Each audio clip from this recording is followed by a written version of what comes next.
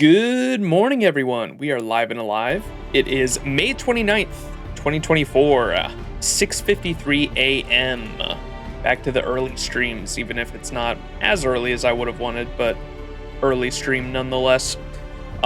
We are, of course, going to be playing some more Fate Grand Order today. Cosmos and the Lostbelt, Chapter 6.5 Traum. This is going to be part 2 of the overall playthrough, so excited to get back into it. Before we actually hop in, there were a few things I wanted to note, comments and interesting things I wanted to touch on from some of you guys in the community. Here's the overall map and where we're at currently. So comments from you guys, the viewers, because of course one of my favorite things about streaming FGO is getting to interact with you guys, the viewers, and I know most of you have probably already finished the story.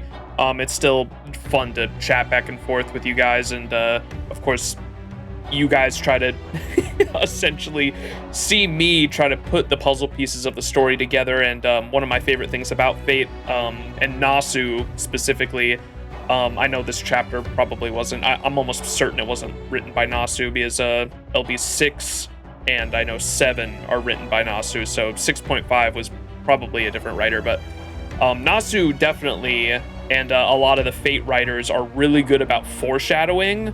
That's just something that I fell in love with the Fate franchise in general. I think the foreshadowing is done really well, and I like trying to pick apart some of the foreshadowing and some of the bits and pieces that they lay for us in the writing to try to pick apart and try to figure out what the greater whole and the greater actual story is. It's one of my favorite things about reading these stories. So anyways, some of the comments laid by you guys that were important to note or just interesting. One of them from the part 1 VOD said that they wanted to mention that the singularity was actually based on, I'm going to butcher this, is it the Carolingian dynasty of Charlemagne, with 3 factions is what the singularity is based on. Kriemhild's faction is supposed to represent the Saxons, Roland's faction is supposed to represent the Franks, and Johanna's faction is supposed to represent Lombardy. And if you merge all 3 factions together, you'd get the Carolingian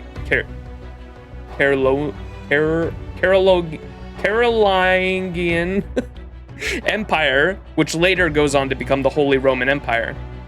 So that's pretty interesting. Another one, there were two so I guess I kind of didn't pay attention enough to some of the words that Moriarty was saying. Someone commented that something I may have glossed over with Moriarty and his private chat with the Master, which happened later on in the stream, I believe, right? He himself confirms that he is not the mastermind of the singularity. Per his own words, he says vengeance is at the heart of the singularity, which I think at the time I was just taking that as, I do remember him saying that, but I was taking that as like up here, Kriemhild's faction was like easily the largest compared to the other two. And when he says vengeance is at the heart of the singularity, I kind of just took that as like Kriemhild may have had to do with a big part in the singularity starting, but maybe not. Maybe that isn't what's going on. But and regardless, he may be moving around the pieces, but he is not the one who set up the proverbial game board. He's just playing on it.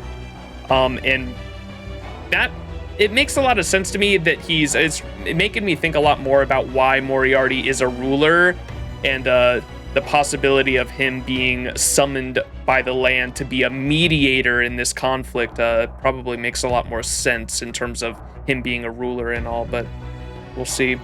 And then the last one, Tip let me know in my story chat in the Discord. Let me find that.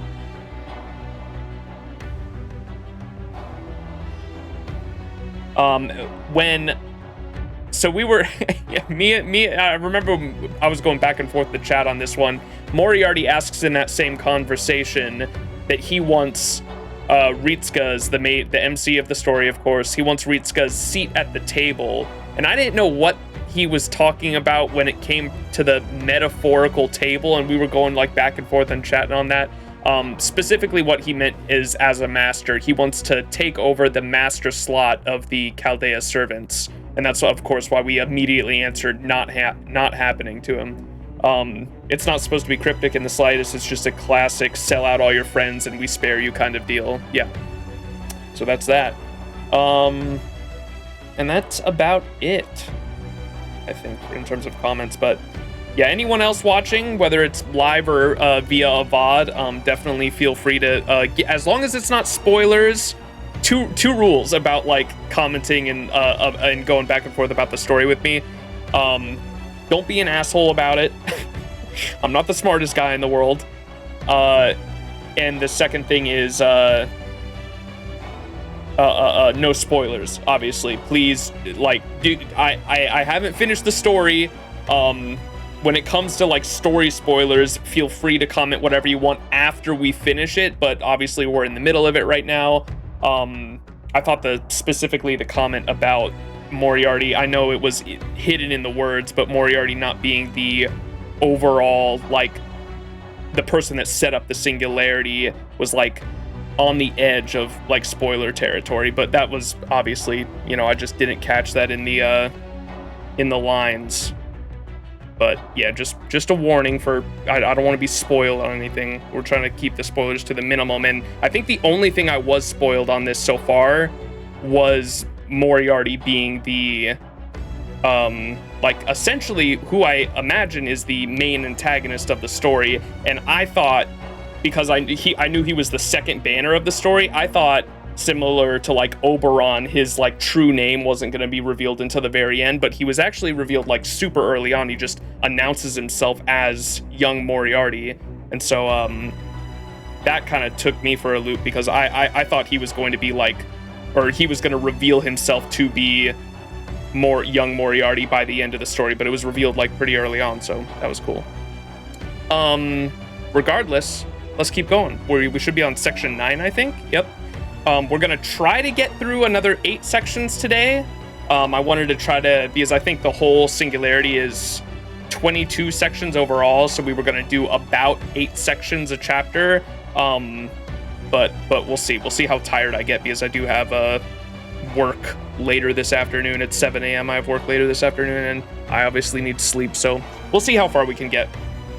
And without further ado, let's hop into section 9.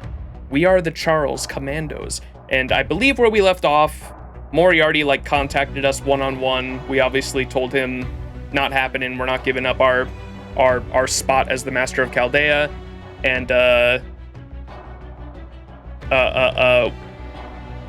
I know we made the Charles Commandos. We have a group of Shufu, I believe is how you pronounce it. Shufu shows up.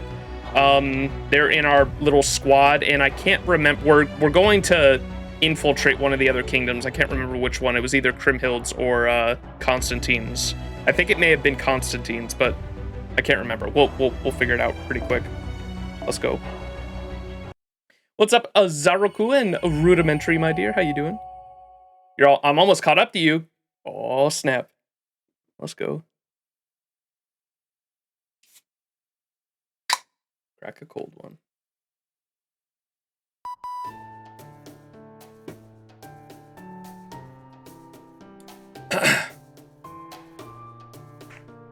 Good morning, senpai.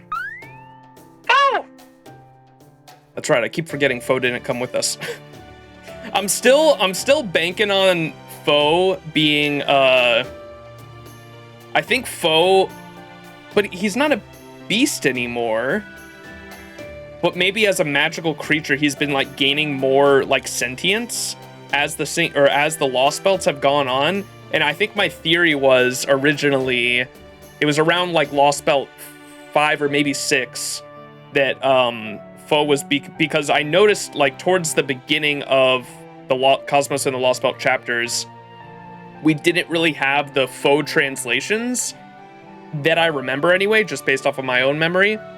And later on, in like Lostbelt 4 and 5, Foe would talk constantly. Foe had so many lines, and like it would have the translations too for whatever Foe was saying.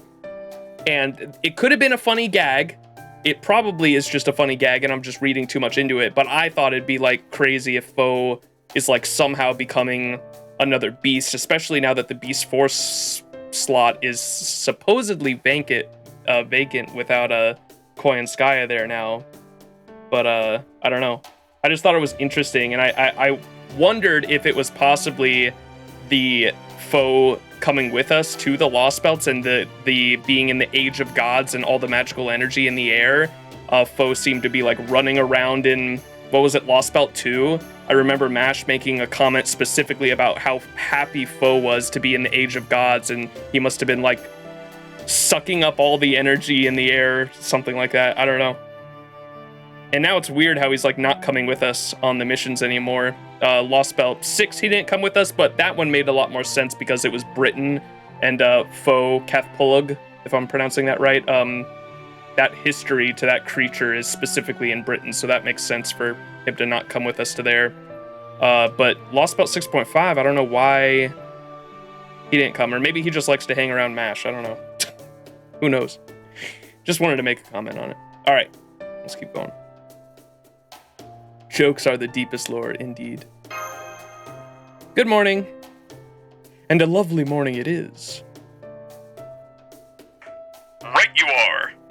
It looks to be a perfect weather for your first day of work as part of the new commando unit. There's not a single bad omen to be seen, I think. Oh my god, we got the bread sprite back. Let's go. Good morning, everyone. It is me, Shufu. I know it's short notice, but I think we should get going right away. The sooner we leave, the sooner we can get back and rest up. Already planning your break, huh? Sounds good to me. Let's go get this thing done. Maybe this is because I was such a hard worker in life, but ever since I was summoned, I've been seeking for breaks more than anything.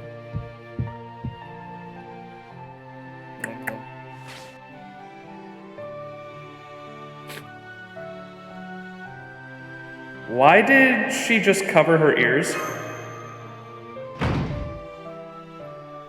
Good morning, everyone! I hope you're as excited to get started as I am. Just expecting it. How are you this peppy this early? If you guys hadn't come along, I'd have to work with him alone. My stomach is aching just thinking about it.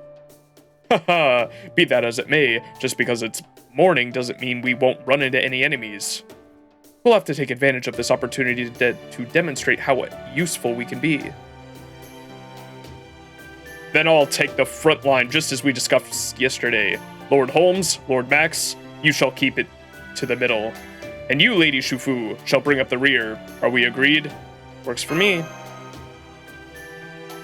I'll come along too. Doesn't seem like there will be anything for me to do around here on my own.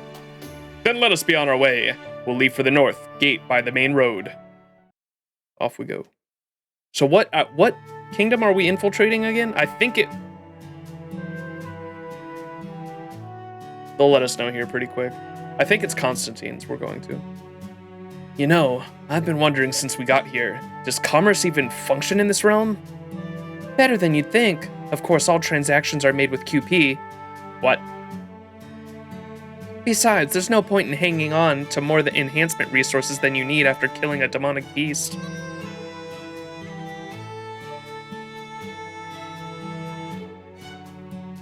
That's how the servants of all three realms enhance their spirit origins. I still have a long way to go myself, but at least I'm doing better than you guys.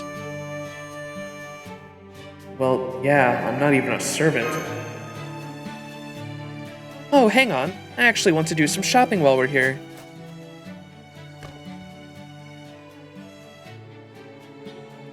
Is she buying rocks? Hey, can you see me? That voice. Seton? Seton? Hey, looks like we both got away clean. Congrats. Why the hood? Oh, this? It's totally Charlemagne. Dude, you can just see the sprite from under the hood. It's way too obvious now. It is Charlemagne. I thought... My guess was... At first, I was thinking it might have been David Blue Book in the cell at first, because of the vision. I thought that was like foreshadowing that it was going to be David Blue Book. I have no idea why we got that mission vision. Maybe the vision has some larger... I don't know why we would have gotten that vision. It must have to do with the singularity then.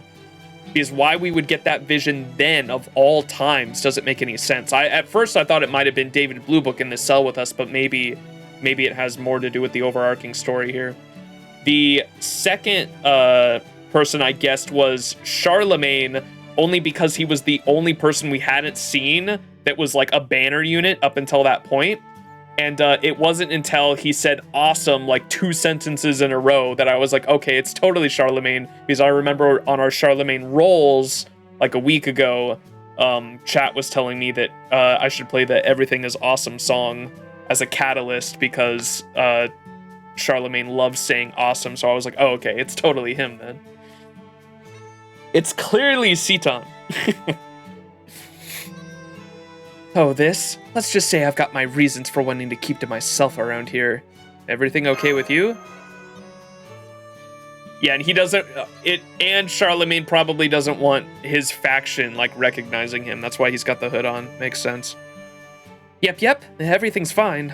Honestly, I'm more worried about you. But you seem like you're doing fine, so never mind. So what are you going to do now that you're free? I think I'm just going to hang around here for a while. This place isn't nearly as savage as the Revenge Realm, so I've got a feeling things will work out. How about you? You're off on a mission? I wish I could help you out. I really do, but I'm afraid that's easier said than done. Sorry. No worries. Okay, I'm gonna give it my best shot. Awesome! There it is again. You've totally got this. Alright, I think I'll get going too. Bye!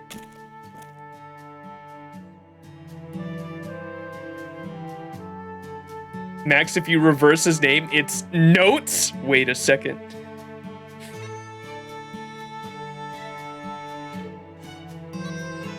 Max, I got NP5 Shinchi Wong all because of Yume Ren. What the fuck? You got the Mothman.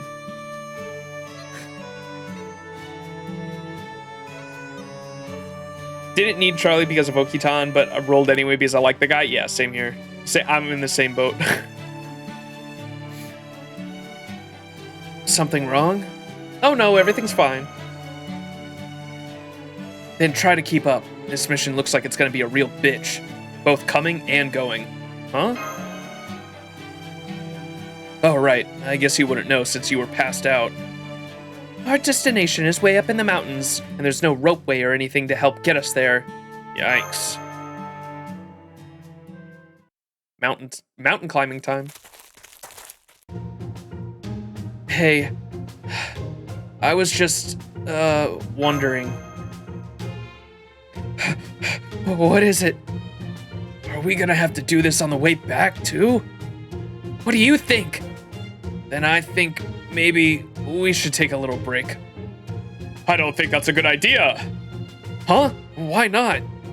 There tends to be a lot of snakes in this area. What? Snakes? That's no big deal. I can just cast a simple spell to... I believe these particular snakes are called Orochi in the Far East. Why are you only mentioning this now? Okay. Snakes on planes.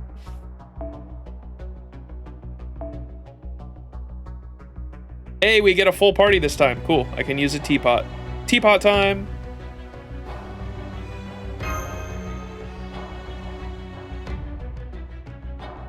Big snakes.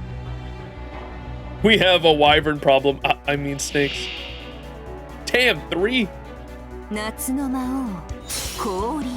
Hey! 5 grain praise.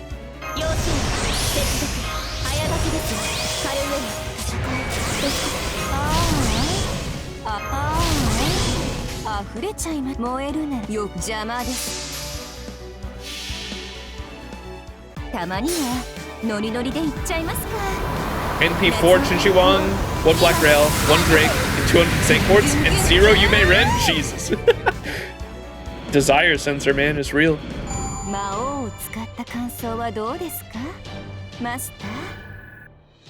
Sheesh, look at that bond. Yummy, yummy.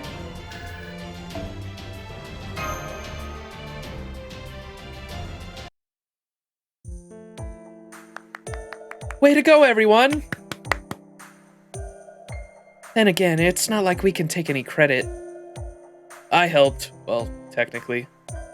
Of course you all helped. Your aid was invaluable. So shiny. Yeah, well, that's good to hear. So you're a caster specializing in summoning, huh, Max? I guess you can put it that way, yeah? Wonderful. I feel as though I've gained a seasoned warrior for an ally. Haha, you don't know the half of it. The sheer strength of Mr. Max's summoned shadows often leaves even me speechless. Suffice to say, I suggest you expect the unexpected. Great, then that should make this mission a snap. I admit I was pretty worried when I heard the 3 casters were assigned to this mission, but now it looks like I'll get to take it easy the whole time. Yay! Alright, let's keep going. We should reach the recon area soon.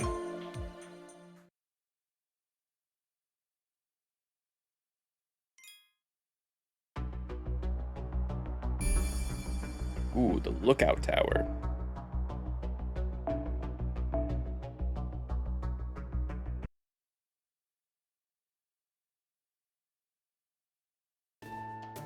Come to think of it, Miss Shu. As a matter of interest, I must inquire, did you ever succeed in finding the elixir of immortality? Oh, I think maybe? Or maybe not. Or maybe it didn't really matter either way. Didn't matter? Can you please forget I just said that? On the off chance that bird Chinchiwang gets summoned, I don't want this coming back to bite me. Then again, maybe it's okay since I doubt they'd get summoned to this singularity anyways. They won't, right? Huh, forgive me for interrupting. But we're almost to the tower of... Shanten? Is that how it's pronounced? Shanten? It's an observation tower located right between the Revenge Realm and the Righteous Realm. Of course, the sky hasn't turned red yet, so that means we're still in the Righteous Realm. Red sky, huh? Oh yeah, the sky did actually turn red there. The Revenge Realm dyes the sky red to decimate it to... Demarcate? Demarcate? I'm assuming it means like marked.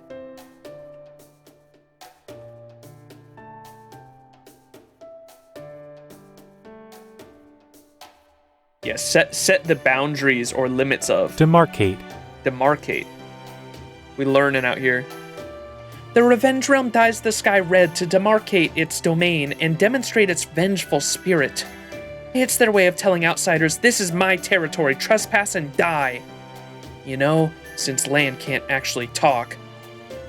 Mr. Uwe Dubin, would you be so kind to tell us more about what this mission entails? I believe we were told to gauge the enemy's strength? That's right, we learned a small battalion had been stationed here not too long ago. Our objective is to find out what kind of servants are in it. Of course, depending on the situation, we may also decide to eliminate them. How small is small in this case? About 10 or 12 servants or so. They do outnumber us a bit. But we should be able to handle them just fine, as I'm told they are no more than Phantom Spirit level servants. So now, we just have to decide what our first move will be. Tower, huh?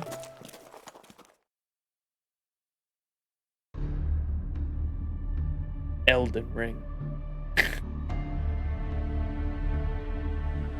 Never seen a tower like that before.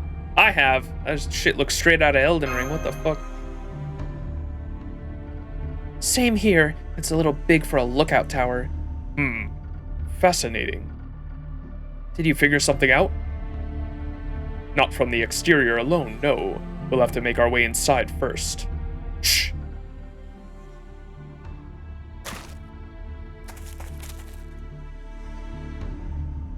I see they have patrols out. I don't see any lookout standing watch outside, but they have to at least have a few somewhere. We can safely assume there are assassins about, hiding themselves with presence concealment. Probably 2, no, 3 of them. And if I were in charge of where they were stationed, I'd post one on either side of the doors and another behind the first 2. Then I'll try drawing them out of hiding. Now that you've narrowed down the field of possibilities, I should be able to use an effective Taoist art. I've also put a soundproof bounded field around while I'm at it. If we're lucky, we'll be able to make it into the tower without anyone noticing. Amazing. We're lucky to have you with us, Lady Shufu. As long as you appreciate it. Okay, is everyone ready? Ready. Indeed. All set. Good.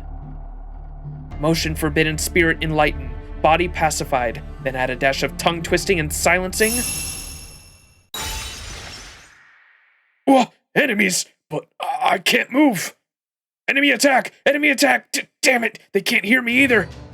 I am Diramud U Dubuane, one of the Knights of Fianna. How about you? I'll just say anonymous if it's all the same to you. Thanks! Charles the Great Commandos, charge! You're actually telling them who you are? And at least get your story straight? All right then, let's take care of them, shall we?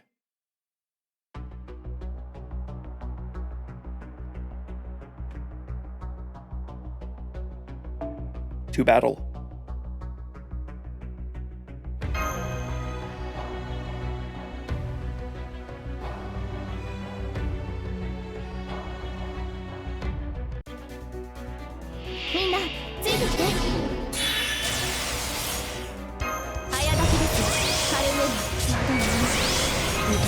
Ooh, new background for this. That's cool. I always dig the new backgrounds.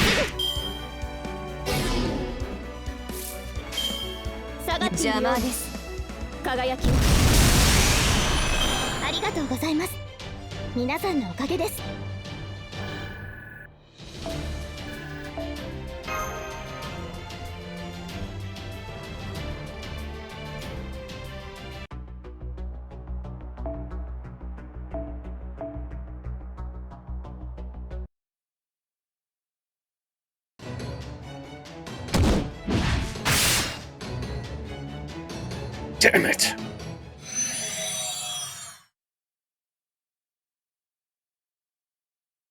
I don't see any reinforcements coming. It looks like we're still in the clear. I don't sense anyone on the other side of these doors either. Let's get in.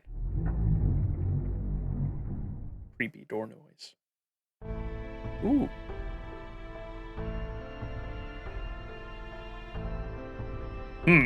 At first glance, there doesn't appear to be much of note here. Let's see what's on these documents. What do they say? They appear to be plans for this tower. What? Anything significant? Miss Shufu. Huh? I suspect this tower may be directly connected to a ley line. Would it be possible to confirm that? I might be able to tell from the basement. Then would you be so kind? Huh? You want me to go down by myself? No, thank you. A fair point. Go with her, Max. Got it.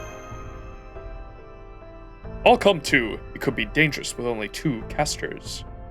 So where are you gonna go, Holmes? The top of the tower, of course.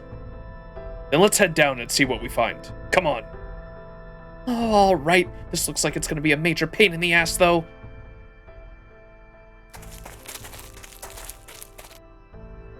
Any luck? So this goes here and that goes there. Huh? Why would they do this? All right, let's ask them.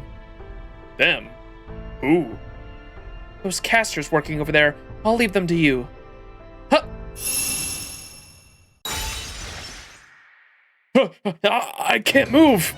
Good luck. And you might want to hurry, since they're casters. They'll probably figure out how to break out of that spell pretty quickly.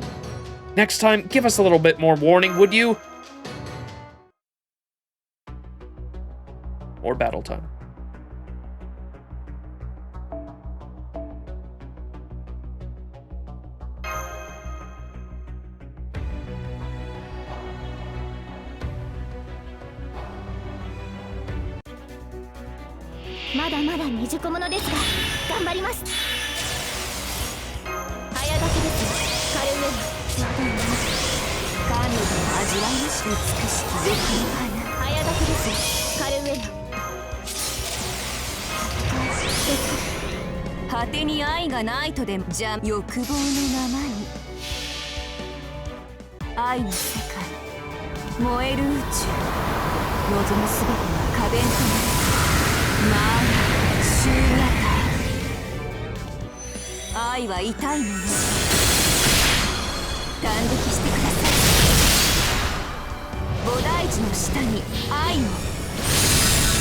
Damn, close.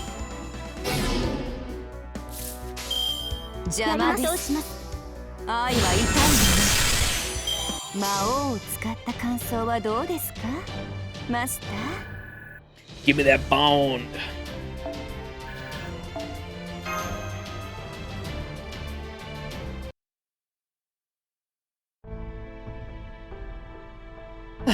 So that's how they...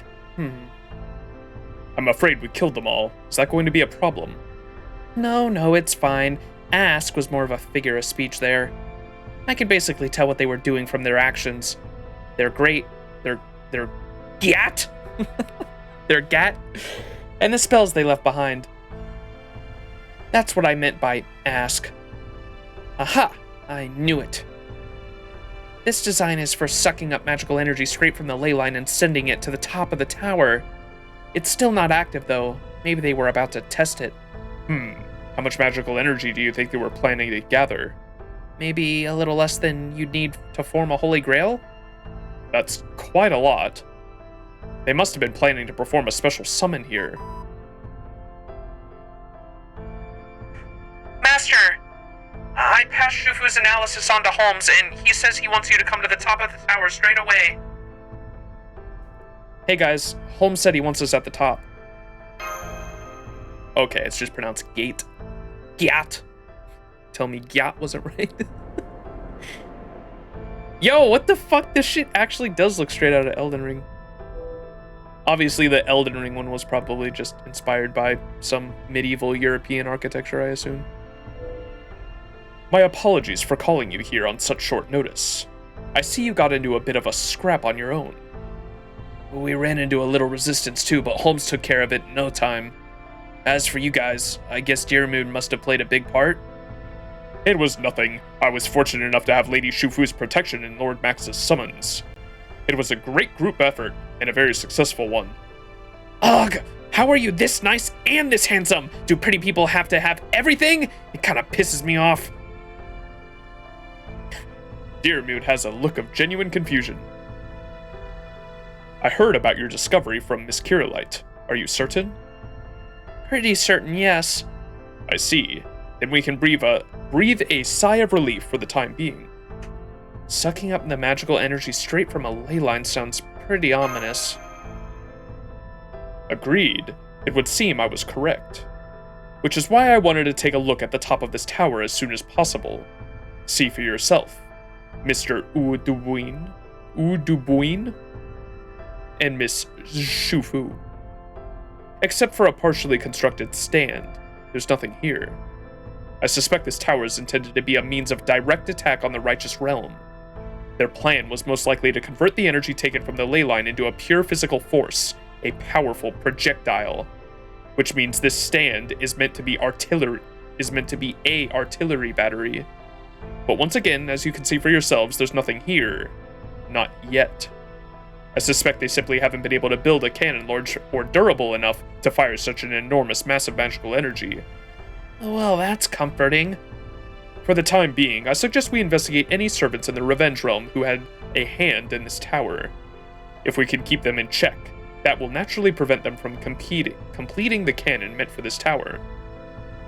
Should we be found out, our backup plan can simply be to destroy this entire tower. The servants who were on patrol here should be coming back any moment now.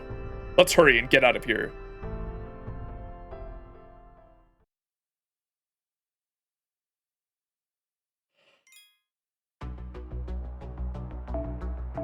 Bazakar.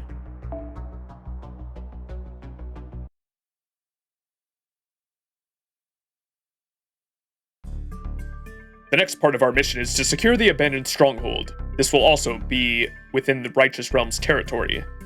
It would take us about an entire day to get there on foot. So we're going to borrow a horse-drawn carriage from a nearby safe house and take that most of the way. I love not having to walk. A safe house, Do you perhaps have one in every region? Yeah, we do actually. The Secretary ordered us to build them. We have 4 in the Righteous Realm, 2 in the Revenge Realm, and 1 in the Reinstatement Realm. They're all hidden very well, and none have been discovered by the enemy yet. I see. It sounds as though you've done a good job at covering your tracks. They certainly have a great deal more than I would have thought, though perhaps they're meant for some other purpose. Come, let's be on the way then. We can use the key the Secretary gave me to get inside. It needs a key? Yes, the safe houses are fitted with spells to blow the whole thing up if someone tries to enter without the right key. Better safe than splattered, I suppose. I see, that does make sense. Key or not, most any servant could break into most anywhere if they wished. But if you rig a place to explode upon forced entry, you could eliminate the risk of the enemy getting crucial information. What about stealth entry via spirit form? I'm told each individual room has its own bounded field, and they're set to explode if any detect any spirit forms too. Hahaha, well done.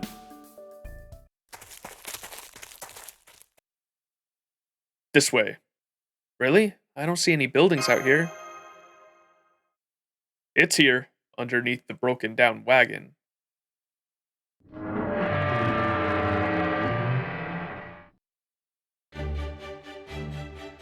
Wow! Whoa, this is amazing! There's a horse here? A mechanical horse by the looks of it. We obviously couldn't keep a living horse here on standby indefinitely, so I think it's a kind of a golem. Oh, right, those things that Kabbalist casters always are making. The Revenge Realm uses demonic beasts to pull their carriages. I hope I'll get a chance to ride one of those at some point too. Oh, you've got spare wagons here, huh? Mind if I take one? They're more for decoration than defense, since they're only meant for being used as an emergency. But if you're alright with that, then by all means. Besides, nobody else is going to use them. Yeah, that tracks. Oh, you've got protective mystic codes too. I don't suppose I could also... You know what? On second thought, never mind. How come? Because I don't want my collar reacting to it and going off. Oh, right. So they've got Western wine, but no Shoxing wine here, huh? And no beer either. Damn. Oh well, once we're done with this mission, I'll just put in a request with the Secretary. All right, we better get going. I'll be the coachman. The rest of you can just sit back and enjoy the ride.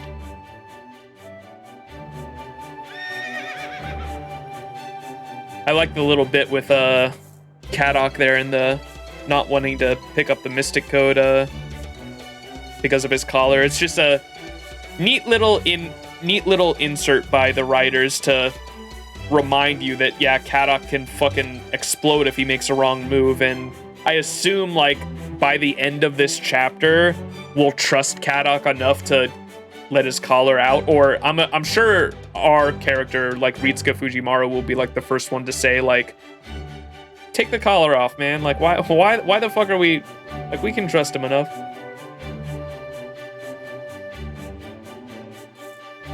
And I'm sure, like, there's gonna be some back and forth, I bet, where, like, the Chaldea crew are gonna be like, no, like, we can't, like, we need to have the collar on him. We don't know what he'll try with the Lostbelt problem still going on.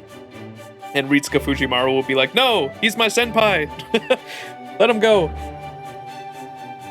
Kadok's cool, though. I like him. I like how he's the cryptor that stuck around, too, because he's the one cryptor that was, like, the most like us. Like, he was kind of shunned. He kind of got forced into a situation that he didn't necessarily want to be in, and he was always down on himself for being like a piss poor mage, but knowing that someone who like couldn't even cast a fucking spell, somehow solved the crisis that he was supposed to, made him like even more insecure.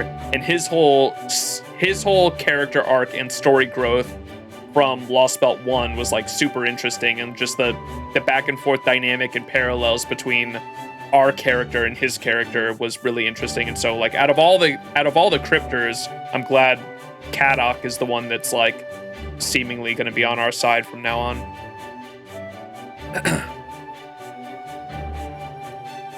Be warned, I'll be driving pretty fast, so it may get bumpy. Ready? Yeah.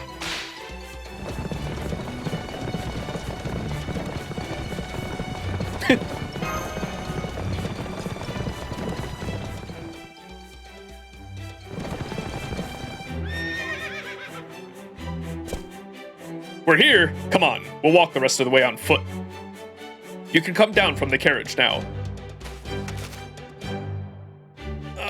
I think I'm gonna be sick. Same. Oh, I'm sorry. I didn't realize I was going so fast. Good thing I turned into my spirit form. I don't want to think about what would have happened if I didn't. I'm surprised you guys didn't do the same. You're really cautious sorts, aren't you? I'm sorry to ask, but do you have any meds for motion sickness? Yeah, I do actually. Here. What? We do? Thanks.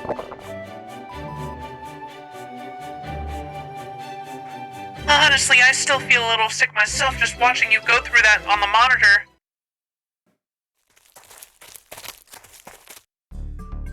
Okay, now that we're all settled in, there's a stronghold up ahead that the Revenge Realm meant to use as a bridgehead for invading the Righteous Realm. Luckily, the Righteous Realm just barely managed to eke out a win, forcing the Revenge Realm servants to retreat from this region. Unfortunately, we suffered a lot of casualties in the process, so we couldn't lay claim to the fort itself. We can't just abandon it out here, but we also don't want to do anything to draw attention to ourselves, so we decided to start storing up supplies here in secret, but made sure we let it look abandoned, even as we bolstered up its defenses. But since it's abandoned, demonic beasts have taken up residence, so the first thing we need to do is destroy them. Once we're done with that, supply crews will come out and stock the place, so we just need to concentrate on ridding these demonic beasts. Then let's take care of these beasts now. By the way, there aren't any demon boars among them, are there? Can't guarantee there aren't. Why? Got something against them, dear Mute? Well, one killed me, so... May you rest in peace. He's not dead yet, though. Actually, I was already. Yeah, right. How is this so funny to him? I'll put up a bounded field around the stronghold to make sure no demonic beasts escape. From there, well, you know, I'll figure something out. I'm not hearing a lot of planning in this plan. Hey, if anything, you should be admiring me for my flexibility. Well, here goes nothing. Let's begin. We got some basic first aid stuff on us. Grrr. Well, time for this knight to beat a hasty retreat. Already? Apologies. Bad joke. I really am conceptually weak against demon boars, though. Then we'll handle them. I bet your current weapons can handle them. Oh, right. Back then, I didn't have the right weapon to fight a boar. But things are different now. This time, I won't let anything stop me. Oh, right, that's like kind of part of his story. That's cool. Because we read his interlude before the, we read his interlude before Lostbelt 6.5, and I think they mentioned how the swords in his saber form are, like, made from... I chose poorly? Oh, no. Didn't they say something about, or the spirit in the interlude said something about, the swords being demon swords?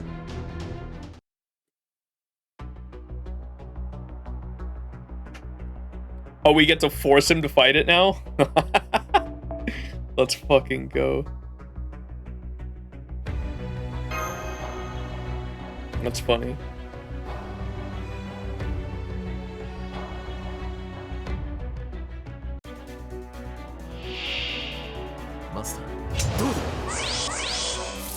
Ooh, wait. He gets buffs. That's cool.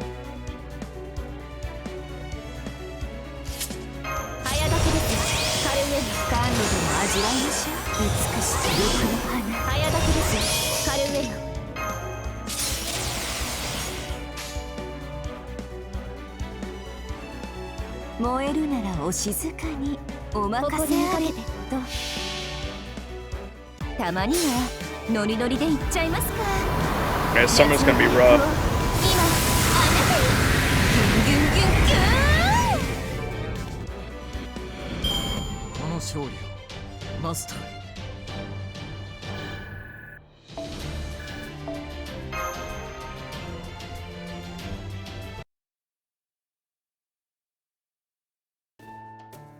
I did it! Good job, dear man. Phew, that wasn't nearly as bad as I was dreading. Of course, this was a very different situation than I am a lot stronger now. But I may have still had a bit of a complex about demon boars all the same. Thank you for giving me this opportunity to overcome it. Yay.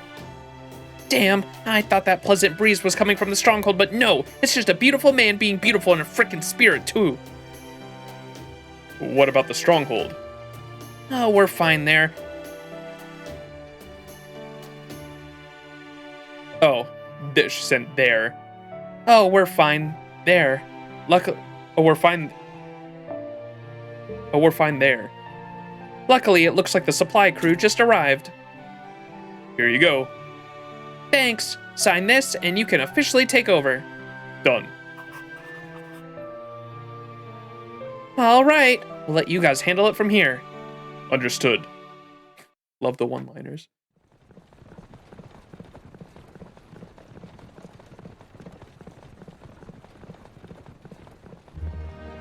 Phew. I'm glad we're taking our time to on the ride back.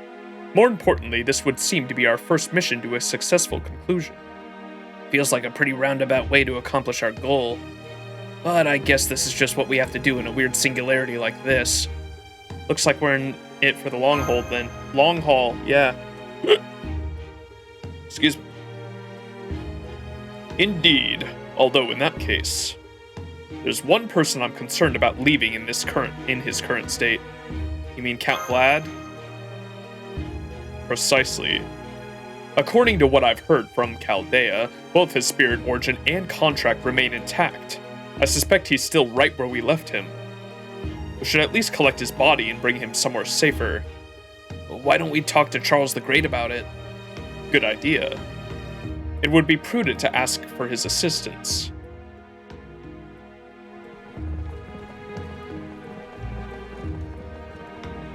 We're almost at the safe house. From there, we'll be hoofing it again.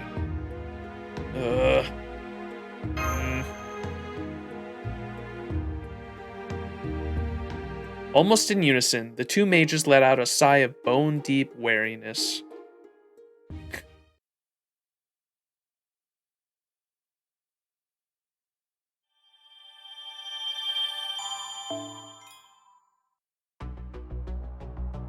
Alright, back to the reinstatement realm. Let's check in on Hope Johanna and Constantine.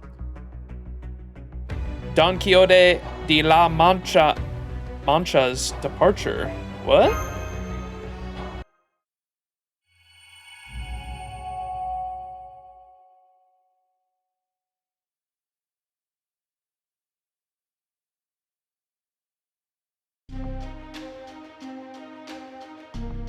That concludes my report, sir. Sir? Can you find out whether there are any other such towers near the Righteous Realm? The capital is too well protected to infiltrate, but yes, we can still survey its periphery. Then do so at once. I'm curious to know more. Castor, can you investigate this tower more thoroughly? You can have more personnel if you need them. It will be done. Is there something more important in this tower? At the moment, all three realms are more or less evenly matched. The Revenge realm consistently goes on the offensive. Our Reinstatement realm fends them off. And the Righteous realm watches from the sidelines, keeping both sides in check. Now, both I and my military advisors believe that the Revenge realm is about to undertake a large-scale invasion very soon. If they're going to succeed, they'll need some way of ensuring their victory. They can't take their time to wage war because the Righteous realm is bound to interfere. Which brings us to this tower. It only makes sense to assume there's something more to it.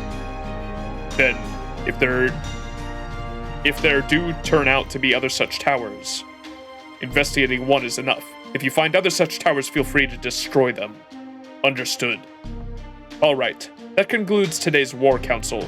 Now Pope Johanna will perform a memorial for those we've lost.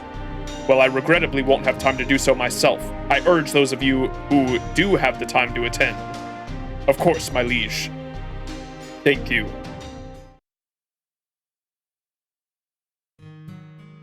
And may everyone we lost rest in peace. That's it for today's prayer. Thank you all for coming. Come on, Bradamante. Let's go. Bradamante? Yes, Your Holiness. I'd be honored to accompany you. And Bradamante was one of Charlemagne's 12 knights, correct? If I'm not wrong? So she's going to have some interesting dynamic here if she's not on the side of... And maybe they'll explain it here. It actually kind of doesn't make sense that she's on an opposing side and not with Astolfo and Roland. Interesting. Okay. I really liked the service today. Oh, any particular reason? It just made it feel like there weren't too many casualties. That's true. But as no lives are more valuable than others, neither are fewer lives more acceptable than many. Yes, Your Holiness, I'm sorry. To die is such a sad thing. Though that may be cold comfort from me, since they are dying on my behalf. You're right, death is a sad thing, but that doesn't mean we regret our choices. We're proud to die if it helps our rebellion against proper human history, strange as that may sound. Are you certain of that? About what? I'm told Charles the Great leads the Righteous Realm. Was he your king? Was he not your king when you were alive? Yes, he was, but I made my choice to support the Reinstatement Realm over the Righteous Realm. I really felt like yours was the right cause, Your Holiness. Of course, I know some servants here still mistrust me because of my past associations, but... it's all right. I believe that you speak with conviction. Thank you, Your Holiness. Say, would you like to have a meal with me? A meal? That's right. I know servants don't need to eat, of course, but a good meal still does wonders to lift morale. So I've been asking His Imperial Majesty to have servants that feel at home in the kitchen start making meals. I see. Even if you don't feel hunger, I'm still sure you would like good food, don't you? Oh yes, of course I do, although may I ask which kind of cuisine it is? That I do not know. But I've never heard anyone complain, so I'm sure it will be fine. Oh my god, I love... Something about the wink and the tongue out sprite, man. Super cute. Now come on, let's go eat. Okay, let's go eat. Weird. So she didn't dive into detail there. I bet there's way more to it than that. Why she's not on King Charles' side. It's a shame about Salome. It hurts to lose her. You think?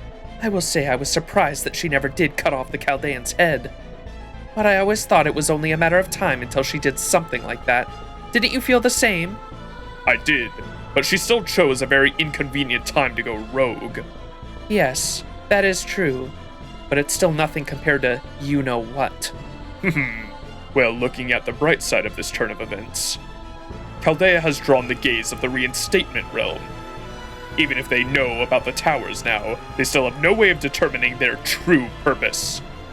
That still leaves the final adjustments, though. We still can't use him as a servant, right? I'm afraid his social withdrawal protections are just too strong. Oh. Okay, I've got my theories now on what they might have been doing. So, the towers were siphoning leyline energy to create, or to siphon enough magical energy that would have been akin to a little less than a holy grail. So it might not have been creating a holy grail specifically, but it was just a fuck ton of magical energy is all we know. We haven't seen whatever it was, but it looked like they had a silhouette of like some giant monster or mecha or something. There was a silhouette that we didn't see what it was earlier, and they said it's almost ready, whatever it was, when referring to the silhouette. I'm assuming the magical energy is for that thing specifically, whatever it is, whether it's a giant monster or a mecha or some giant transformer godlike being monster. Who knows? They could even be trying to power like maybe a divine, some kind of divine servant, for all I know. I don't know. But they're using a fuck ton of magical energy for something. That's all we really know. And then they showed like a silhouette of something earlier that looked like it was probably a character that is yet to be revealed. I'm afraid his social withdrawal protections are just too strong. Maybe there was some kind of error in his summoning. Yeah. See, oh, there it is. His social withdrawal protections are just too strong. Maybe there was some kind of error in his summoning, or maybe that's just how he's always been. It hardly matters. If anything, this works to our advantage. Indeed. Excuse me. Although, why the sudden change of heart? We know that Chaldea is here, right? And we know they've taken shelter in the righteous realm. Now that all the players are here, the only thing left to do with this war is to win and put an end to it. So you're saying we're heading towards the total annihilation? Fine with me. It doesn't matter if you or I meet our ends here. This is what it means to rebel against proper human history. Am I wrong? Oh, you certainly aren't. But are you truly sure about this, my queen? About what? The way I see it, if we keep going down this route, your true wish will never be granted. No?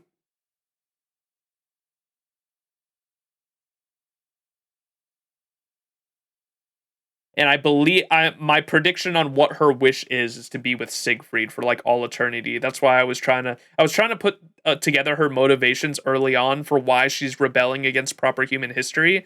And if this is a world where heroic spirits are like the new humans, if they want to annihilate proper human history and somehow like instate a world where the servants are the humans instead, I could see the reasoning behind that being she wants to like be with Siegfried for all eternity, because like that's kind of like what her story was about. Kriemhild's revenge plot, going after I can't remember if it was going after the guy that killed Siegfried, or if it was going after like the guys who took advantage of Siegfried's death, something like that. I can't remember specifically, but I know her Kriemhild's story is about revenge itself, and it had a lot to do with her husband, and she like also was pissed at Siegfried, or I think it might maybe it's just the FGO Kriemhild, but I know Kriemhild specifically is like pissed that like Siegfried wanted to die as well. That was like kind of how he himself met his end. But yeah, that's just my thoughts on her own motivations, but they'll get more fleshed out as we go on. If anyone else had been in the room at the time, they would have been certain their lives were forfeit. Such was the sheer, all-consuming power of the bloodlust permeating the entire place. Say that again, and I'll kill you. Ho, my apologies. I certainly don't need any more bloodlust like that directed at me. An old man like myself can only take so much. All right, I'm off to work on the spinal adjustments. I'm afraid I may not be able to speak to you again for a while. Oh, really? That's the best news I've heard all day. Ah, you wound me, my queen. My wish, My wish. Of course I have a wish. My husband, someone's hero, a deceitful man. I wish I could have shown him how this is all on his shoulders. Woman, child, an elder, his closest friend, a complete stranger. I didn't care who. All I wanted was to throw someone's intestines in his stupid face. Huh? I wanted to ruin everything he protected, everything he cared for, everything he had that left no room for me. If he saved 100 lives, I wanted to take 1,000. Though of course that would never be enough to hurt him. Not when his heart was hard and radiant as a diamond, his magnanimity as boundless and deep as the sea. From my perspective, he was just another rude, insensitive man. I suppose that's what happens when you try to see the good in someone. I wanted to see him one last time. I wanted to tell him that everything he did was for naught. But that wish was unlikely to come true. If he were summoned here, regardless of the realm, he would most likely rebel against proper human history. Even were he to join the reinstatement or righteous realm, he would ultimately be on the same side as me. I don't want that. At all. Oh. She is very, very angry. I want to oppose him. He must be my enemy before I kill him. So Chaldea's arrival got my hopes up, but unfortunately I'm told that his group did not bring him with them. So now, my only hope is the slim chance that he may still be summoned to fight on proper human history's side. And this is just another transient dream, so I'll just have to stick to the plan and keep doing what I must. I have to say though, I'm really not the type to fight hard for a master. This prayer had weight. This wish had sincere ring to it. Yes, it was sincere and powerful enough that I didn't think twice about aiding the rebellion against proper human history. Okay, this is significance. What'd she say? I have to say, though, I'm really not the type to fight hard for a master. So she's saying that there is a master pulling the strings behind this. Okay, that's all it's like alluding to, I think.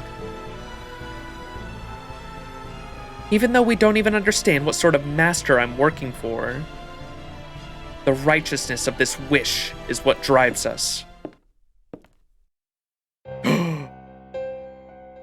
Good day, Queen of Revenge. Oh, it's you. What are you doing here? I'm here only to deliver some encouragement. Nothing more, nothing less. My goal is to see one of the 3 realms obtain all of the Holy Grails. I don't care which one it is. I just want you all to give it to your best effort. There's one thing I want to ask of you. And what is that? Is that what Master wants too? That's a difficult question. This is our responsibility coming to bear. There's a reason all of you are fighting and destroying one another. There is one being here who must not win, but that's of no concern of you. I see. Would you like to know who it is? No need. I just couldn't think of anything else to say to an intruder who appeared unbidden in my stronghold. Your answer doesn't matter to me. It seems I'm not very welcome here. Have you any information on either the righteous or reinstatement realms for me? I'm afraid sharing such things wouldn't be fair. Then you are, if possible, even more useless. If you insist on following me around any further, I'll see to it that the 3 realms know you for a stalker. Well, I certainly would prefer to avoid that. Still, are you sure there isn't any question you would want to ask of me? Say, about the absence of a certain servant? Can't bring yourself to ask about him, huh? Pity. Very well then. I shall take my leave. Farewell, good for nothing.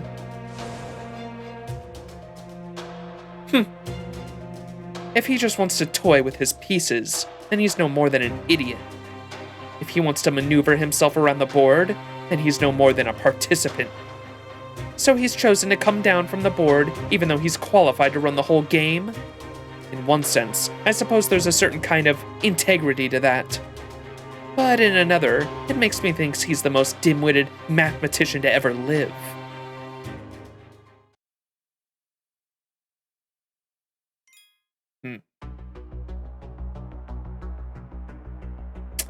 So it definitely seems like we're just getting more context here. It definitely seems like, if it wasn't clear already, that Moriarty is definitely serving the same master as all the other realms. Perhaps.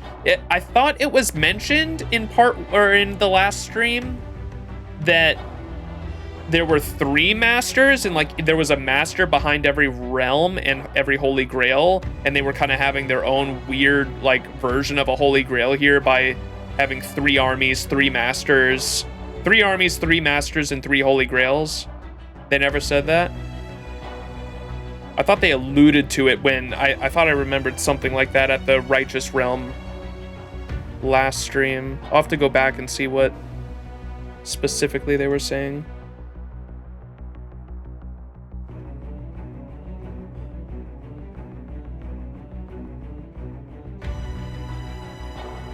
Maybe I just put that in my head when they mentioned there were 3 Holy Grails. It was when they were mentioning 3 Holy Grails, I think. I probably just put it in, or assumed in my head that there were 3 masters. But Moriarty and the conversation between Moriarty and Kriemhild there definitely made it pretty clear that they both have the same master.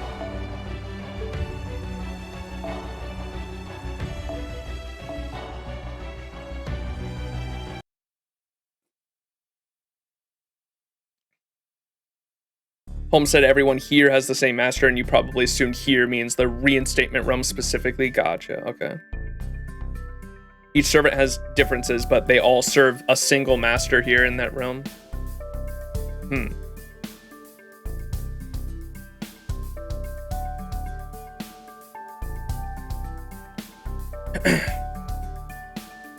I see. So you want to save your companion, Vlad III? Oh, Count Vlad, the great hero of Romania. Don't forget that he's also known as Vlad the Impaler. Maybe he can be reasoned with. Don't worry, he's a very calm king. You'll be fine, as long as you don't call him a vampire.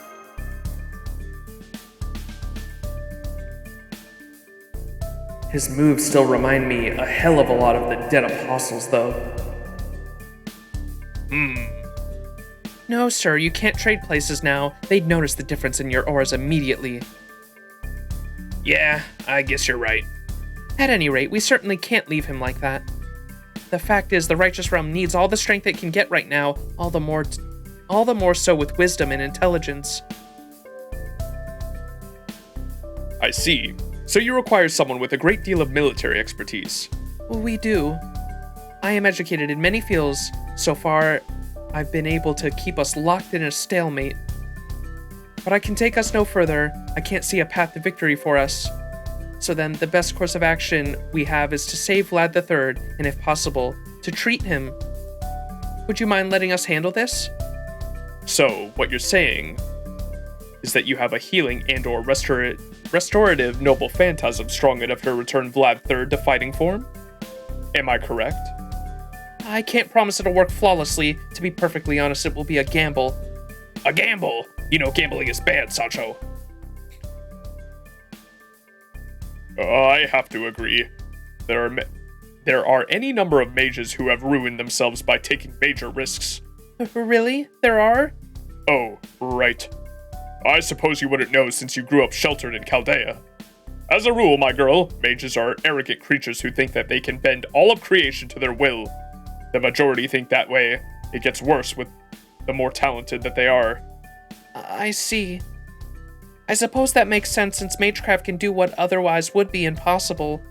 And since they think that there's nothing they can't do, they get carried away and think that they'll come out ahead every time they take a chance.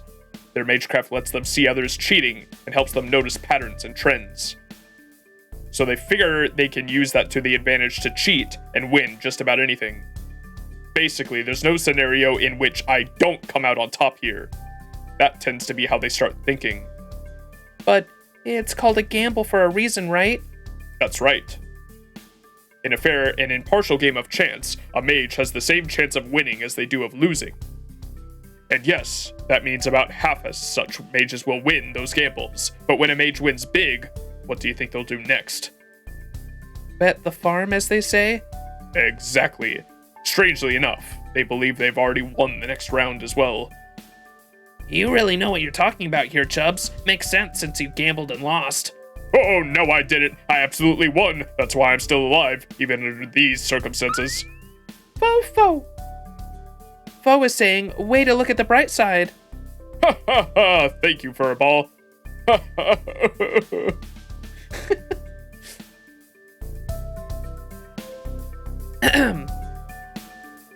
Returning to the point after your leader, he is your leader, right? Anyway, as diverting as those remarks were, I'm afraid they've gotten us a bit sidetracked. Sorry about that. I didn't know he had such a strong opinion on gambling. I see. So he gambled everything he had and lost? That poor man. At any rate, yes, this will be a gamble. Let's see, I'd say there's a 30% chance of the noble phantasm working as we hope, a 50% chance that it will fail and have no effect, and a 20% chance that it will go disastrously wrong and damage his own spirit origin. What do you say, Lord Max, Master of Chaldea? The choice is yours. Are you willing to risk it? I am. You sure about this? I mean, I know Vlad can't make the right call himself right now, but... Can't make the call himself right now. I think if he could, he'd say the same thing. It's what I'd want if I were him. I see. Honestly, hats off to you. I actually mean that. All right, sir. Were you even listening, sir? We're heading out. Out? Yes, out. We're going to destroy the restraints on Vlad III placed on himself by using our noble phantasm. Oh, you mean Valiant Astallo Assalto. Valiant Assalto Dedicado a la Princessia? No, not that one. Oh. Dude. I love this character. There's no way our weak noble phantasm could destroy Count Vlad's stakes. Then do I really have to go? That, sir, yes, is a secret. Sancho! She's got a real impish side to her, doesn't she?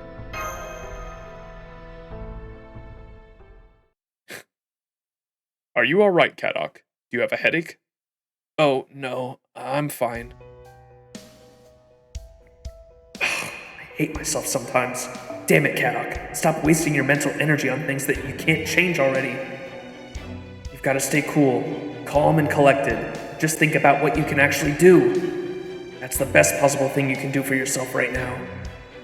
That aside, Holmes isn't any different, is he? I thought I was doing a good job of acting normal and not looking at him unless I had to, but... damn it, it's no use. I've got to save the thinking for when he's not around like usual. The risks are just too great. I shouldn't even think about trying to figure out what the world's greatest detective might be. Yow! Cold! Kadok. Sorry, I just suddenly got chills. It felt like someone was pouring ice down my back. Ice, you say? Maybe it's a caster's curse or something. Yow! Oh, what's wrong, Lord Kadok? You okay? You eat something funny? You know, when I was still alive, I once ate a lizard and told everyone else it was dragon meat. Oh yes, that was a good one. A shame it didn't make it into the story. I guess Cervantes didn't want to include any weird food stories. No, it's not that. I'm good with the food. Then what is it? Just let it go, okay? It's nothing. I'm fine.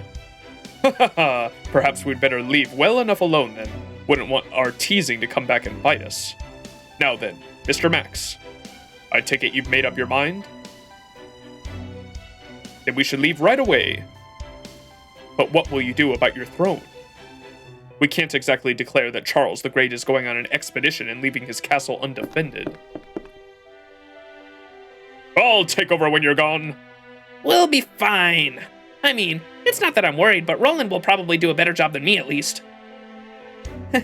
There's something lovely about improvising when you're low on personnel.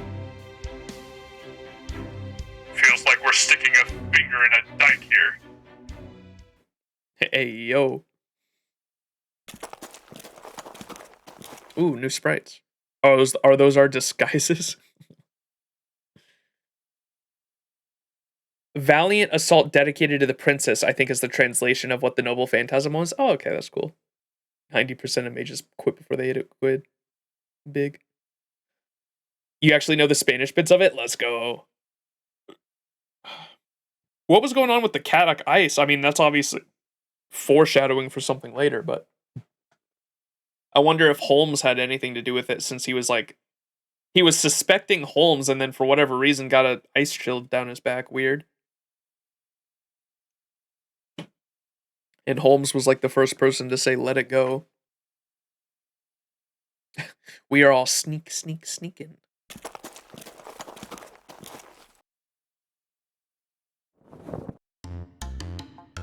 Okay, we made it out. I gotta say, I don't love how easy it is for us to get past our own realm's security. I'm getting nervous about this too. Are we sure nobody else knows the truth? Don't worry. If and when they do find out, we'll just have to end the charade.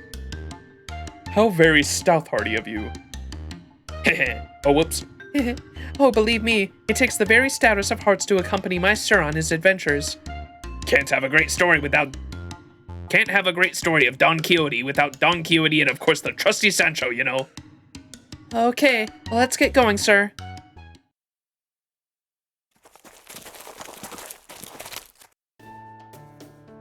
I'm exhausted.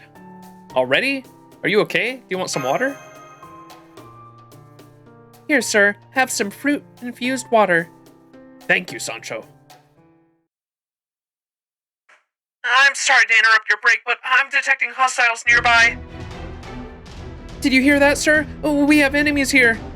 Oh, enemies, huh? Good thing that water put me right as rain. Right as rain? Okay, Master of Chaldea. Time for you to see just how I became the legendary Don Quixote de la Mancha. Come, Sancho. Yes, sir. Let's give this the good go, shall we?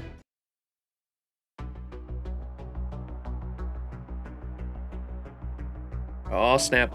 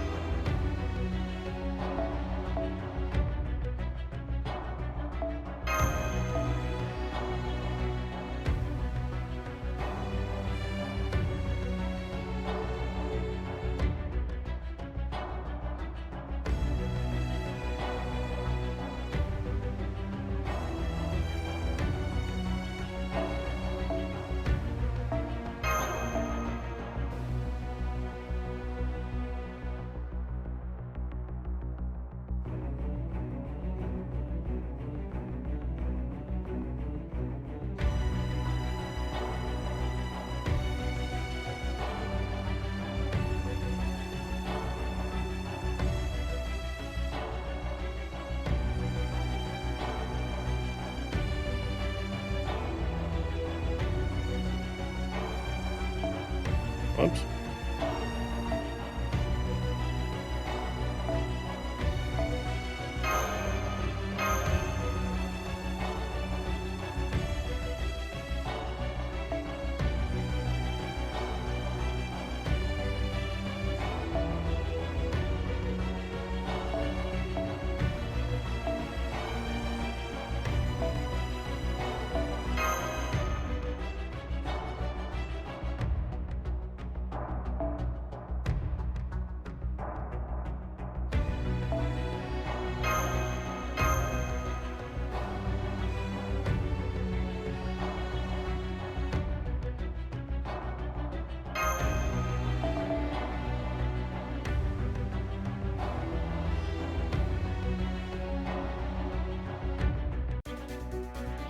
陣します。はい、どうぞ。構えてください。はい、どうぞ。 Oh, what? That's kind of cool. I thought that was just gonna be a normal battery. Usable only when your NP gauge is at least 30% or higher. Set your NP gauge to 0 is a demerit. Increase your NP gauge level 10, or it is level 10 for all allies, excluding yourself. Interesting. カーノブの味わいましょう。運命をかけた戦いであれば、カーノブの味わいましょう。燃えるならお静かに。果てに愛がないとでも。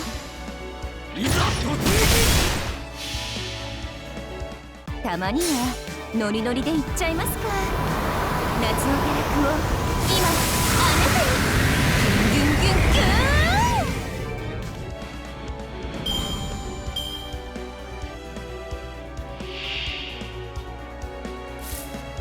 早掛けです。カルウェア要請手伝う。お任せあれと感激してください。足を狙います。そらそら。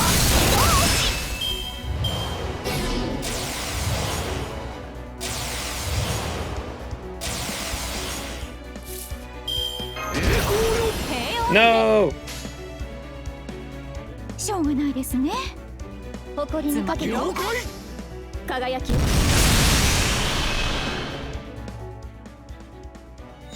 騎士たる者の勇気、今こそ見せる時。それでは参りましょう。バリエンテアサルトデリカドープリンセッサー。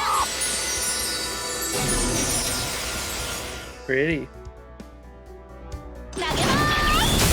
頼むぞ。軽傷でございます。槍にかけて。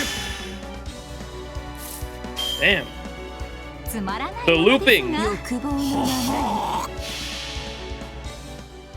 それでは参りましょう。バリエンテアサルトデリカドープリンセッサー。先に進みましょう。宴会は Interesting servant. I'm not gonna lie, when I saw this servant duo get released on JP, I thought that they were like from LB6, like because I knew LB6 was gonna be like it was like a land of fairies or whatever, and I knew bits and pieces from like sprites that I had seen beforehand of like dwarves, elves, animalistic servants and stuff like that. And so when I saw Don Quixote's design from JP when when they were released, I thought that the duo were like straight up fairies from LB6. I thought it was a dwarf and then like an animal characteristic servant. Interesting. I didn't know the name or the legend or anything, of course.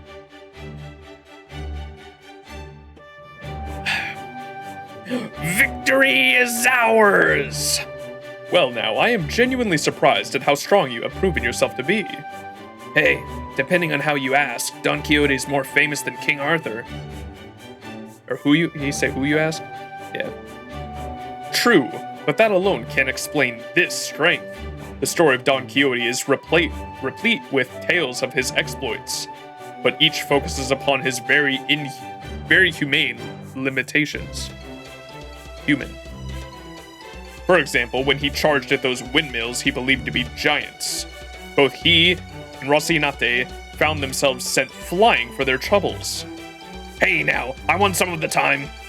My apologies. As they say, you did indeed win some and lose some time.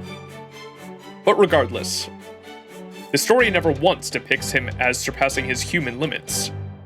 So then, does that mean this strength comes from being a king of a realm? That's exactly it, actually, yes. You might be thinking that at long last my sir's true power as a knight has been awakened, but no, he's just enjoying the benefits that come with being a king. More specifically, the Holy Grail's support.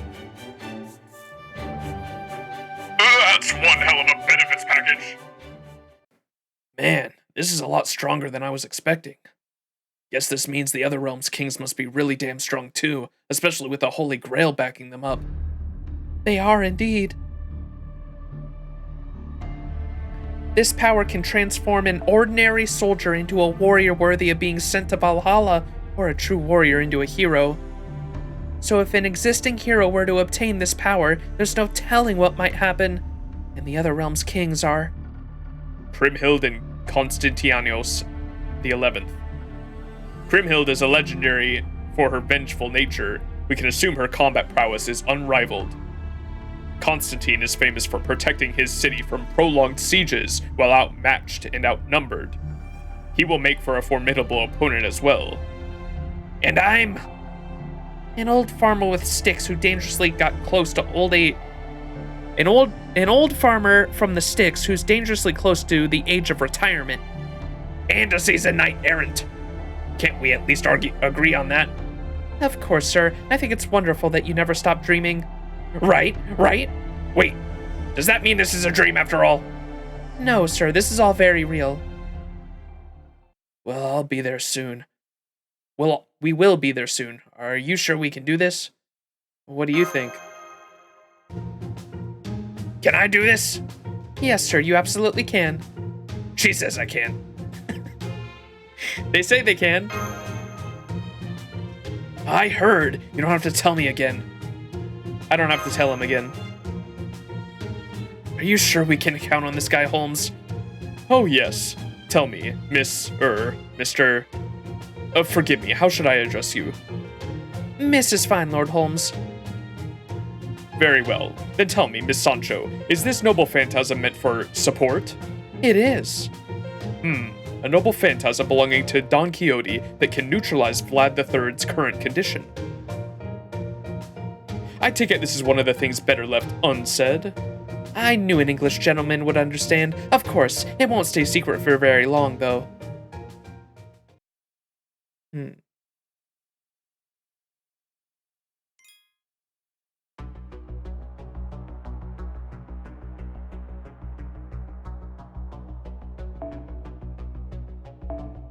Apple time.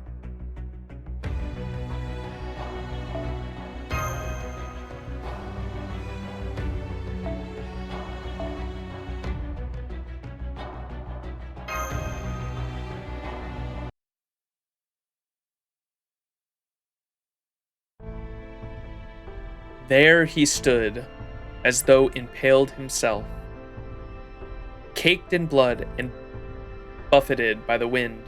He looked like nothing so much as a rotting corpse, but he was still alive.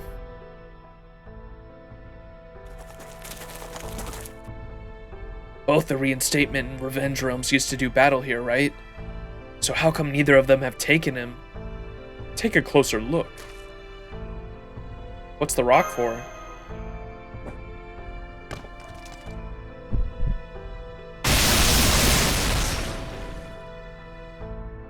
The moment he detects something moving nearby, he activates his noble phantasm automatically. He must have programmed, for want of a better word, his mind when he staked himself. Damn, he really is a monster. Hey, that's uncalled for. I don't mean it like that. I mean, I can't even begin to imagine the strength of his mind. Remember how powerless we were in the chaotic mess? I'm pretty sure we couldn't think of anything except running away. The same goes for me as well. While I do think I would have come up with the same idea to seal myself away, I am not nearly so experienced in battle that I would have planned ahead to include a means of self-defense. Still, we have to do something to shut that system down, or we won't be able to help him. Then I suppose we shall just have to keep him occupied in combat. In the meantime, I would like you two to use your noble phantasms on the Master's signal. Can you do that, Mr. Max? Definitely. Watch out. It'd be ridiculous to make it this far only to have your own servant kill you. All right. Let us help Count Vlad settle down. Shadow Servant battle time?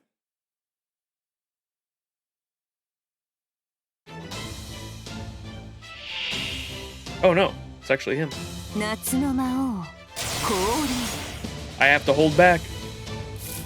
3 guts, goddamn. 早炊きです。軽めに白兵戦行きます。彼女を味わいましょう。要する接続。美しく欲の花。燃えるなら押しよ邪魔です。マーラシューニャタ欲の花。残るは夏。聖ガルダ。感激してください。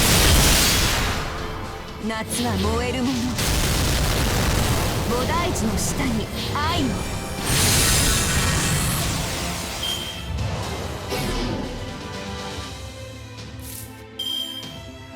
ああ、溢れちゃいました。邪魔です。愛は痛いの。愛の世界。燃える宇宙。望むすべてが花弁となる。マーラシューナタ。愛は痛いもの。アビルーパのいざない。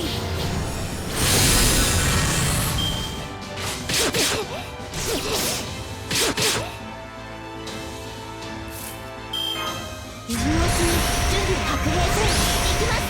熱を帯びなさい。マルミアドワーズ。下がっているようにお静かに。そこです。愛の世界。燃える宇宙。望むすべてが花弁となる。マーラシューナタ。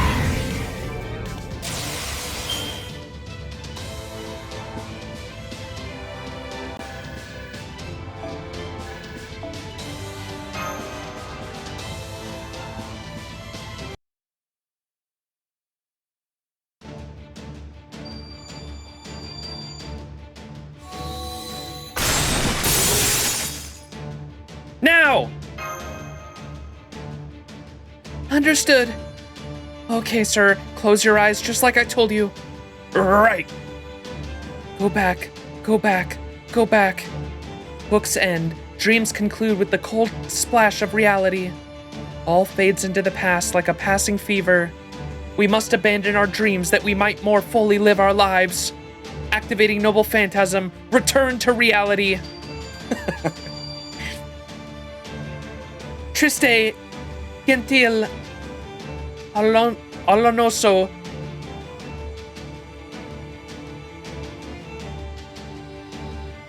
Kixano?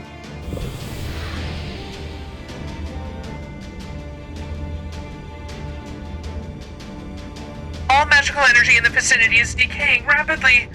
Vlad won't be able to maintain his existence if this keeps up. Correct. That is this Noble Phantasm's power. As I suspected, the words she used were return to reality. What she has done here is return Count Vlad to the 17th century Spain. No singularity, no magecraft, no mysteries. Just peaceful, ordinary Spanish countryside. The land where Don Quixote spent his life. Oh, wait, slow down. Mystics should have been stronger in the 17th century than they are today, not weaker. Both eras are well within the margin of error compared to the Age of Gods, but yes, you may well be right. But remember, Gordolf, those mystics were only measured on a worldwide scale. This Noble Phantasm is much more limited in scope. It forces a servant to return to a remote part of the world where no magecraft or mystics have ever been observed. This weakens the servant's contract with their master and cuts off their magical energy they need to maintain their very being. It even neutralizes skills such as independent action. You see, Vlad III simply did not exist in 17th century Spain. And of course, this also means whatever ability Moriarty used to brainwash him will fade away like a dream.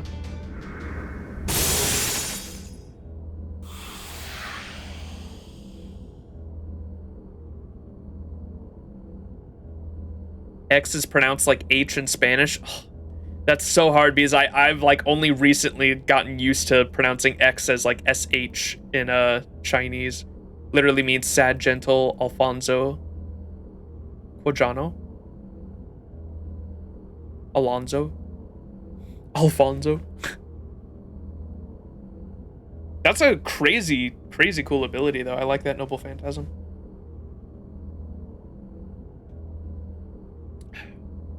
All of that said, I'm afraid this is as much as we can do. You see, this Noble Phantasm has one major flaw. It does?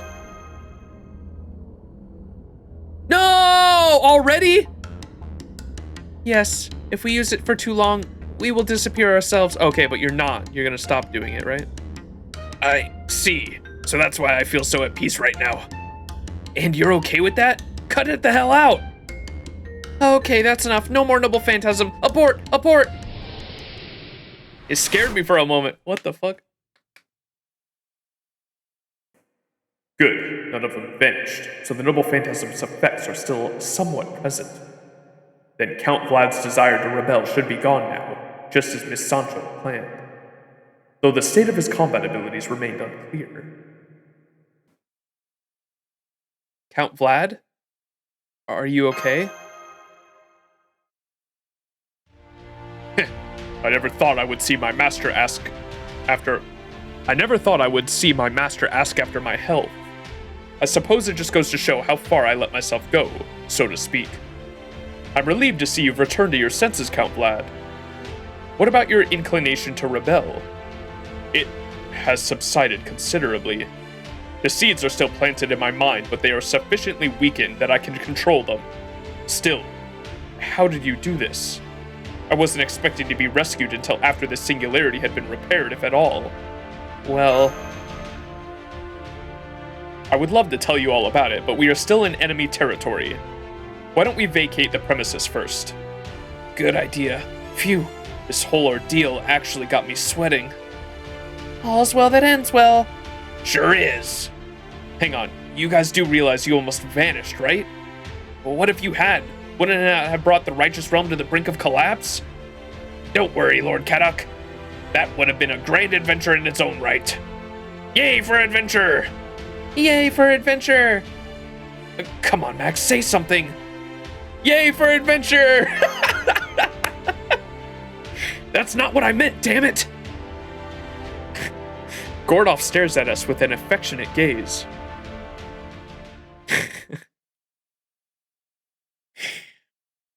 I love the chaotic nature.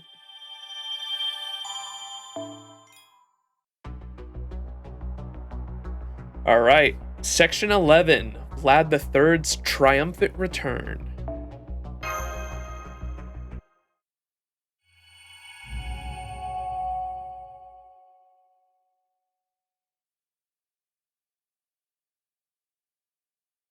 Dad Gordolf watching his kids have fun, yeah. I see. So it won't be possible for me to fight until the singularity is repaired. I'm afraid I have one more piece of disappointing news. That Noble Phantasm took so much out of us that we won't be able to do anything for a while either. If we tried to charge at a windmill now, we'd be knocked aside like a blade of grass. Really, Sancho? Am I that weak now? I'm afraid so, sir. Try charging Holmes and see if you don't believe me. Huh? All right, I will. Here I come! Rah! Holmes is wavering briefly before simply reaching out his hand and stopping him by catching his head. Yeah. Phew. I suppose we can call it a draw then. Max, I want you to do a pratfall right now. The fuck is a pratfall?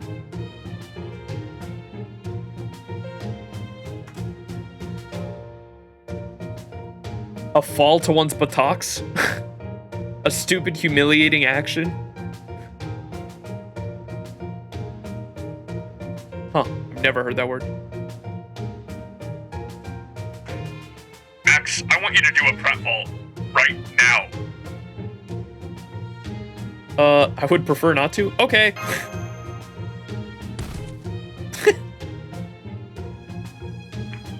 That's it, well done.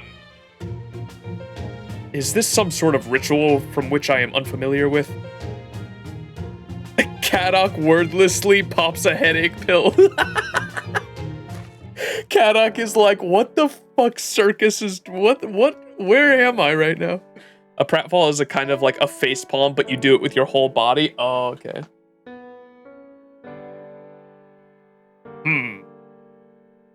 So you concluded that you require my wisdom, even at the cost of your own powers as king of this realm. Yes, we're simply not capable of taking things beyond this point. It was clear how things would end if either one of the two kings were to launch a serious assault against us. Even so, your unwavering willingness to give up your power you were given is no small thing. It was an act of either great selflessness or great selfishness. I'm sorry, that was no way for me to speak to my saviors. Not at all. Very well then, let's return so I can see the Righteous Realm city for myself. From there, I'll survey your military capacity and... No, wait, I almost forgot something important I need to do first. And what's that? This. My true name is Vlad III. I am a servant of Chaldea, Berserker class, and now I have returned to where I belong. It's good to have you back, Count Vlad. Thank you, Master. I may not be able to be your spear for the time being, but there are still things I can and must do to help. Sir? That's it. That's exactly how a knight and his lord should behave. I want that! Welcome home, sir. It's just not the same. Dude, this fucking character.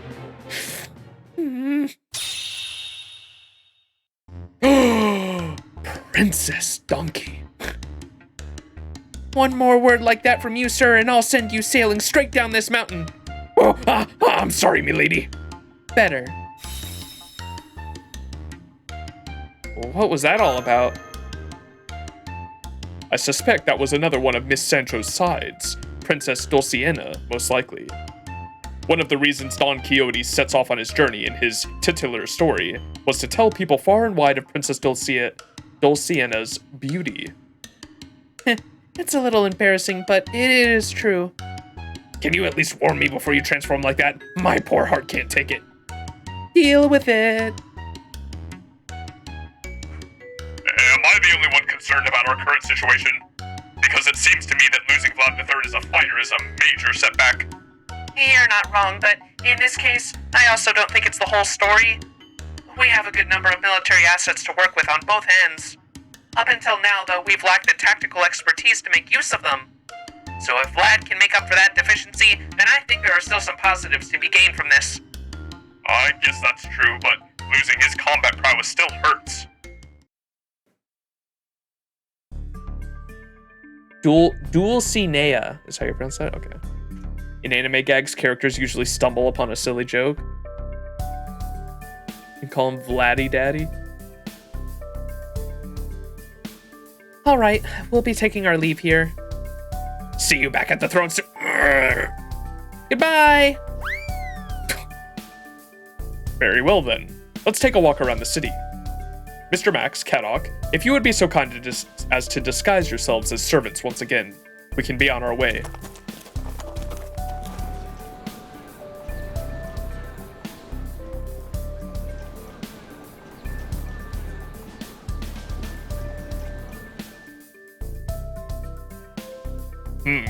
There's plenty of life here, but not much drive. Morale is fairly decent. And yet, on the whole, it's all too... relaxed. Relaxed. I see. Since each realm's population is comprised entirely of servants, universal conscription is genuinely a viable option. Of course, we wouldn't want everyone to be perpetually mired in despair over the prospect of a long-term war. For when those who should be helping to fight the war are no longer able to separate it from their daily lives, that's when wariness sets in. And when conflict is inevitable, wariness can and does lead directly to defeat. We were told earlier that the Righteous Realm's army is about to begin a training exercise. Shall we go pay them a visit? Yes, let's do that. Hey, Max? Yeah, Kadok? Do you think this training exercise is going to help them that much? Nope, I don't know, but we might as well hope for the best. We just say nope. Same.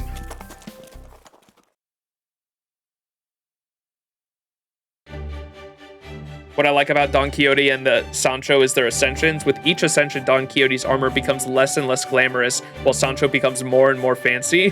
So it's opposite. Oh, I do like that. Swords at the ready, and slash!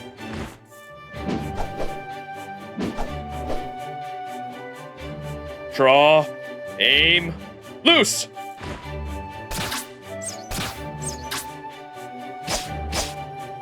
Yeah. See these spear skills? This is why they call me the Gale. Only you call yourself that! Why can't I use this rapid casting? I know I put it in my dues as an alchemist. And then some.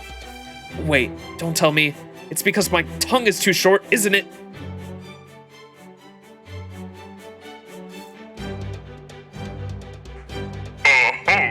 They're all going at it a lot harder than I was expecting. Well, what do you know? I don't know much about combat training, but it looks like they're doing a good job.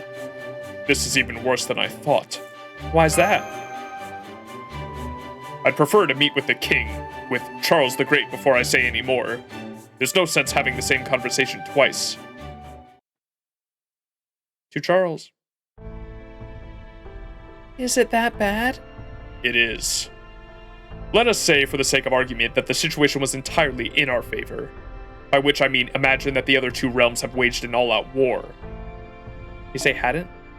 No, they have. And that one side had succeeded in wiping out the other, at the cost of the majority of their soldiers. Even in that ideal situation, I can tell you that we would still not be able to win. That bad? You two, it seems you already understand the problem. Well, yeah, I guess. I mean, we are technically 2 of the 12 paladins. So we have a decent amount of real military experience. But isn't that the case for the other servants too? Sure. Some of them used to be heroes, or in the military, or otherwise fought in some major battle. The problem is they're all over the place. There's no unity or teamwork whatsoever. We can lead small teams well enough, but that's it.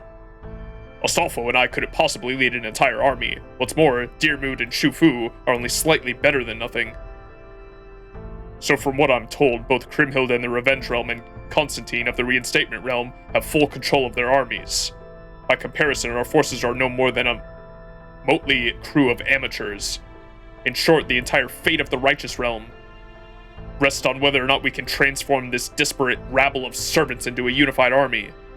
So how exactly do we do that? Since the dawn of recorded history, there has only been one reliable way to turn soldiers into an army. Training. I see. And I do not mean the way it is being done now, wherein each servant does whatever they please. They need to be trained to work as a single army and operate as though they were all part of a single organism. If they cannot do that, then we have no hope of victory. So to begin, I would like to inform every servant in the Righteous Realm that they are to assemble early tomorrow morning for joint training. All right, we will. I'll put together an initial lineup and then adjust it over the course of the training. We need to know whether or not we would be best served by forming in groups composed of the different classes or a single class. What sort of units we need, what it is we lack the most. Everything. We must review every detail. Hey, Sancho? No, sir, you can't relinquish the throne. How did you know what I was going to say? Look, I'm not proud of this, but even I know I'm not the best choice for this job. Sancho is right. Unfortunately, I currently lack the strength to stand on the front line myself. More importantly, you have already claimed to be Charles the Great. None of the other servants here would accept me suddenly taking over as your successor. You are Charles the Great now, and there is nothing you can do to change that. Escape is no longer an option. Even if the path before you requires scaling a sheer wall, you must find a way to crawl up that wall and reach the other side. Whatever you do, you cannot fall. Use whatever lies or bluster you need to hold yourself back in place. You are an emperor. You cannot change that. Okay. It's alright, sir. Don't worry. If worse comes to worse, I'll figure something out. I don't know if it's gonna happen, but I can already see, like, the end of his character arc.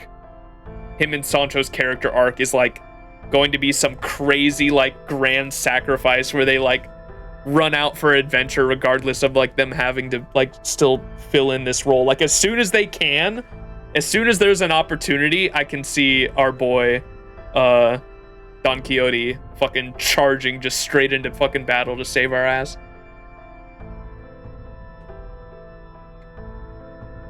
There better be a fucking, if that happens, there better be a fucking crazy cool CG for it.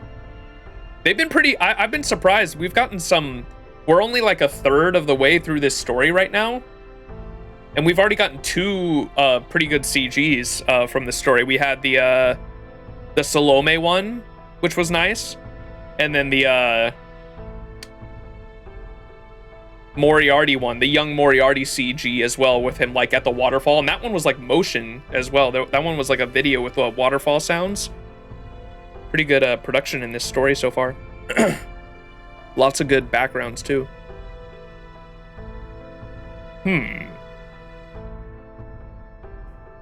Miss Sancho sounded fully confident in her ability to make good on her pledge, based on his history that should have been enough to set Don Quixote's mind at ease. But judging by the look on his face, he is positively racked with guilt. I expect all of you to attend the training tomorrow as well. That of course includes you, Master. While you won't be able to summon servants with so many watchful eyes nearby, as long as you don't have them use noble phantasms, you should be able to pass yourself off as a caster who calls upon shadow soldiers to fight for you. Got it. Kadok, as a mage and a master, I want you to provide advice. Damn, that's quite the job. I'll do the best I can. Holmes, you are a great detective. I am certain you can see things I cannot. Even if you may lack military expertise, it would be a great help if you could keep an eye out for them. Will you? Of course. There you have it, Master. Glad to have you on the team. What about us? You two have the most difficult task of all. What's that? Wait, and trust that we will complete our tasks. You are not to do anything more than that. Really? So I'm just supposed to do nothing? You are Charles the Great. You can neither reveal your true identity nor take part in a battle yourself. Your job is to have faith in your subordinates. Yes, sir. Master, Kadok, I urge you two to get some rest. I shall do the same. You see Sancho's expression there that they flashed?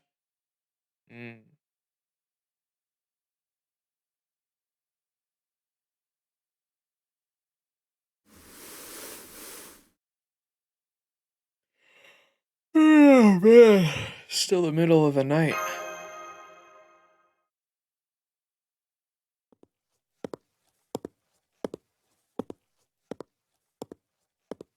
Going for a walk. Lord Max. Is something the matter? I couldn't sleep. Ha! Well, elderly folks like me are notoriously light sleepers. You're much too young for that. Sancho! I'm here, sir. Shall I make some cocoa then? I knew you'd know what to do, my wonderful maid. Thank you, sir. Okay, then I'll be back shortly. Say, how'd you end up pretending to be an emperor anyway? It's a long story. You see, one thing led to another, and here we are. That's really all it boils down to. I knew I was a servant of proper human history, which immediately put me at odds with the other servants. I suppose you could say it was a stroke of luck. I was just about to say something to them when Sancho clapped her hand over my mouth and acted like we were on their side. Then, with what we learned by sneaking into the revenge realm, I knew things wouldn't go on as they were. I may have been able to retain my body in that realm, but I would have lost my mind. I'm a coward, you see. And the reinstatement realm wasn't much better. Their motives and methods may differ from the revenge realm, but they were still rebelling against proper human history. I agonized over what we should do, and ultimately I decided to move to an area where neither realm had much influence. The next thing I knew, we were surrounded by other servants who felt the same way and ran away with us. It was Sancho who came up with the idea of creating a place for these servants on the side of proper human history. Me? Well, all I did was run around in a tizzy. I was only useful on a few occasions. We had to fight demonic beasts. And when I volunteered once we concluded that someone would have to do...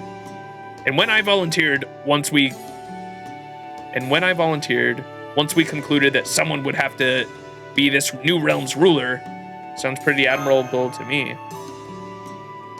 No, it wasn't. It really wasn't. For one thing, I wasn't even summoned in my prime. Both my mind and body are way past the sell-by date, if you take my meaning. My story both begins and ends with me as an old man.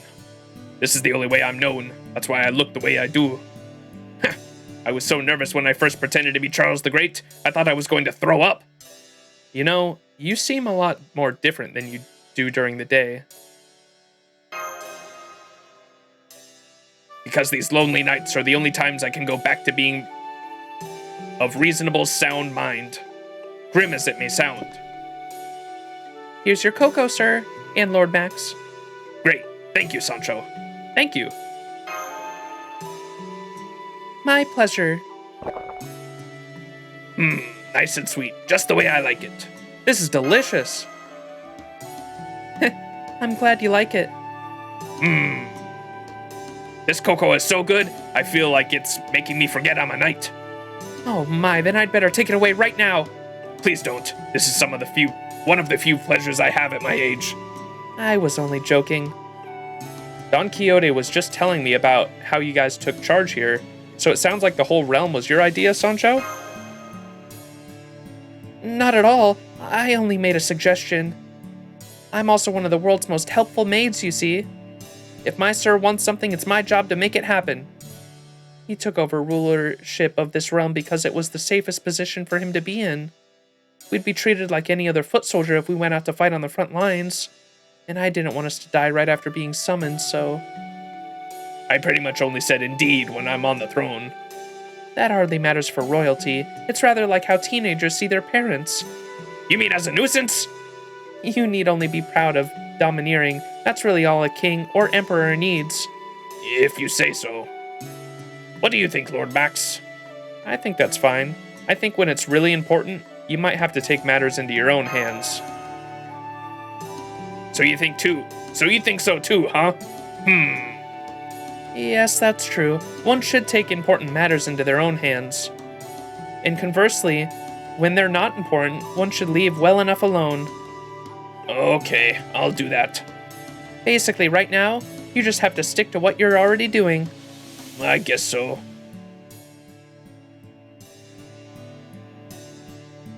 Thanks again for the cocoa. I'm gonna head back now. Oh? Are you sure you wouldn't like to talk a little more? No, he should get some rest. He has an early morning tomorrow. Good night. Yeah, I really like them. Was that a mistake? It's hard to say. I'd have to work up the courage to apologize. What do you think of the Master of Chaldea, Sancho? We both know how terrible a judge of character I am. I think he's a good person, and above all, I think he's very willing to forgive others for their mistakes. Sir, you know about what Chaldea coming here means, right? It means he and his companions have come a long way to be here, so there's no need to feel bad for them. I know, but still. I'm afraid there's nothing I can do about this, sir. It's all down to you now. Though, of course... Depending on how things go, an apology might be the last thing they need. What's all this mean? I guess we should head back to the throne. It's time to return to my duties as Charles the Great. Huh. What did they do? They're hiding something.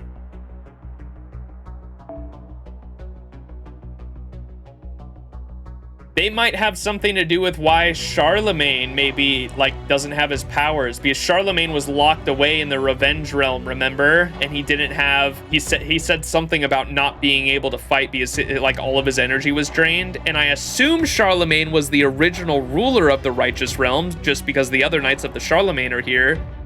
So I wonder if Don Quixote possibly had something to do with Charlemagne, like, not being the ruler anymore. Maybe. Sus. Yeah, very sus. We'll see.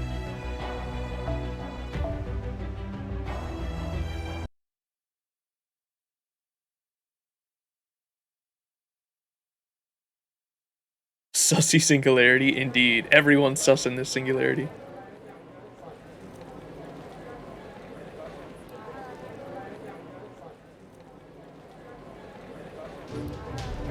Good day, everyone. My true name is Vlad III.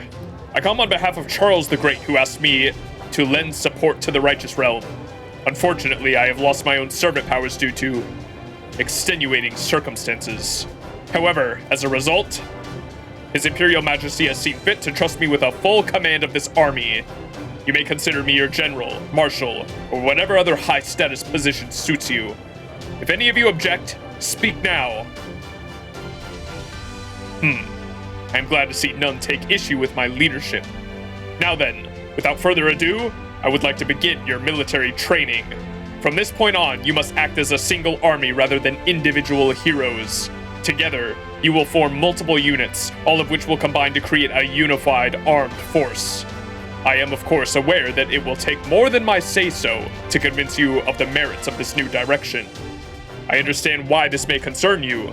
Your individual exploits are what made you heroic spirits. I'm sure many of you believe you are strong enough to be better off doing as you please, which is why I would like to start with a training exercise. I will form a unit of my own, but I will keep its numbers to a bare minimum. Here is the scenario. My unit will defend a fortress, and the rest of you will surround and attack it. However, my unit will also be receiving reinforcements. As the attackers, your objective is to break through our defenses and claim the fortress as your own. With such overwhelming numbers on your side, your victory should all be assured. Failure is not an option.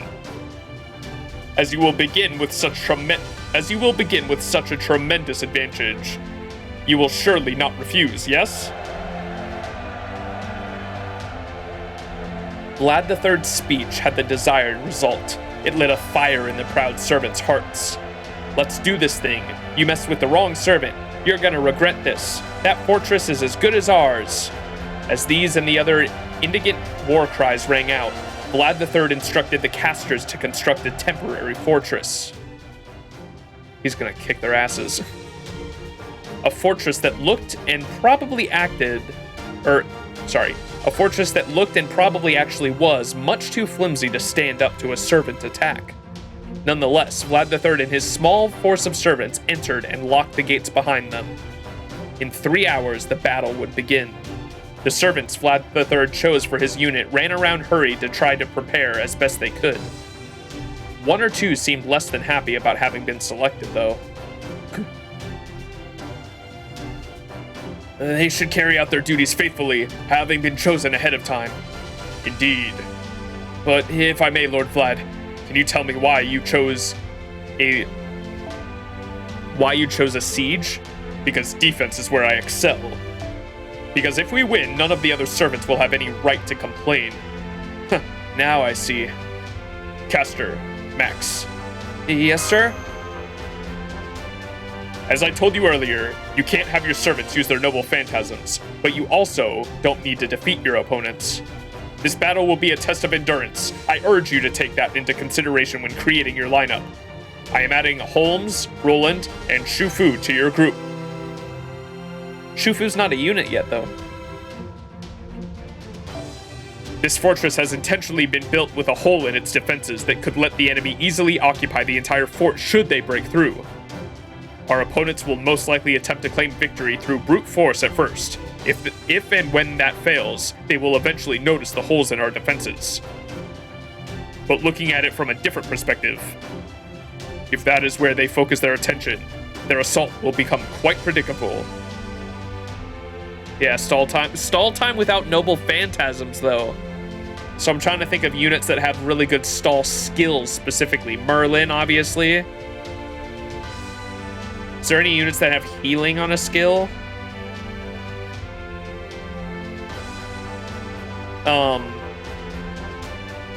What's his name? The guy from Greek mythology that made medicine that could bring someone back from death, and Hades killed him for it. I know his story. I forgot his name, though. The guy from Lostbelt 4. Yeah, Asclepius. Asclepius. Yeah, he has healing on his skill. Maybe I'll pull him. Him and Merlin. Mash, maybe, if I can. Remember, whether you are playing offense or defense, analyzing and predicting your opponent's actions is the most important thing you can do. Now, go hide by that hole and wait for my signal. Yes, sir. Can we get a salute in chat? Koyan comrade? Does triggering Herc's guts do something with ending actions? Ooh, yeah, you're right. Wait, Herc might be good. Good. I'm counting on you. Hey again. So like before, I'll be backing you up, but I'm not gonna do any fighting myself. Oh, not gonna do any fighting yourself. Okay. Why the look? You think I'm trying to get off easy again or something? No, your in-game sprite just isn't done. I don't exactly see what you're... I know they're a good... They have healing in their kit, too. I don't know if it's on a skill or the Noble Phantasm, but I know Shufu is, like, a good servant to use with Castoria comps, specifically because Shufu is an art support and then also has a... I think Shufu, like, literally has, like, everything that Castoria doesn't. It's stars and healing, if I'm not mistaken, right? I think. I don't exactly see you getting ready to jump into the fray either, you know. Bleh. Bleh. Thank you for the fart, Nightbot. Okay, that's enough of that. Now hit us with that spell already, would you? Fine, blah, blah, blah. What kind of chant was that? That was the actual... No way. Oh, get off my case. It's not the words, it's the heart that goes into them. Capiche? It didn't really sound like your heart was in it to me, but whatever. I'm empty-minded like that. Are you sure you don't mean broad-minded? Having an empty mind isn't really a good thing. Well, here they come. This fortress has been built with a secret side gate, on the right side of the back gate. It's not big enough for a wagon, but it could easily let a group of humans through. Or at least, that's apparently the planned scenario, and our opponents know about this as well. So we shouldn't have to worry about riders trying to make their way through. Instead, according to Count Vlad's estimations, we should expect to see servants who excel in close-range combat like sabers, lancers, and assassins. Here they come.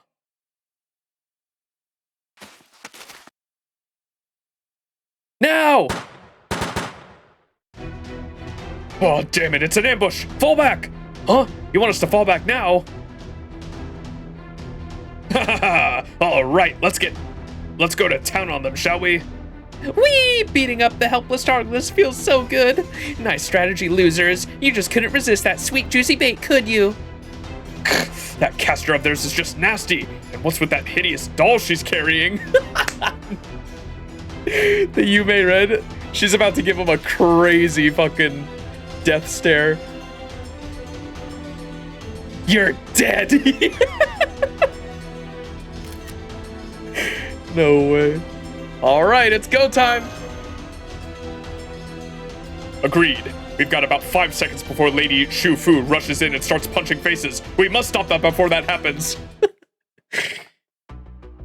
She has a party heal as a skill and a self heal on an NP. Gotcha. That's pretty cool.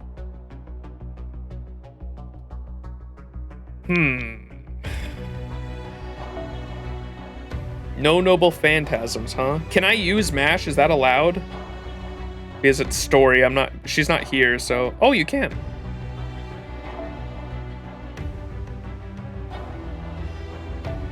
Oh, no. No noble phantasms is gonna be tough.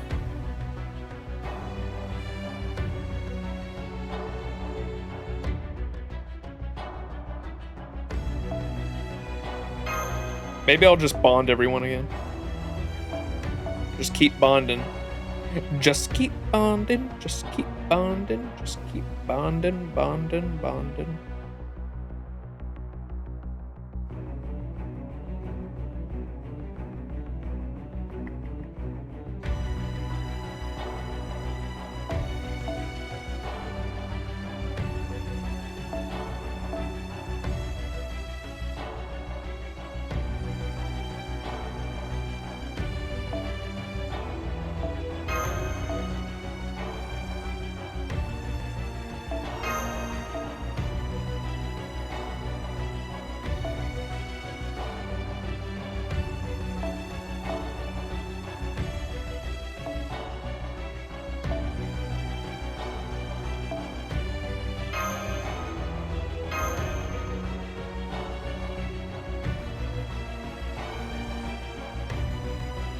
That's probably fine.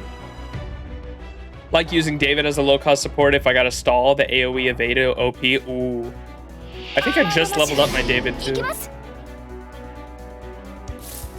Wait, why is Smash the only one with NPC? Oh, it's because the ones we summon can't use Noble Phantasms. That's right, okay. So the supports can. Gotcha.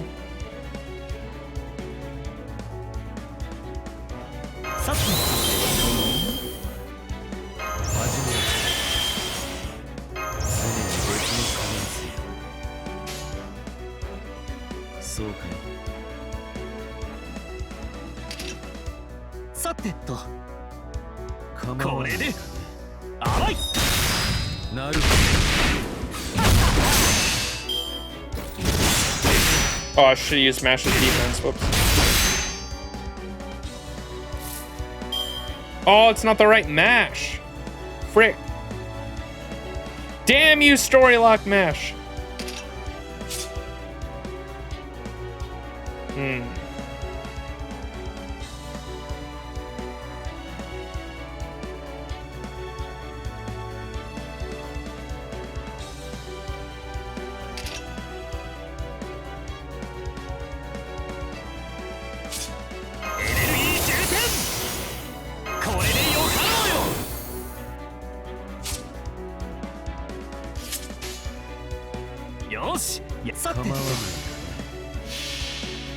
I don't think I've ever seen this Noble Phantasm animation.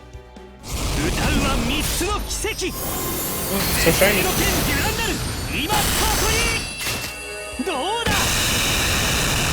Wow, so shiny. I was expecting him to get naked, not gonna lie.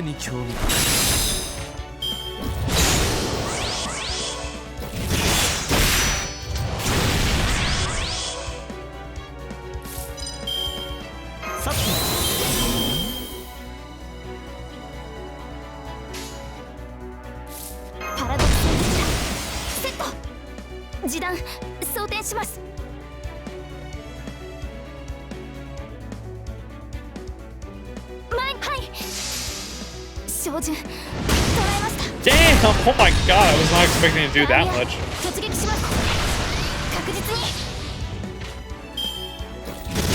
That's because of the Holmes buff.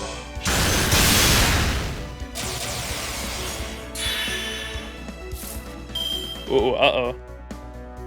Okay, well, do that, I guess. This does cancel.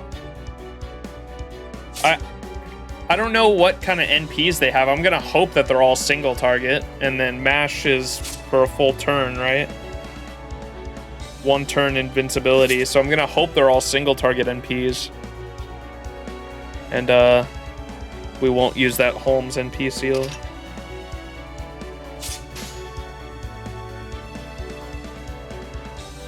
I mean, kill one of them at least here.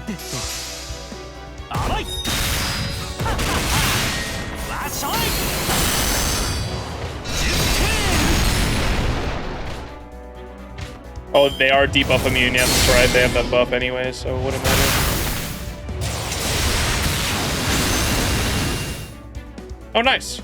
We just had to survive that last assault. We did it. Give me that bond.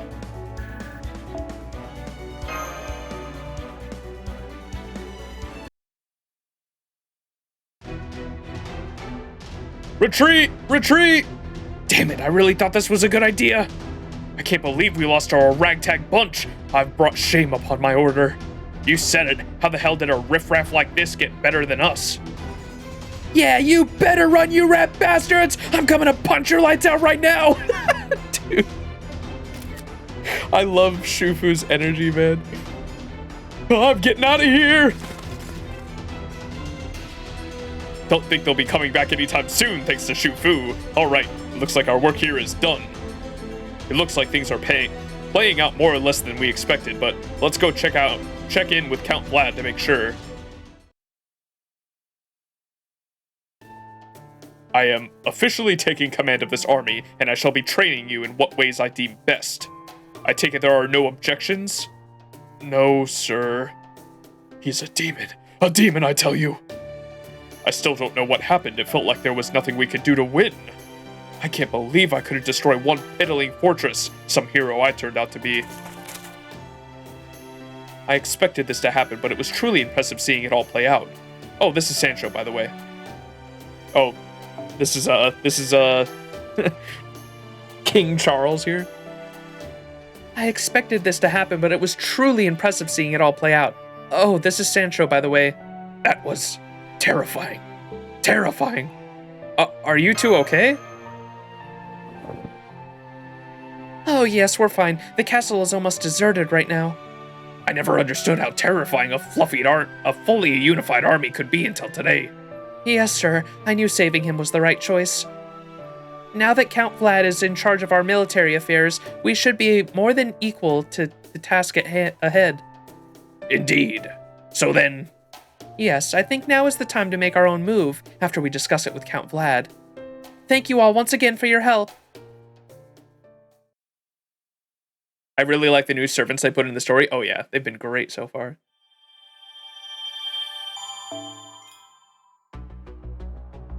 How terrifying a fluffy army could be?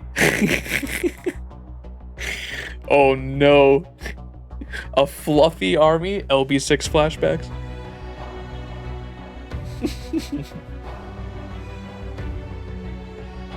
Alright, Section 12, Assassination Plot. I hope this is our assassination plot here. Because I was gonna say, I think our best odds of our best odds of winning here, because our army is clearly the weakest, even with Vlad. I mean, they're not gonna be able to beat, I still don't think they're fully gonna be able to beat, even if they're organized, either of the other two armies. And I think our best course would be a diversion that lasts long enough for us to get inside and assassinate the leaders. I think that's like probably like the best way we can actually win, but we'll see. All right, Section 12, Assassination Plot. We are going against an assassin though, so maybe not. Maybe Don Quixote's gonna possibly be have an assassination plot against him. We're saving our boy.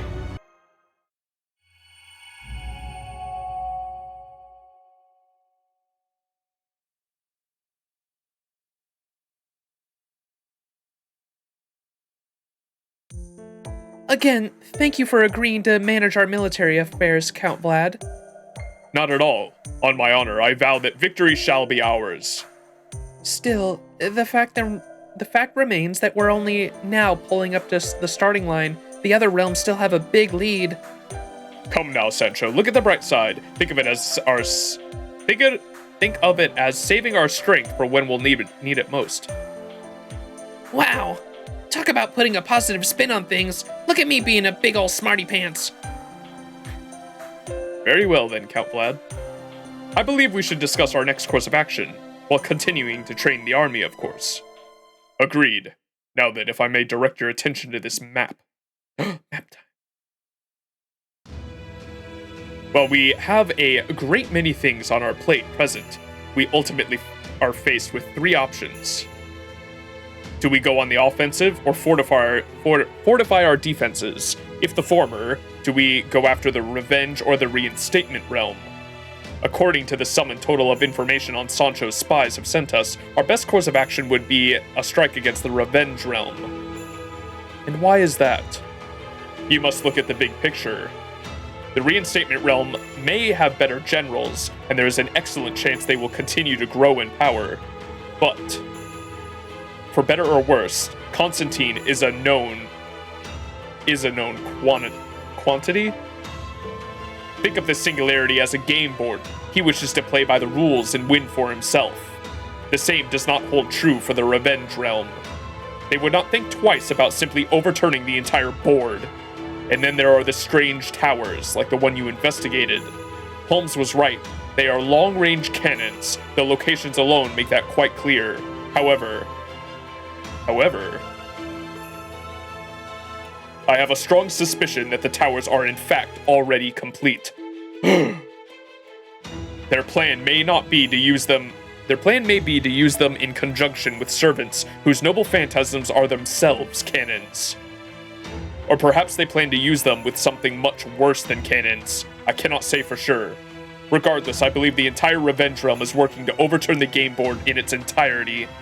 And I suspect Shangju, a caster aligned with the revenge realm, is the one behind the plan. We must therefore eliminate Queen Kriemhild. If she falls, the revenge realm is likely to follow. If that happens, the reinstatement realm's not just gonna sit around twiddling their thumbs, are they? No, they will not. I will say this is only my best guess. Based on the information I have, I could well be wrong about some of these things. Regardless, we must act, and we must do so soon. That all makes sense to me, but it doesn't sound like our army will be of much help there. You are correct. Our only hope of assassinating Shangju is with a small elite team. But such an operation will not, on its own, slip past the Revenge Realm's defenses. This is why we will also mobilize our entire army and make them think they are under a threat of invasion. We could in fact mount an actual attack.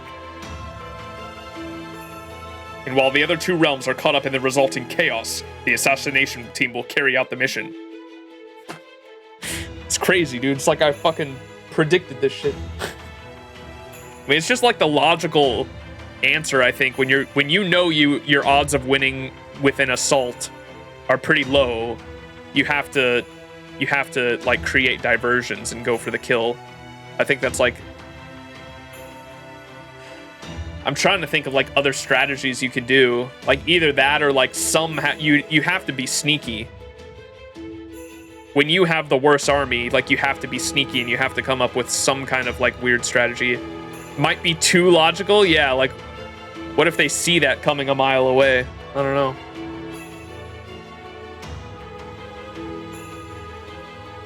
This is why we need to train our army.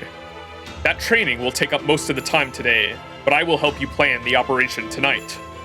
I see. Then we'll figure out that plan in the meantime. I would be very grateful if you took a look later to see how viable it is.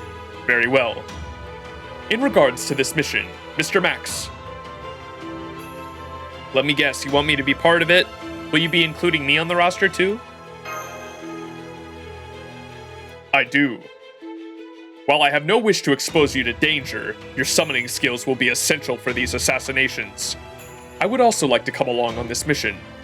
I have some experience with both stealth and combat, and I'm also concerned about what Moriarty may do. As long as he's around, I cannot in good conscience send Master off alone. Dude, Moriarty actually playing Holmes like a fiddle, dude. He revealed himself early, like just to get in Holmes's head. Like Holmes is fucking... Moriarty is living rent-free in Holmes's head currently. He playing him like a fiddle. There's also a lot of real-world info about defense strongholds, and the Righteous Realm is basically like Iran is being surrounded on 4 sides of mountains, which makes it impossible to be invaded. Ooh. Strategies.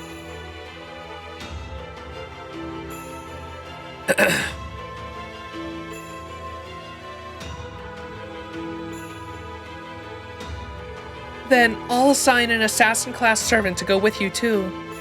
One on the side of proper human history, of course. You won't be able to do much to help with the mission if you can't fight at your full strength, Lord Max. I guess we wouldn't be much help. Hey, it's not like either of us was ever cut out for espionage, right? That is true. If you send Roland and Astolfo on an espionage mission, that mission's dead in the water before it even starts. They'd be screaming attack before they attack, dude. Guess I'll be sitting this one out too. Honestly, I don't have the skill set to help with assassination. We still have some time until the operation begins. Time we'll need to get our military forces in good order and conduct a campaign. We will also need to use that time to come up with an assassination plan. So let's bring in this assassin you spoke of now. Sure thing. I'll call for them right away.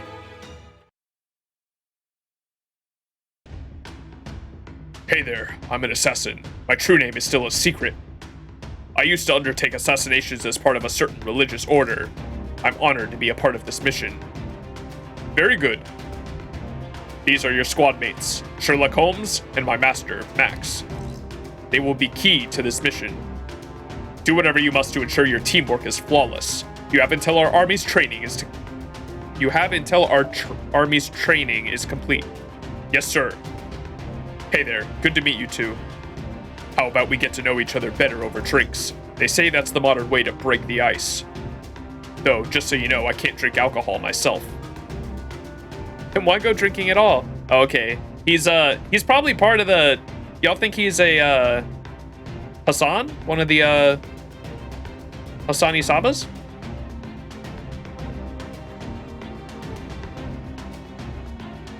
Then why go drinking at all? Good point. We can drink, juice.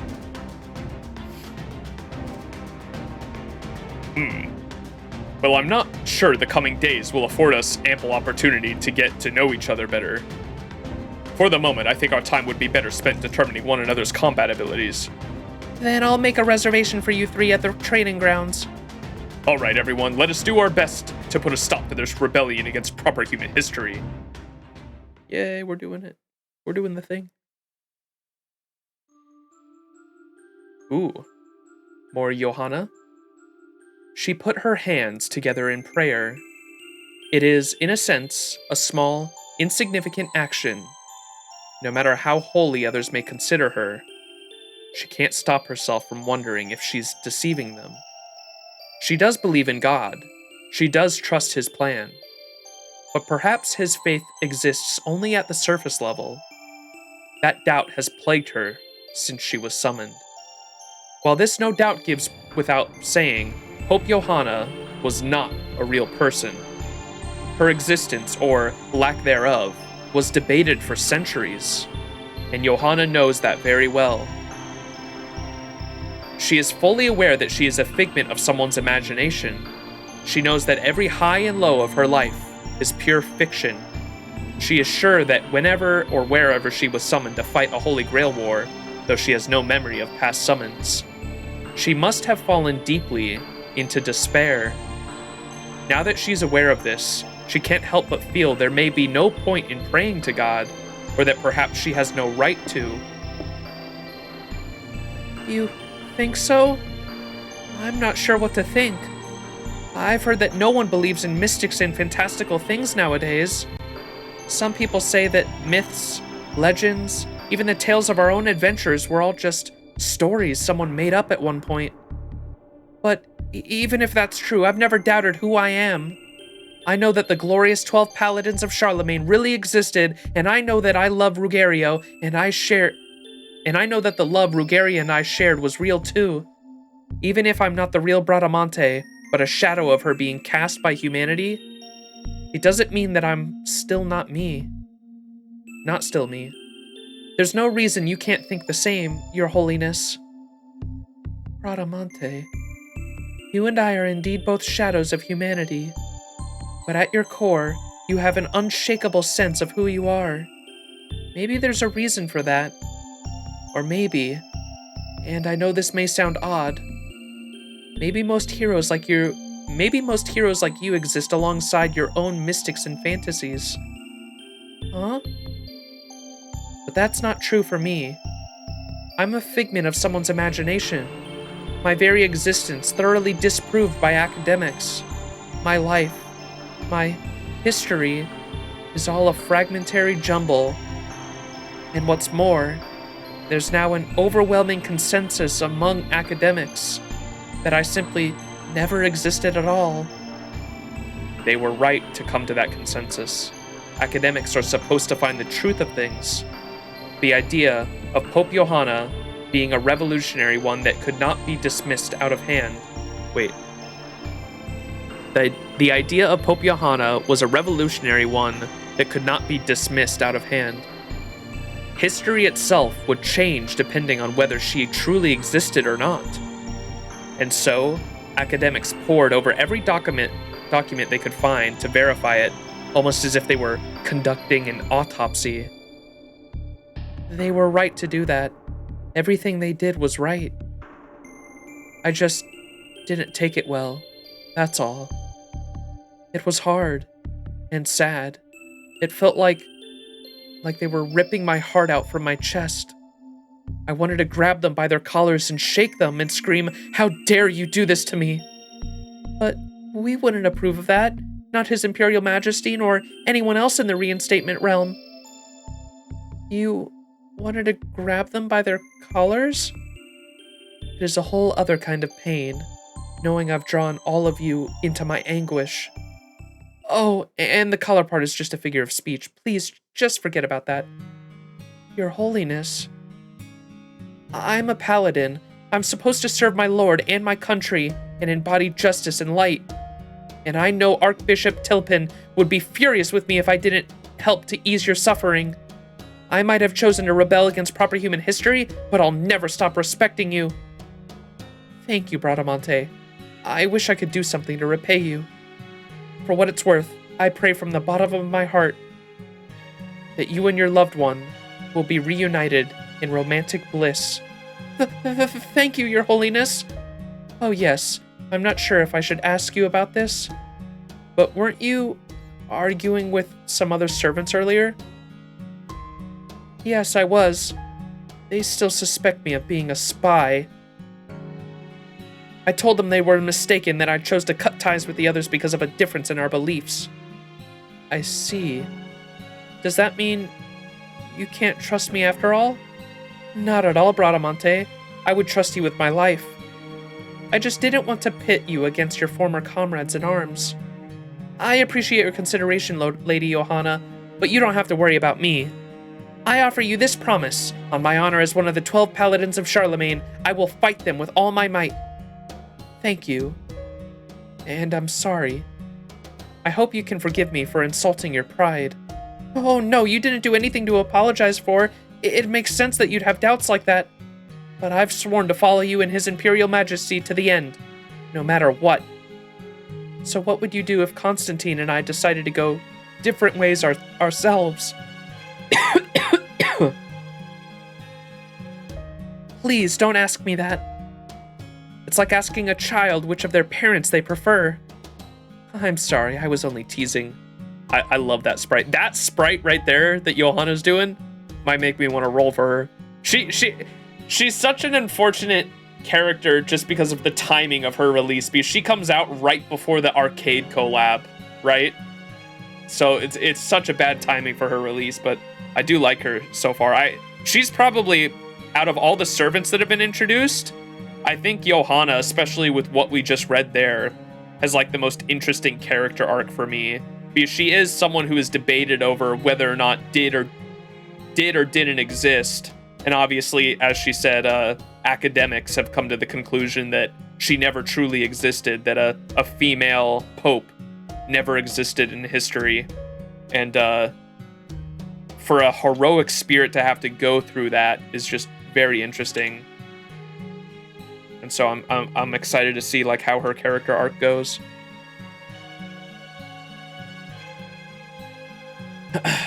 Gotta love when they remix old Stay Night themes in FGO. Oh yeah, Johanna is one of the most interesting servants in Fate. To be so much of a believer in the fact that she was summoned, it is like a blasphemous act to her in her own mind frame. Yeah, she's very interesting.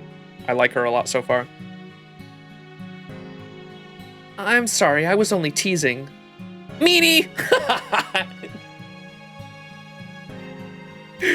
I love it.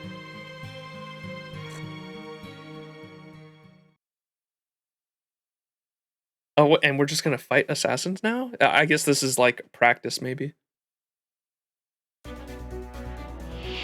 Oh yeah, it is. Guts.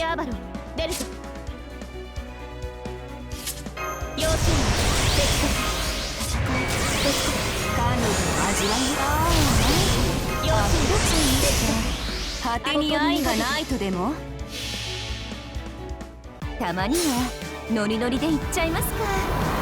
夏の堕落を今あなたにギュンギュンギュンギュン。ジュンジュンジュン。輝き。や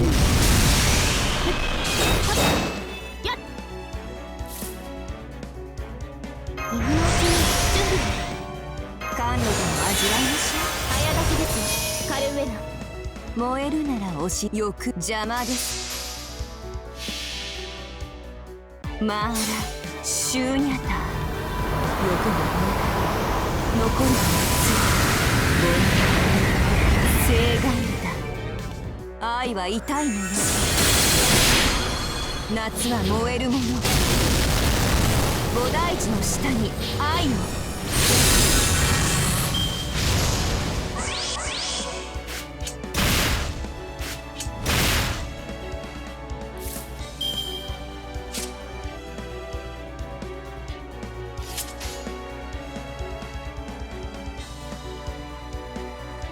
欲望のままに短撃してください。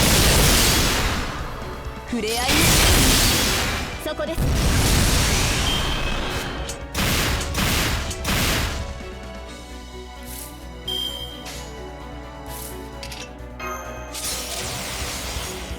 燃えるならおしお任せあれと。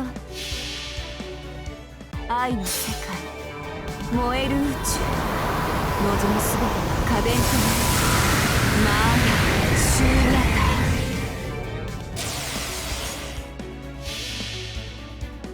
最果ての島、罪の都、最後の竜は Is that Summer 6 rerun happening on JP at the moment? Or is that hasn't happened yet? Because I know it's probably not gonna happen. Oh, it is happening. So it is happened. It's happening now. So we didn't get the comma. We didn't get the purple comma like I was coping for. I had a feeling it probably wasn't gonna happen, but I was like holding out hope because all the assets are in game. Like we went against it as a boss fight, and the sprites are there. No purple comma. Oh. I really wanted that skin, man. Come on. Like, all the assets are in-game. It wouldn't be that hard to just make it a skin. Oh, so sad. Sad, sad, sad. She even has the ult animation. I know. That's why it was at that point when I was playing the Summer 6 event last year. When we went against her in the boss fight, I saw the animation for the Noble Phantasm, and even in the Noble Phantasm animation, it's still the blue sprite, and I was like, what? You have literally all the assets to make that a skin. Why? Come on. Sad. Alright, let's keep going with the assassination plot. I also have Pocky. I'm gonna open some Pocky. I didn't do this last stream. This is like a staple for the story streams, man. We gotta have the Pocky. Pocky time. Makes me sad that they didn't do that skin alter in the NP for Devil Karen. Yeah, that too. I think there's only 2 variations of the Karen too. Like, she always has like the angel. She has the same sprite regardless, and then there's just the rare one where she's a baby, the super baby Karen. That shit. Super baby Karen is a crazy concept. The I think my super baby Karen was involved in my probably one of my favorite lines in FGO though, where we're going against super baby Karen and she goes, "Now all of you will die, dummies, poo-poo heads, dum-dums." And fucking Koo goes, "No one insults me like that and gets away with it. I'm gonna pummel you into the ground," or something like that. And we go, "You're even going to hit a baby?" And he goes, "Especially a baby," or something like, I can't remember the exact words, but just Koo saying he was going to fucking punch a baby was so fucking funny. Because he got called poo-poo head. God, that shit was so dumb. I cannot open this Pocky package. Wait, never mind, I got it. Dummy head, poo-poo.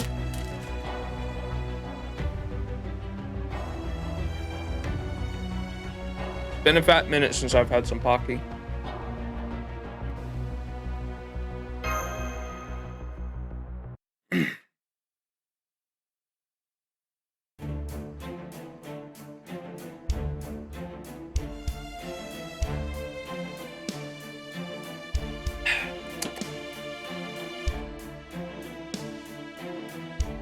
Alright everyone, it's time we put our plan together.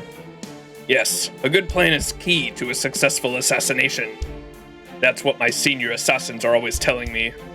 Our first target is Krimhild's second in command, Shangju. If we're to succeed, we must get him to leave this singularity. Formidable as his noble phantasms and spells are, his intelligence is a far greater threat. I considered using some sort of magecraft to render him unconscious and neutralizing him, and then bringing him back here. But ultimately, I decided we needed to completely eliminate any chance of him using that intellect against us. We will assassinate him, as such a dire threat deserves. Got it, I hear you. It's always possible for targets to change when you're making decisions at your own discretion on sight. So it's great that we're all on the same page about this now. Solid communication. There are 3 key parts to this plan we need to decide. The how, the where, and the when. For the how, obviously we'll just have to ambush him.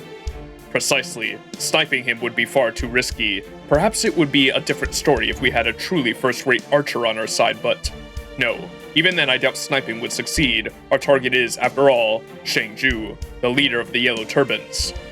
Yeah, depending on what Taoist art he uses, his defenses would be airtight. Oh, I see. So that's why you called me here. Indeed, we realized we would need help of a professional in the sage arts. The secretary already gave us permission to bring you on board. It's unfortunate that she's part of the rebellion, but the assassin should be able to contain her if things take a turn. Though, of course, we'll have to do our best to ensure things don't come to that. Still, I don't know if I can make it all the way to the Revenge Realm's castle. What was Holmes saying here? It's unfortunate that she's part of the rebellion against proper human history, but the assassin should be able to contain her if things take a turn.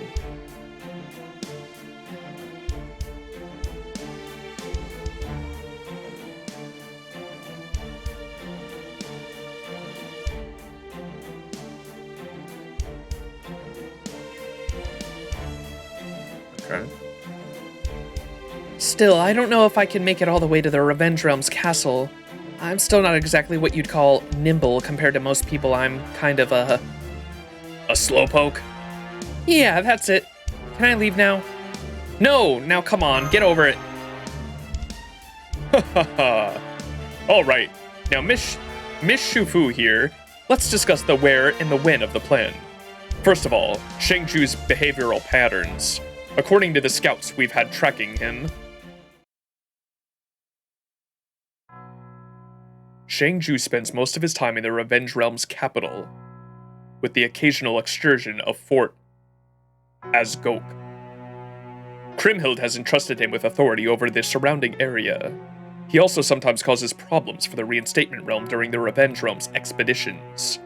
He is an excellent leader to his troops. However, these troops vary tremendously in terms of quality, and he cannot fill those gaps on his own. As a result, he frequently loses these skirmishes, but he's also quick to retreat to safety when this occurs. In this ongoing war between the realms, Shangju himself has never suffered so much as a scratch. Though he seems not to be particularly skilled in personal combat, he makes up for this with sheer adaptability. In effect, one could say he is the Revenge Realm's second king. Suffice to say, it would be beyond foolish to try to assassinate him in the capital. Without an escape route, chances are any such attempt would fail, even if we were to risk our lives to accomplish the goal. Were we to try assassinating him on the way to Fort Azagok, her would have an excellent chance of slipping through our fingers. Her would have an excellent chance of slipping through our fingers? That's a typo. It's he would have an excellent chance of slipping through our fingers, I think. So I have concluded that our best bet is to infiltrate the fortress and assassinate him there. However, even with this plan, our odds of success remain low. If we trust only luck to see us through, we are doomed for failure. That is tricky. I guess it all comes down to how airtight the fortress's security is. We can assume it is tight indeed, but perhaps not so tight that there is no room for us to slip through. Tell us, Miss Shufu, how would we go about protecting this fortress? Or how would you go about protecting this fortress? Do we know how this fortress is built and where? Let me see. Yeah, here we go. It's all in this document. Yeah, this place is practically airtight. You can tell?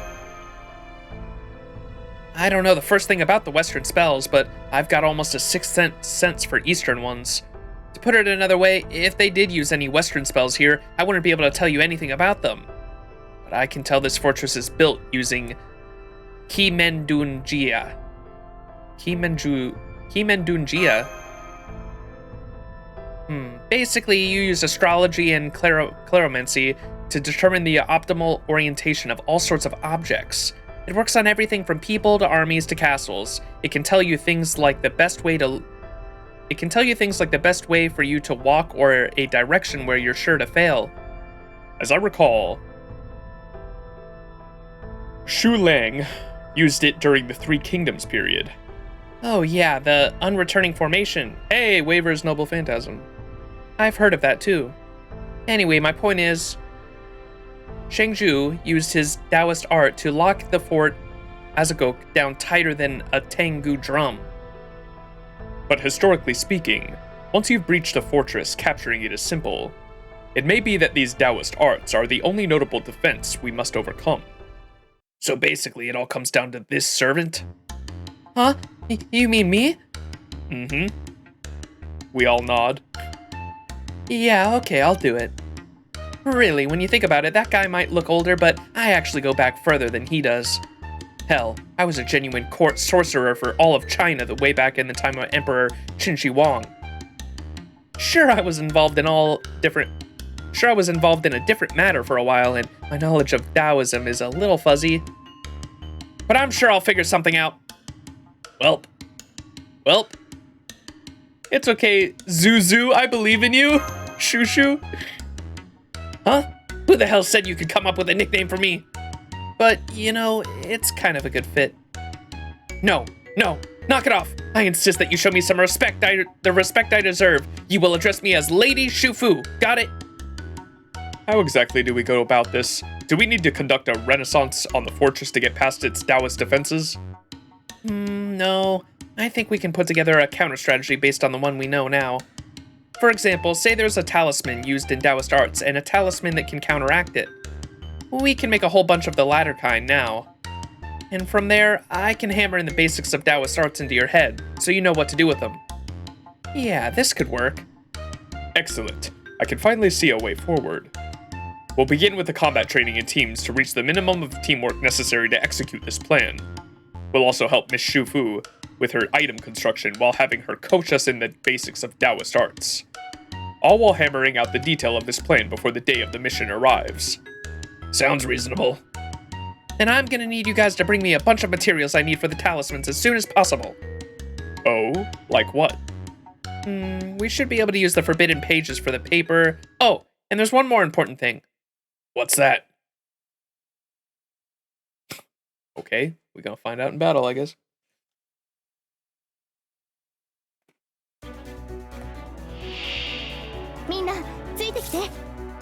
Chicken!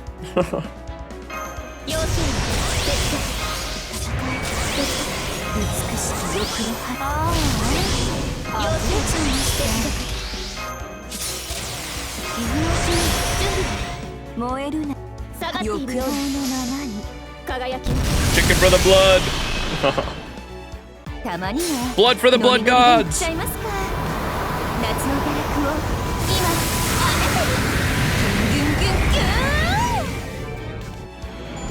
for the blood gods! Sorry.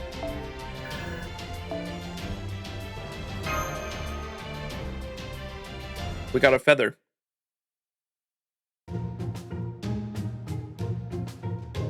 Now we just have to collect lots of this chicken blood. At least they're big enough, so there's plenty to go around. I see. We write the talisman's incantations in chicken blood. Yep, that's right. Honestly, I don't know how much help these talismans are going to be against Shangju's fortress. But it should at least be better than trusting it blind luck to save our asses. Quite so. Very well then. Let's get down to business, shall we? Let's do it.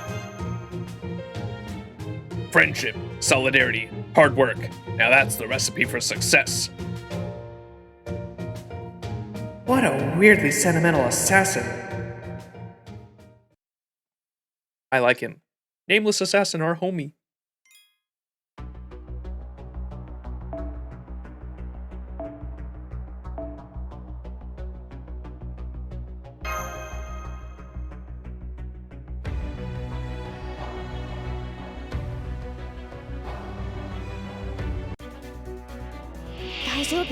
What?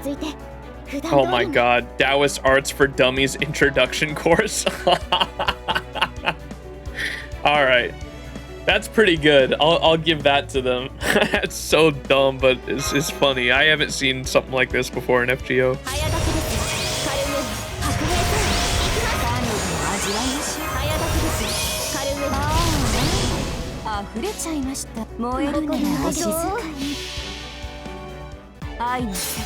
The more I look at Charlie, the more I think that Wada Arco surely modeled him after Gouda on purpose. You think so? Yeah, they do kind of look alike.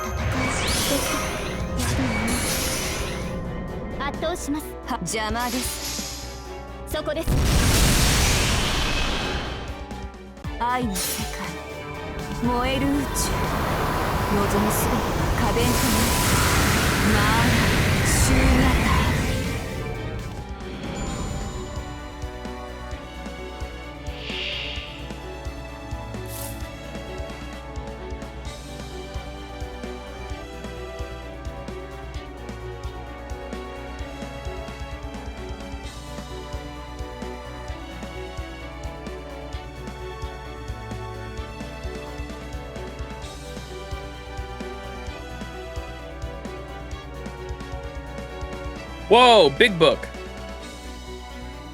Taoist Arts for Dummies Extreme Course.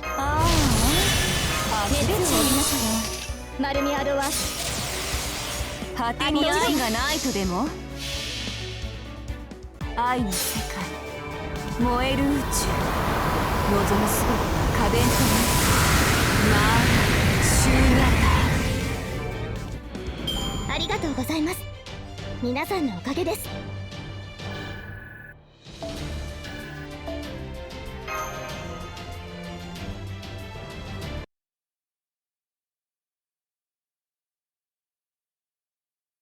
A few days later. I don't think I can read another word. Me neither. Haha, I suppose none of you will be surprised to hear this work suits me quite well. Well, we don't want any of you getting overwhelmed or confused, so we may as well stop here. Let us not forget the three of us are rank A amateurs. For a stopgap measure, I believe this should be quite sufficient. I dare say our teamwork has improved considerably as well. And according to Count Vlad, the army's training is almost complete. Guess that means we'll be heading out soon. Indeed. As previously discussed, only the four of us will undertake this mission. Mr. Max, I'll be counting on your simple summons to augment our combat capabilities. Yeah, between his summons and the three of you, you should be strong enough to take down Shangju. Besides, the bigger the operation, the more likely the enemy is to discover what we're up to. I'd say we're at the tipping point here. I take it there are no objections? Then let's begin the mission. Here's to our victory and the power of teamwork. I swear, there's something about this assassin that screams shonen manga protagonist. I love it. We'll be departing first thing tomorrow morning, so believe me when we go... We'll be departing first thing tomorrow morning, so I believe we should go say our goodbyes now.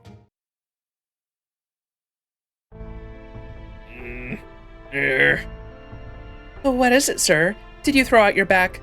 I did! I could really use a massage Wait, no, that's not it. I was just thinking, I know there's probably not much sense in bringing it up now. But are we sure it's not too dangerous for Lord Max to join us on this mission? I understand your concern very well, Don Quixote. But I'm afraid this master has to stay close to his summoned servants. Usually there are ways for masters to stay at a safe distance while supporting their servants, but they're all beyond Max's abilities. He has no choice but to wade into the fray himself. Well, I'm technically qualified to be a master. I'm not in a position to summon any servants right now. You're goddamn right you aren't. We're certainly not about to give a mage who already betrayed proper human history once the right to summon his own servant again. No skin off my nose. I could happily go the rest of my life without commanding another servant. Aw. Poor Kadok. Man's got PTSD from LB1.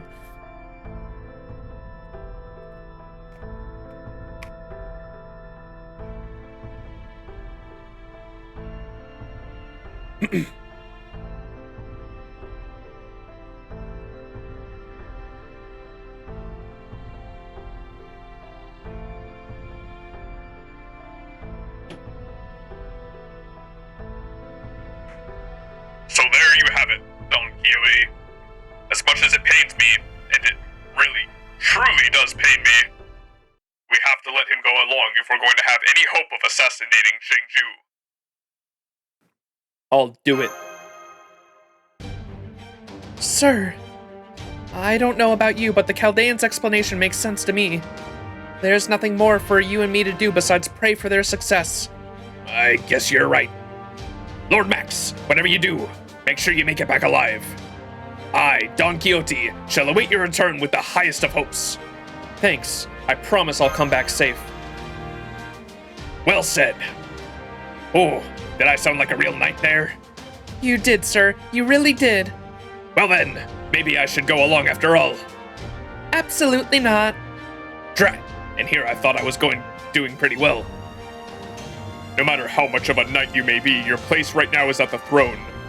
It may not be easy, but you must be patient all the same. All right then, Master. I hate to send you on this mission alone.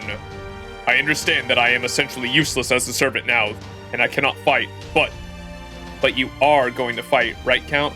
Don't worry. You're still just as much as my servant as ever. I can't argue with that. Rest assured, I'll make sure our diversion gets the enemy's attention. Sherlock Holmes? I know, Count Vlad. I will do everything in my power to ensure our master's safety. Astolfo, Yeah? I would like you to accompany Master and his team over the edge of the Revenge Realm. You got it! Looks like I'm coming along for a little while myself. Not you though, Roland. You've got another job to do. Yeah. I'd lend you guys my Oliphant, but I'm the only one who can blow it, so... Ah, well, for the time being, focus on staying alive. You say that's what you've always done? Then I guess I've got no advice to give. I'd like to throw you all a send-off party before you leave, but my sir thinks it would be better to save that for your return. Indeed. When you return, victorious from your operation, we will throw a party to celebrate. That sounds better to me too. A party? That's right, a party. Ooh, a party! I can't wait! And not just any party, but a real. Say, Sancho? Yes, sir? How can you tell when a party is a gala? Now that I think about it, the only kind of party I've ever been to is the Harvest Festival. What about the celebration of the Duchess and Don Diego threw for you? Well, I guess the Duchess's was more awkward than celebratory, but still. At any rate, just leave it all to me, sir, though I will rely on you for all the grunt work. Fine with me. I have no idea what to plan for a party myself, so just leave me what to do. So just tell me what to do and I'll do it. That's what I like to hear. Okay.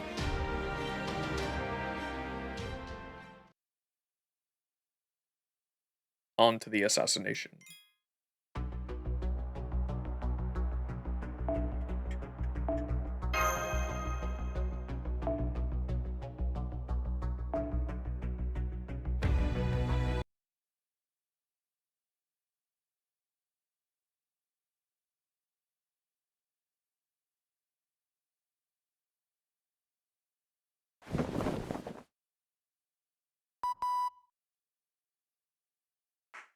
Morning, Max. You still have some time before you need to leave. Want to get a little bit more shut-eye? No, I think I'm gonna go for a walk. Roger that.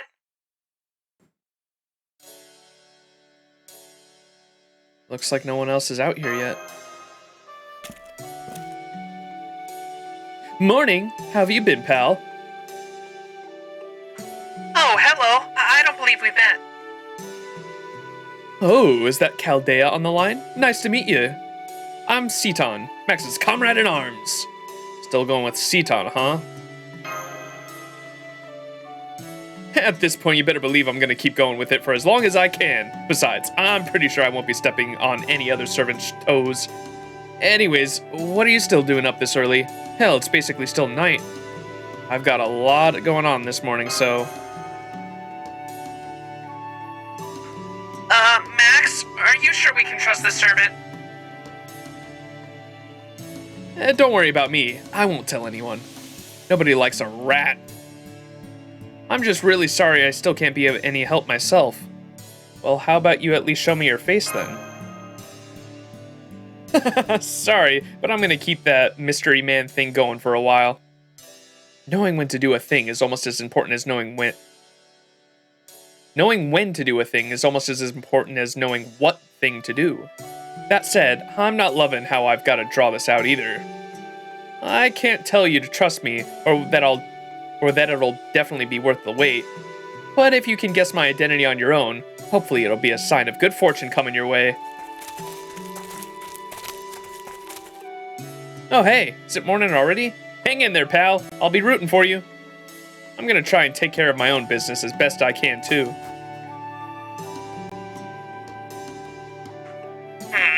He's a real mystery man, all right. His spirit origin's no stronger than a phantasmal spirit's, so I'm sure he really is weak. But he is a servant. You don't sense any hostility from him, right? None at all. Okay, I trust your judgment on these things. But if that's all true, I wonder why he won't help. I suppose we'll just have to trust him when he says he's got his reasons. Okay, let's head back to the castle for now. You've got a long day ahead of you. Is everyone ready? Yeah, I guess. All good here. Then let's get going. Remember, we'll be heading very deep into the Revenge Realm's territory. We are bound to encounter enemies along the way, but we won't necessarily need to fight our way through them. If we must, we can always run. In fact, I had Miss Shufu pack numerous talismans specifically for that purpose. Just be aware for the fact that we won't be able to use them every time. Also, we could be in trouble if the enemy has a caster too. Hey! You guys all ready? I'd say so, yes. Got it. I'll be taking you guys straight up to the border in one of those golem-drawn carriages. Thanks. Okay then, let's get going. Thanks, Astolfo. I know you're probably sick of hearing this by now, but remember, the direction we infiltrate the fortress from will be crucial. Kimendun Jia is an extremely complex spell, but it always goes in a set order. And it doesn't matter how strong the sorcerer casting it is. In some ways, it's a lot like a gun. If you want to fire a gun, no matter who you are, you have to load it, disengage the safety, and pull the trigger. No matter how good a shot you are, you can't fire a gun without doing all those things, right? It's the same with this spell. It might be complex, but it's not invincible. For example, say it made it so that no one could ever enter the building from any direction. If you cast a spell like that on a castle, then how would its defenses come and go? So we can definitely get inside. The problem is that doing so will be complex, not at all intuitive. I'll do my best to solve the riddle, but in case I get it wrong, you're sorry? You'll try again? Unfortunately, unlike video games, real life doesn't have a continue option. Anyway, assuming we make it inside, there probably won't be any soldiers to contend with. I presume we'll have Kimendun Jia to thank for that as well. Yep. Not only is it fiendishly difficult to navigate, but the people inside could also mess it up by inadvertently screwing with orientations. So they wouldn't be able to station many servants in there, even if they wanted to, which they don't. Be that as it may, we do believe we will encounter some form of military resistance inside. Most likely some sort of being Shangju controls with his Taoist arts in lieu of the servant soldiers. Yeah, that's a good point. If he uses familiars, something along those lines, he could surely restrict their behavioral patterns to make sure they don't mess up the spell. That would make them much harder to control though, so I think we still may have a shot at this. Thank you, Miss Shufu. Going over all of this ahead of time has been a great help. We'll be continuing on your assistance inside the fortress as well, as your skills will be crucial to this operation. However, there's one other key to success that this operation needs to have addressed. Oh right, you mean me, don't you? I take it your noble phantasm is equal to the task of killing Shangju? Yes. It may not be as strong as the first Hassan's, but my noble phantasm is by no means weak. He is a Hassan, totally. I was waiting for another pretty big hint. I can't remember what the first hint was. What did he say at first? Oh, he said he was religious. He was from a religious order, was the first one. The second one, he said he couldn't drink. I know the Hassans are Muslim. Muslims don't drink, so I was like, oh, okay, he's probably a Hassan then. And then right there, just the mention of the first Hassan. He's totally one of the Hassans.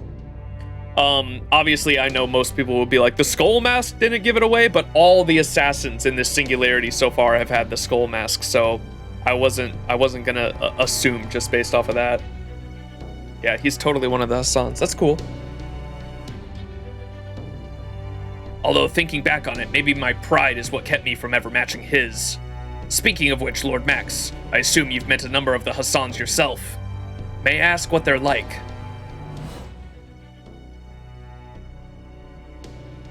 Arm. Serenity. Or no, wait, that's Serenity. The other one's 100 Faces, right? Or was that? No, 100 Faces died. Wait, who's the other one? Or 100 Personas.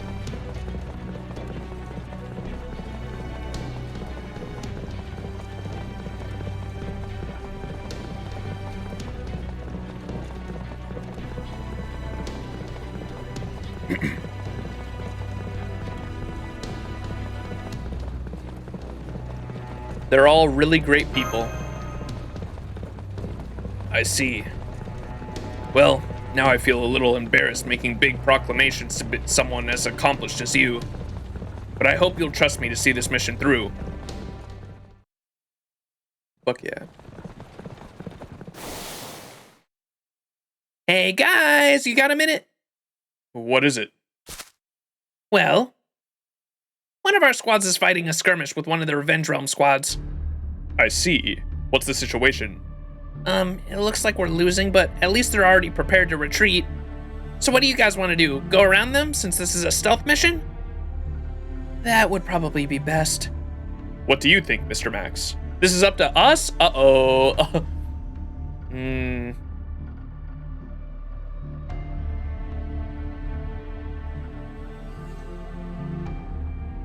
Not sure he was an old man of the mountain, just an assassin? I don't know if he ever earned the title. He's like, I definitely think he, I don't know. There's just too many hints. There's too many hints to make me think that. First, he said he was an assassin. He said he was an assassin from a religious order. Then when he asked for us to go for drinks, he said that we can go for drinks, but I don't drink. Muslims don't drink.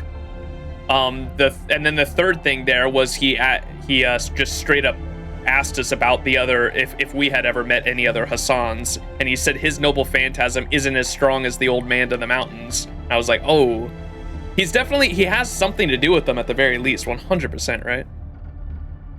The Hassans were the leader, but they still had like hundreds of more normal assassins. Gotcha, so he's just like one of them. Unskippable dialogue, Monka.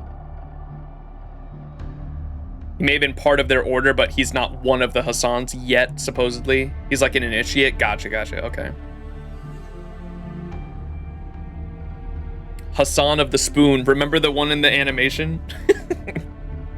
The Hassan of the Spoon.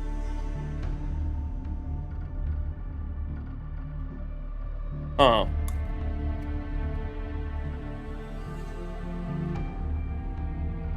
My heart wants to help them, but I think we should probably stay focused on the mission. Another part of me, I think we're walking into a trap anyway. If Shang-Ju is actually like the mastermind tactician that I think he is, and that we know he is, I think he's gonna see this coming. It's gonna be too, remember how we were saying earlier, creating a diversion for an assassination attempt is a really good strategy, but to someone who is a tactician, it's gonna be a fucking obvious strategy. I think we might be walking into a trap. Yes, Strange Fix gonna be dope. I think we're walking into a, fuck.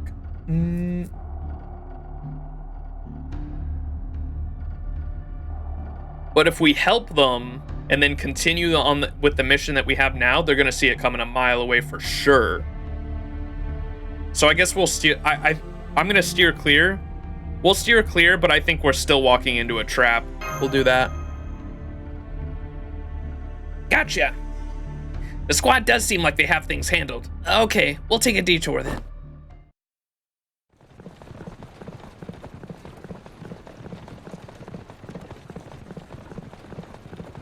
There, we made it past without a Huh? Wah! Demonic beast attack! Demonic beast attack!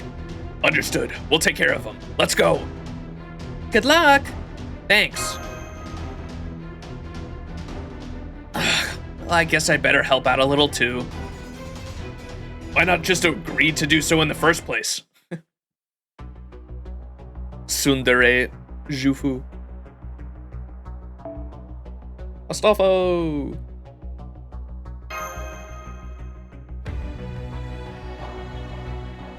You still get a fight? Nice to know, since I chose to help them. Gotcha. Okay. Yeah, there's a fight either way.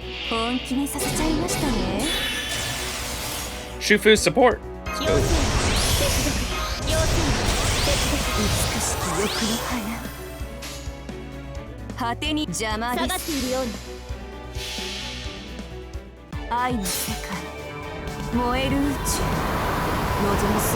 多弁となまあ終型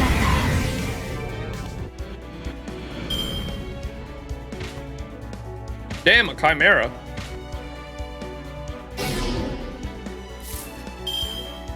ああ溢れちゃいましたどんなもんだよっとああ溢れちゃいましたお任せあれっと誇りにかけて果てに愛がないとでも輝き愛は痛いもの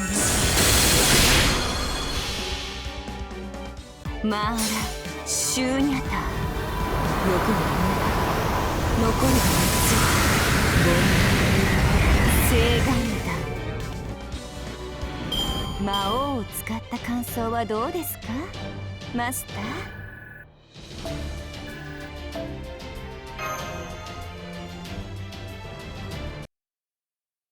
More Nendroids. Woo!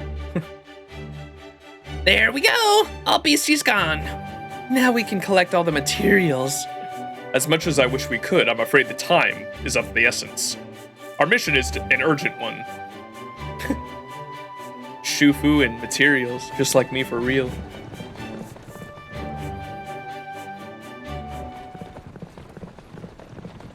Oh, looks like we're almost there. Yep, this is the Revenge Realm, all right. Red sky. There it is.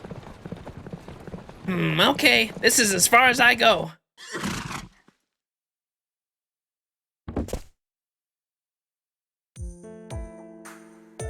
I'll head back on my hippogriff. See you guys later, and good luck. We're all counting on you.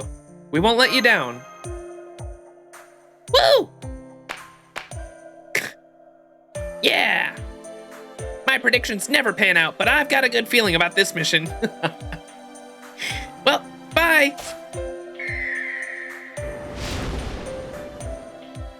If his predictions never pan out as he says, then perhaps we should expect things to go poorly? Come on, let's go! Let's. Man, I don't like this. I think we're walking into a trap. There's no way he doesn't see this coming. I think we're walking into a trap.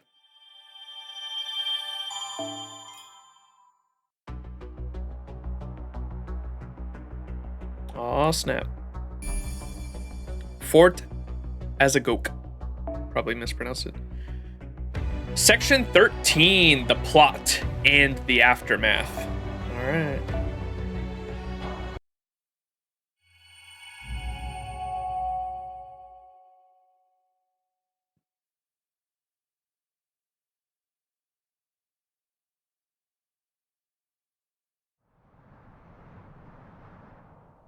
$5,000.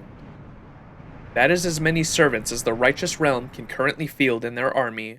Their numbers include about 60 heroic spirits. The rest are phantom spirits.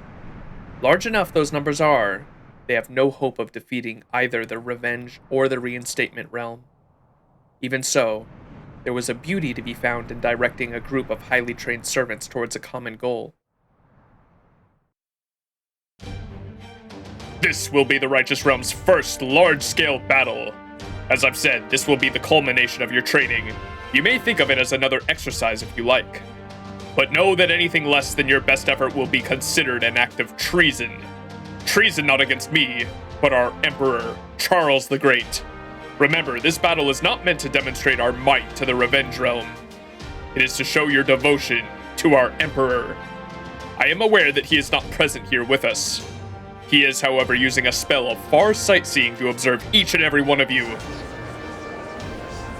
Remember that well, and fight with honor. Show our Emperor that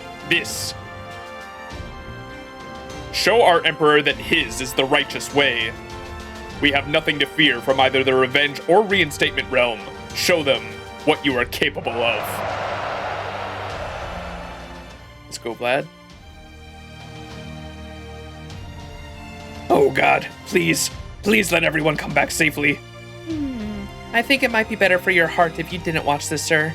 Why don't I keep an eye on things while you just focus on praying?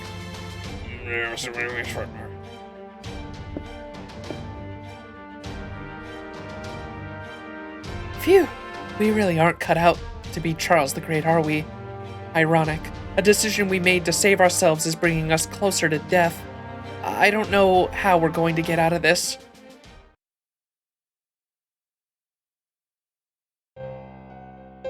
I have an urgent message, my queen. The Righteous Realm's army is on the move.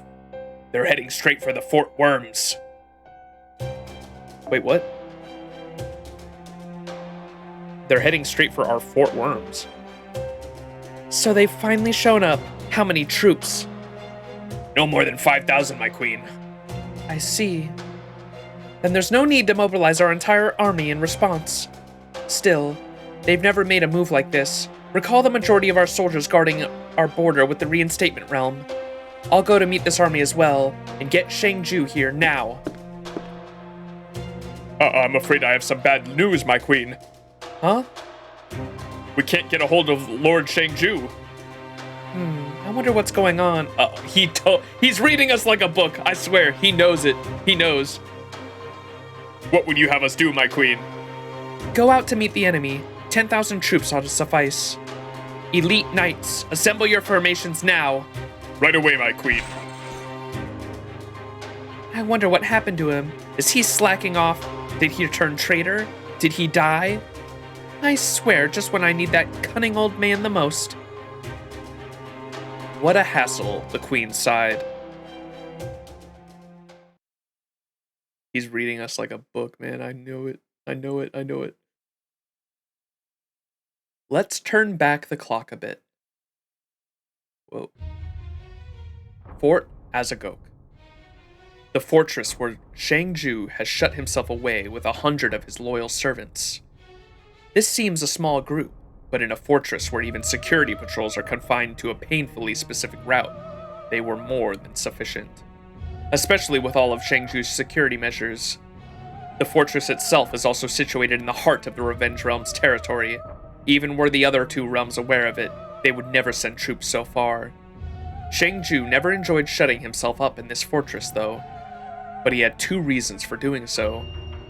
The first was supervision. As this fortress contained something taboo in the Revenge Realm, Shang-Ju could not relax without coming by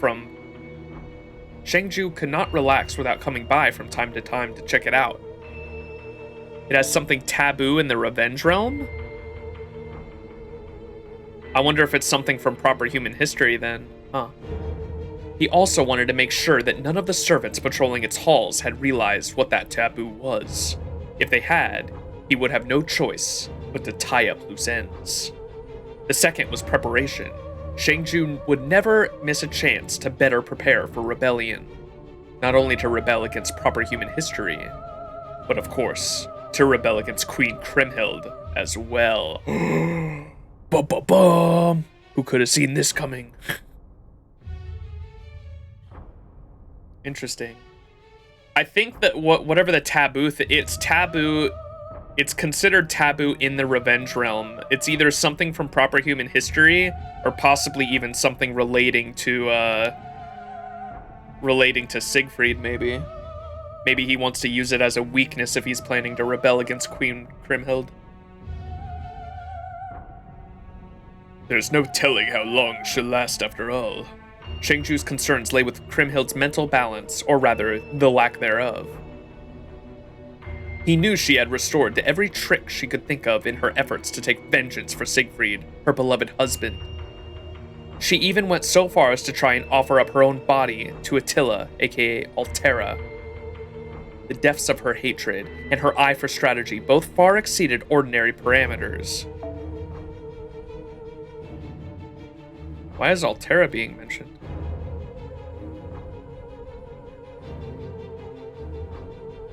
Was that part of her legend? Was Attila? Or is this, like, singularity lore?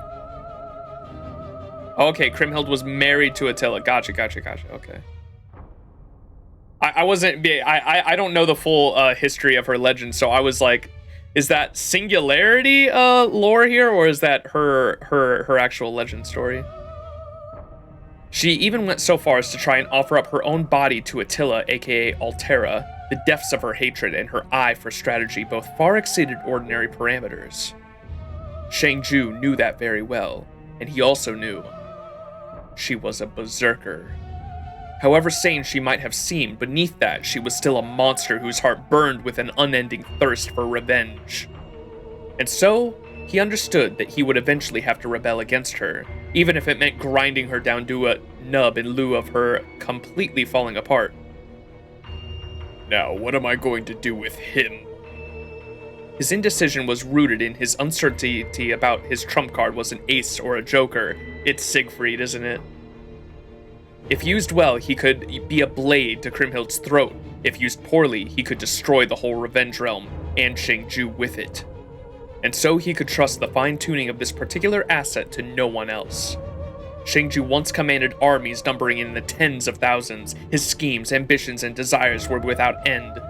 But today, his lucky streak came to an end. In addition to his 2 secrets, he had almost made 2 grave mistakes. First, he failed to account for the existence of another talented sorcerer, even if they may not have been quite on his level.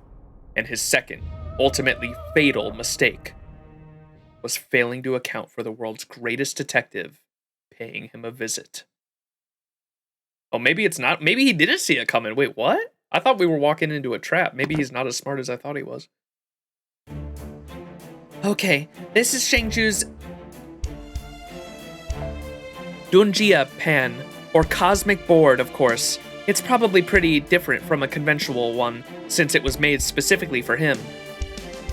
But that shouldn't matter as long as we can figure out the basic directions we need to go in.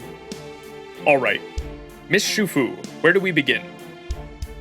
Kimendun Jia uses 8 geomantic gates. Shu, rest. Sheng, life. Shang, wound. Du, grove. Jing, scene. Si, death. Jing, shock. And Kai, open. We need to go through life, scene, and open and avoid the other 5. Let's start with the life gate. This way, and of course, try to be as quiet as possible. Okay, everyone, follow me. As long as we stick to our training, my presence concealment skill should extend to the rest of you as well, at least a little. Though, of course, I'm just a run-of-the-mill assassin, not one of the Hassani Saba. Oh, okay, there it is. So he's like part of their order, but never ascended to be a Hassani Saba himself. So I'm afraid it might not be better. So I'm afraid it may not be much better than nothing. That's quite all right. It should still be enough for now. Now, shall we?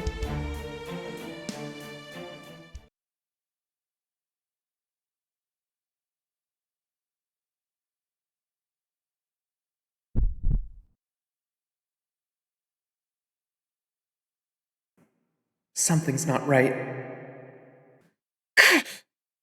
What's wrong? Shit! This way leads to the death gate. Nobody move.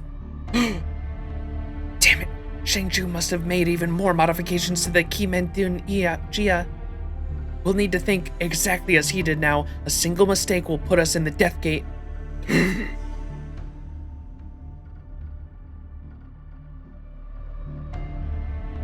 There are 3 enemy soldiers here. What shall we do? I would prefer to avoid them if we can. That could be a tall order. Which way next, Lady Shufu? We need to either keep going straight or make a right turn here. Can't avoid them if we do that. Then I would at least like to keep this quiet. This extra modified silence amplifying talisman should be able to erase any sign of our battle right down to our presence. But it won't last forever, so we'll need to take them out quickly and without using our noble phantasms. Fine with me. Alright, let's kill them. Counting down 3, 2, 1. Here goes! Huh? Huh? Crap, I can't talk. No, wait. I can't make any sound at all. Your lives are mine.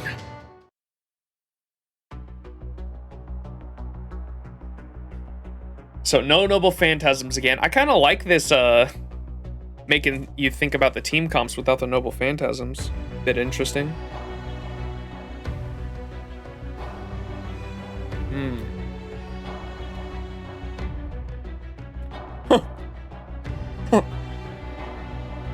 Berserker!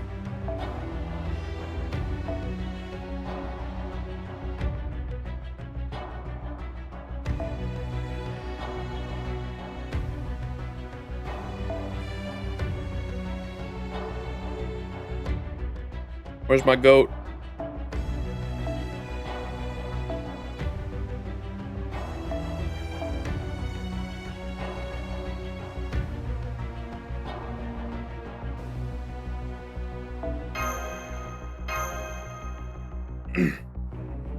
The gimmick of this Lostbelt as being really restricted battles has been pretty fun. Yeah.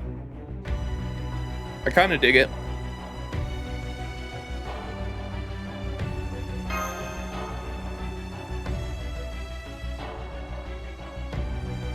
We're just gonna go ham with Hercules. 大丈夫。落ち着いて。普段通りに。 Whoa, look at the rider. I don't think we've gone against one of those yet. カルウェナ。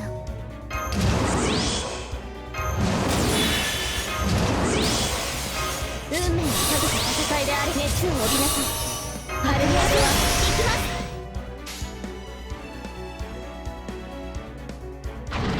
下がっているように What? 受けるがいい Wait, how'd they die? What?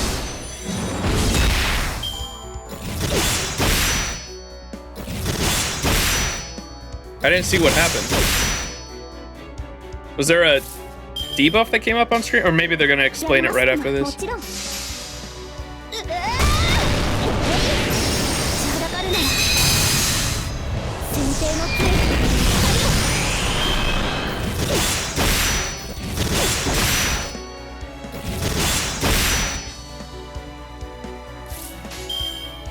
下がっているようにありがとうございます Oh, it was the assassin's instant death. Okay, that's cool.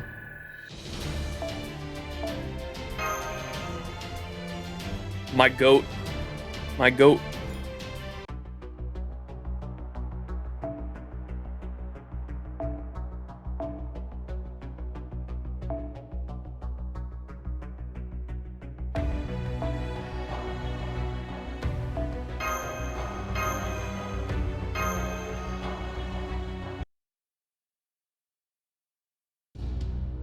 It's over. Nobody else seems to have noticed us. Let's keep going. We'll be heading into the basement from here. I hope your theory is right, Holmes. It is. Rest assured, we will find Shangju there. I am no expert in Taoist arts, Miss Shufu, but thanks to you, I at least have a reasonable understanding of its process. But as a process also has an endpoint, that is to say, all things have their logical conclusion. Here, that conclusion is the room next to the safest place in this fortress. That is where we will find him.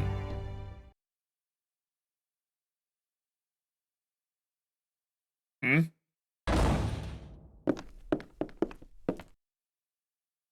A pleasure to make your acquaintance, Lord Shangju. Oh ho! Sherlock Holmes, is it? I'm impressed you were able to navigate my Taoist arts cage. Me? Oh, not at all. I couldn't have done this alone, even if I cannot intuit the intricacies of another culture's secrets. But it is another matter entirely when I have the aid of one familiar with them. As long as I understand the process, I can arrive at a logical conclusion. I see. And you're the master who got away. I'm surprised you came back. Admirable. Here to avenge Salome? You won't provoke me. Grr. I already have. That you need to keep to your emotions in check is proof enough. At times like these, it's imperative to stay cool and collected. Now then, surely you didn't expect to come waltzing right into my inner chambers and leave with your lives, did you? In fact, we did. You have not a single ally to call upon for aid. Oh? Were any aid to arrive for you, it would only compound your present predicament. So risky is this little project of yours. We, on the other hand, have already called in help. She's removing every sound from this fortress even as we speak. I suppose I should be afraid for my life, but I'm honestly more impressed by your compassion. You're right. I can't be too quick to call for help, which is why I have to cast a paralysis spell on all my allies right now. I must ask, though, did you, with that piercing intellect of yours, account for these? Come forth! These are my yellow turban puppet soldiers. Pretty fashionable get-ups, no? So did you account for these as well? Huh, I must confess, I did not. But I did indeed determine that you would have either accomplices or some manner of faithful subordinates with you.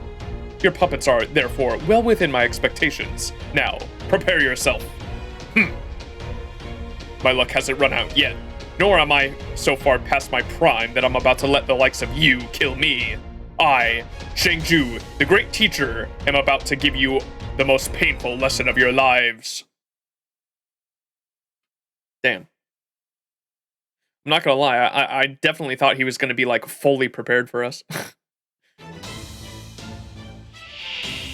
Ooh! まだまだ未熟者ですが 6-unit battle. Ooh. Interesting. He gets healing per turn, too. 早炊きですカルメン溢れちゃいました早炊きですカルメン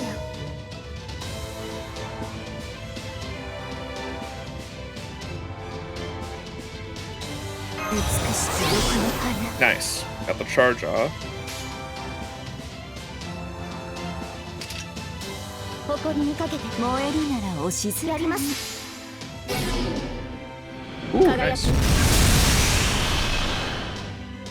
たまにはノリノリでいっちゃいますか夏の堕落を今あなたにギュンギュンギュンギュン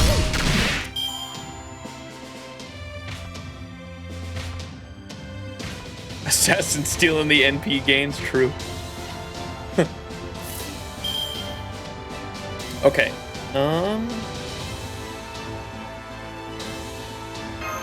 Go with that. Pull one of these. Hey, yo! He is still in the NP games. What the fuck? Pro Assassin doing his best.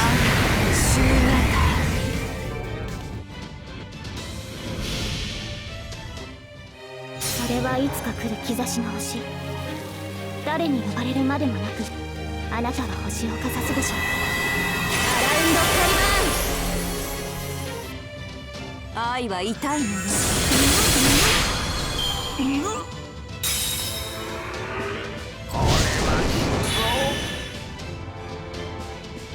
蒼天すでに死す後天まさに立つべし星が公子にありて天下大吉ならん冷たいのが降るぞい気をつけ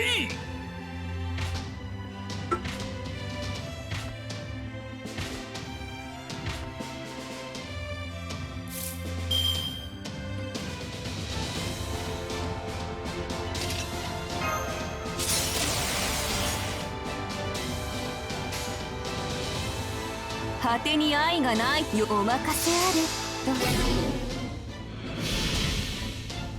と愛の世界燃える宇宙望むすべての花弁となるまあ終型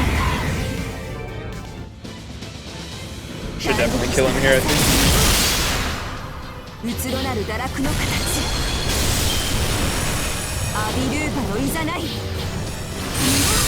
No way! That's rough, bro.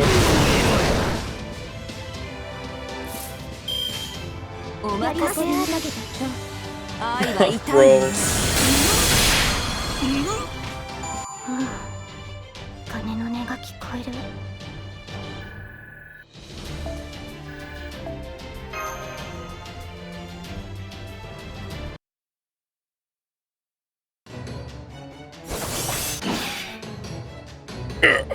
Is that all you got?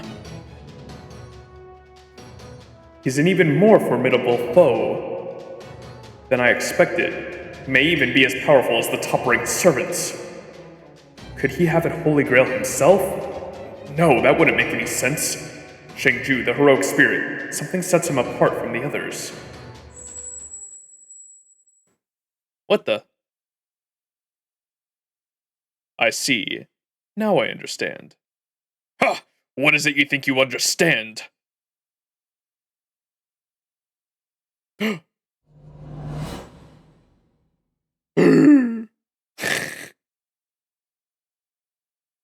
couldn't hear what he said. There! Whoa, look at that sprite.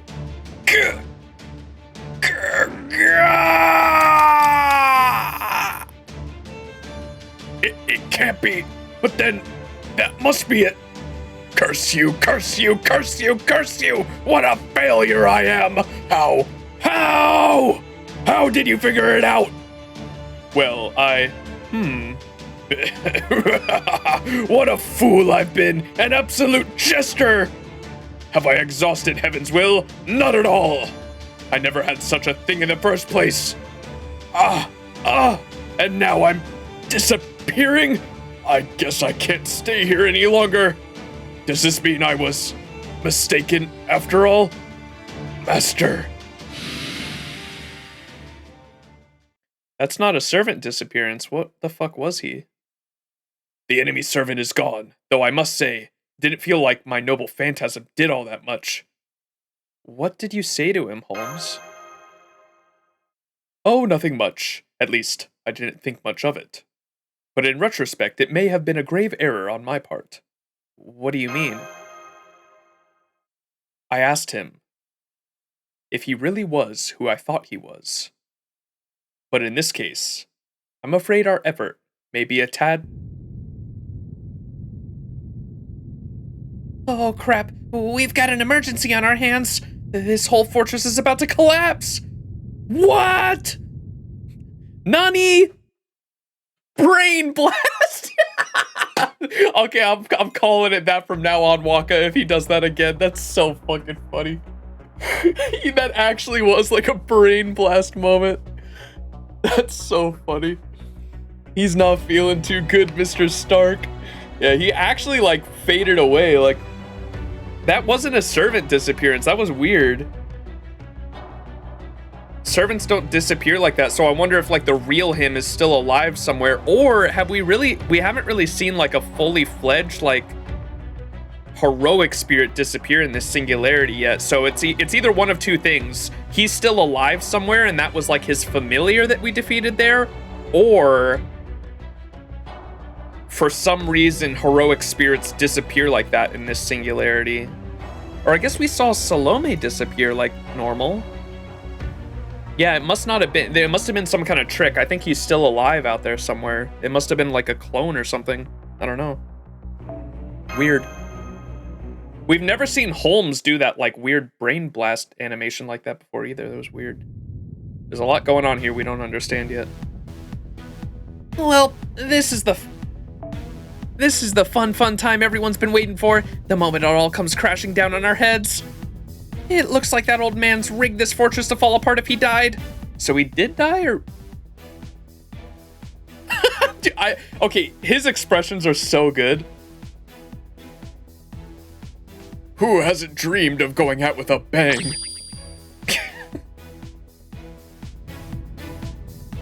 We had best leave immediately then.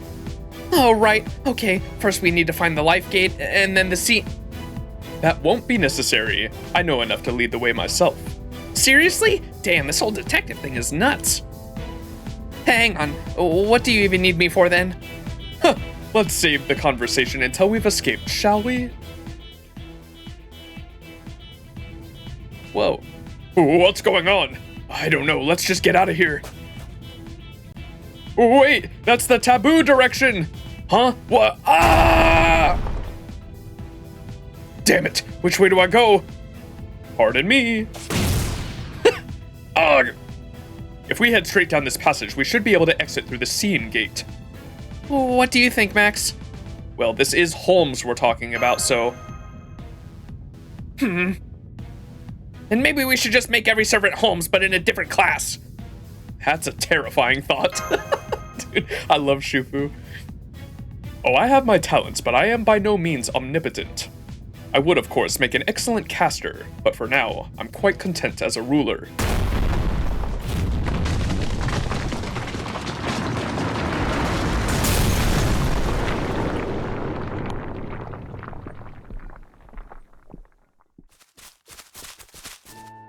Phew, it's good to be outside again. Honestly, I didn't think I was going to survive this mission, but it went a lot smoother than I thought. Well, now you're a dead man for sure. Just had to go and tempt fate by saying that, didn't you? She said the thing! I'm sorry, I keep saying that.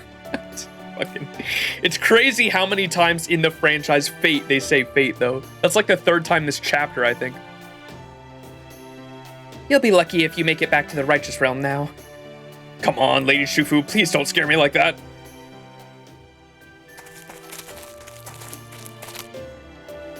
Good. The golem horse is still here, and it doesn't seem as though anyone discovered it. No sign of any enemies nearby. We should be good to go. Anticlimax much? You're disappointed, Lady Shufu? Haven't we had enough excitement for one day? That went too smoothly. I don't trust this. You still don't want to contact them? It would be best to wait until we've reached the Righteous Realm's border. Let's see, considering the time it will take them to learn of Fort Azaguk has collapsed. The time it will take them to confirm that Lord Shengju has vanished. And the time it will take them to discover we were here and put together a squadron to pursue us. We have no margin for error, but we should still be in the clear, no matter how fast their response time is. As long as we skirt their patrols, we should have a little trouble making our escape. Well, that's a relief.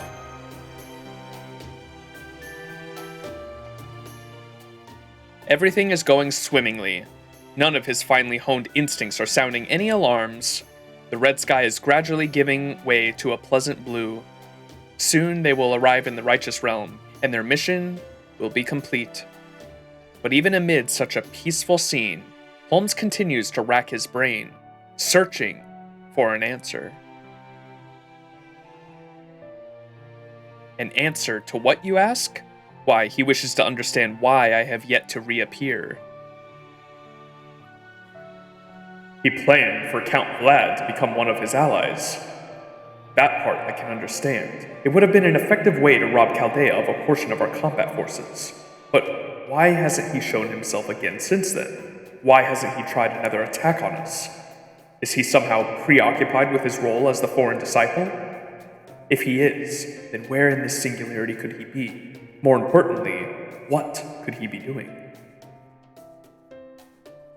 That is actually what Moriarty... I know Moriarty said it like at the end of last stream when we got to see him at the waterfalls, but he actually did make such a five-head move by just appearing in front of Holmes and then just disappearing, because he knows that he's just living rent-free in Holmes's head this whole time, and he's gonna make Holmes, like, overlook something.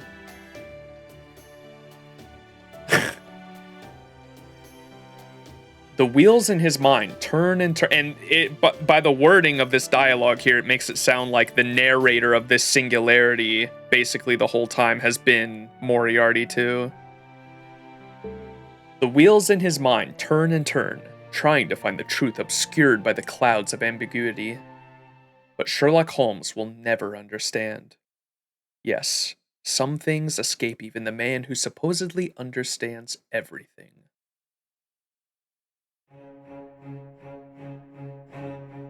In a sense, this singularity is akin to a lost belt. History is made by people. There is no way to tell how much time has passed when there is no sentient creatures there to experience it. Think of an insect crawling around on the ground for 1 or 2 years. In that situation, one could make a strong case that no time has passed at all. This singularity is the reverse. Servants are the walking incarnation of human history. Here, where heroes and anti-heroes from every nation, world, and race are continuously summoned, one could say that the path of humanity exists in the background. This is why the idea of rebelling against proper human history is so significant. If Holmes wishes to erase this singularity, merely fitting pieces together won't be enough. He will need to make a massive leap of logic. But with worries of me consuming his every thought, he will never reach the answer. He made it kind of seem like the singularity is a paradox where If we get rid of the singularity, that doesn't get rid of proper human history, right? Surely not.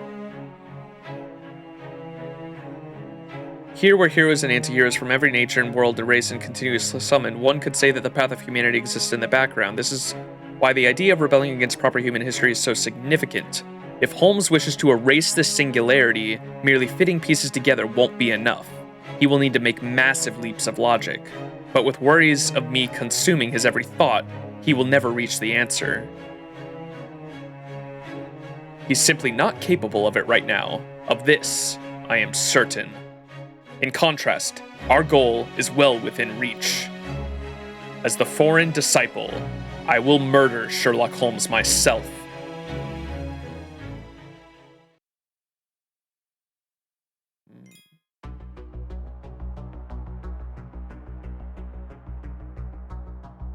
I'm still interested in why the wording for him too. There's very interesting wording between the difference of foreign disciple and disciple of the foreign god. I think Holmes questioned that like once or twice now. And it is possible that Moriarty only used that phrase too to sow more doubt in Holmes's mind. So I think that's significant to keep in mind, but regardless, interesting nonetheless. All right, ending of this node, ending of section 13. Let's give it a go.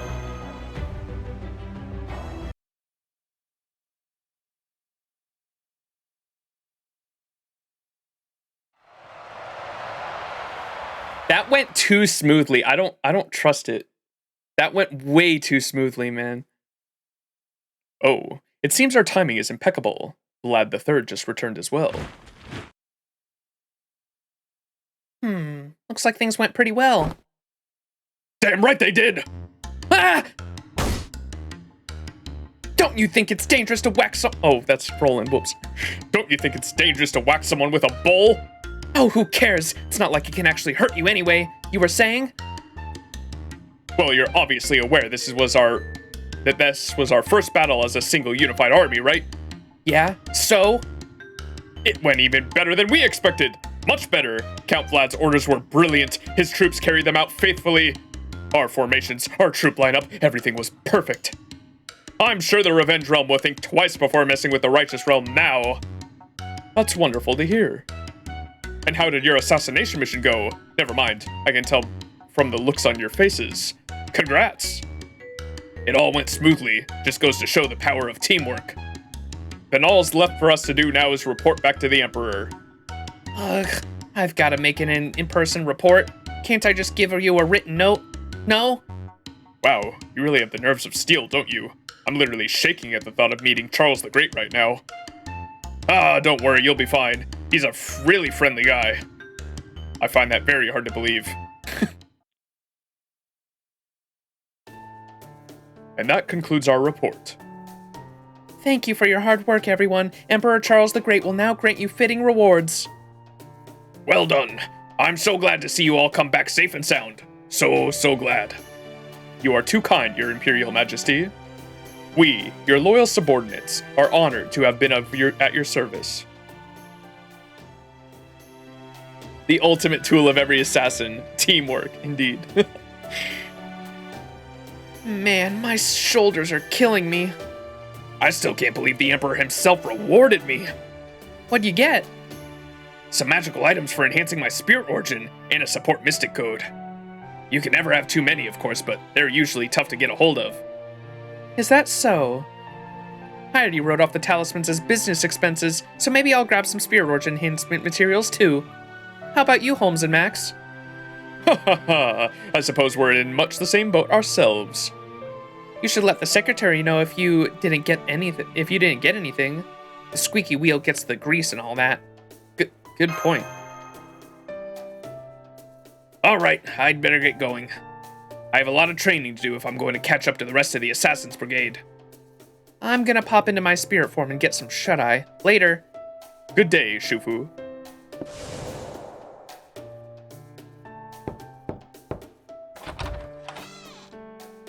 Excuse me, do you have a moment? Of course, Miss Shancho. What can we do for you? Do do you remember our plan to throw a victory party once you all got back? I do indeed. Ah, I see. Then I take it that... Yes, everything is ready for you. Could I ask you to come back to the throne room so we can celebrate? Of course. How about you, Master? You better believe I'll be there. What about Shufu and the assassin? I do feel bad about excluding them after all the hard work they put in, but I'm afraid we need to keep the matter of my sir's identity to ourselves. It's all right, Mr. Max. We can have another smaller wrap-up party with them later. Would you mind if I left the proceedings early, Miss Sancho? Not at all.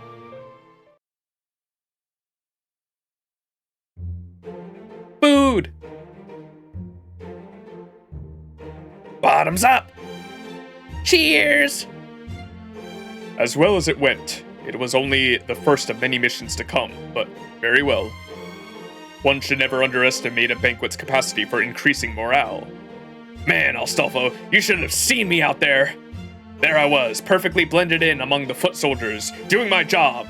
It was like second nature. Oh, so you didn't actually do much fighting then? I was a part of the team, that's what matters. I used a far sight spell to watch the battle from here. You all did magnificently. You were in such perfect lockstep with each other, I couldn't even tell where you were, Lord Roland. I cautioned them against going off on their own. It's a common mistake among individually skilled soldiers. That aside, while I'm certainly glad this battle went as well as it did, it is not all good news. How come? One of my goals for this training exercise was to have the troops practice responding to sudden unforeseen accidents. When things are going well, it is a tendency for soldiers to grow overconfident. That's true.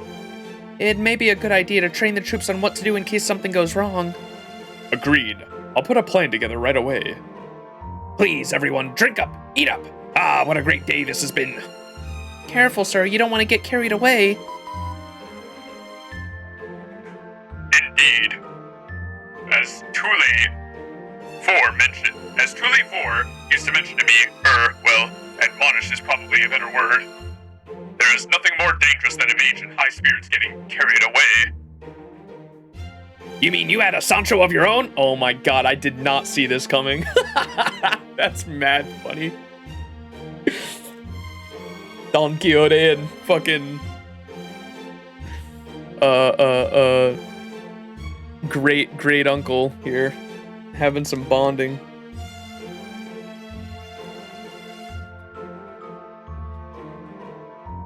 Last Supper setup, maybe.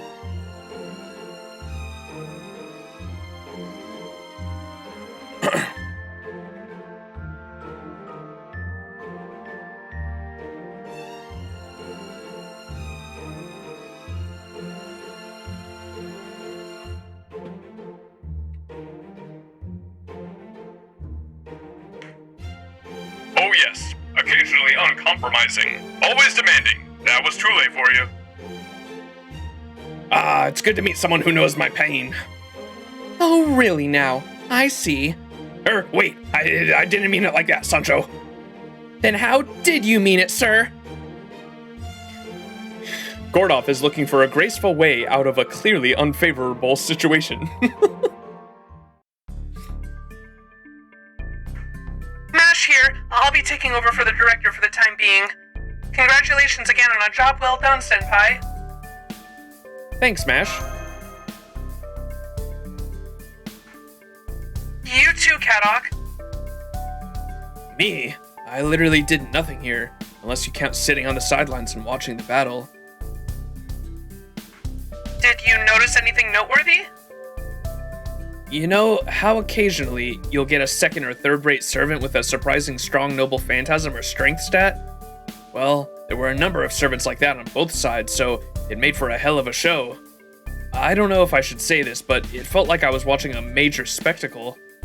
Big flashes of light and magical energy, all that kind of thing every time a command spell was activated. That happened on both sides, ally and enemy alike. So that was the master we're up against. We know they're not a cryptor, that's for sure. But I'll be damned if I have any idea how a mage ends up like that. We've been looking looking into this master as well, but it's gotten us nowhere.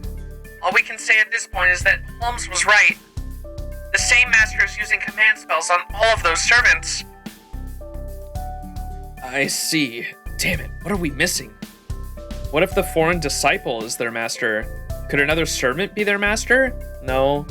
Well, they don't know it, but we know that's not the case because of obviously the wording back in last stream, and then also it was definitely made clear to me at when Moriarty went to visit Kriemhild and referred to the master as our master to Kriemhild, so that was definitely the dead giveaway. If it's a new character, I have no guesses, obviously, because it'll be just a brand new character out of nowhere. But out of the characters we know, it could either be the foreign god themselves, but that seems unlikely with them going... They're going to Lostbelt 7 right now to complete their master plan, so that seems very unlikely. The only other thing I'd have to guess is, what's his name?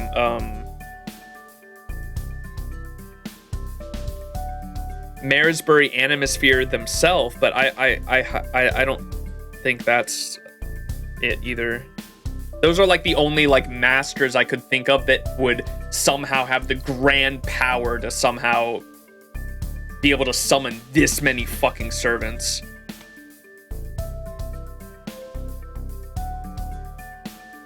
I'm just spitballing here. The only two like beings out in like the cosmos and the Lostbelt storyline that I think it could be is those two, both of the Animospheres essentially. But I also don't think it could be them. I don't know. It must be someone it must be a brand new character then. I don't know. We will see. It would be interesting because we don't know who summoned Holmes. It would be interesting if whoever this servant is like the same, or sorry, not servant. Whoever is the master that summoned Moriarty, Kriemhild, and all the servants in this singularity is the same person that summoned Holmes originally too, because that seems to be like where the story is going with the interlude the Holmes interludes that we read beforehand, and how it's a big mystery that we don't know who summoned Holmes. It's possible that's gonna get wrapped up in this story as well. We'll see though. I love Traum as a chapter solely for the fact that it lets me live my dream of what it would be like to share a room with a character so wacky as Don Quixote. He is pretty wacky. What if the foreign disciple's their master? Could another servant be their master? It's gonna be a no, I think. That's possible, but... Let's just forget about that for now. How's the Ortnax coming along? I'm afraid it's still gonna take a little bit of time. We're just short on staff right now, and Da Vinci is currently on break. A break, huh? I see. No, that's fine then. I don't have anything urgent to ask her. Just let her get the rest she needs. I will. Damn, look at Caddock being all considerate. I think I'll talk to Don Quixote and Sancho. I think I'll talk to Roland and Astolfo. Ooh. I want to see both of these, damn it. No! Fuck, I want to see both of these.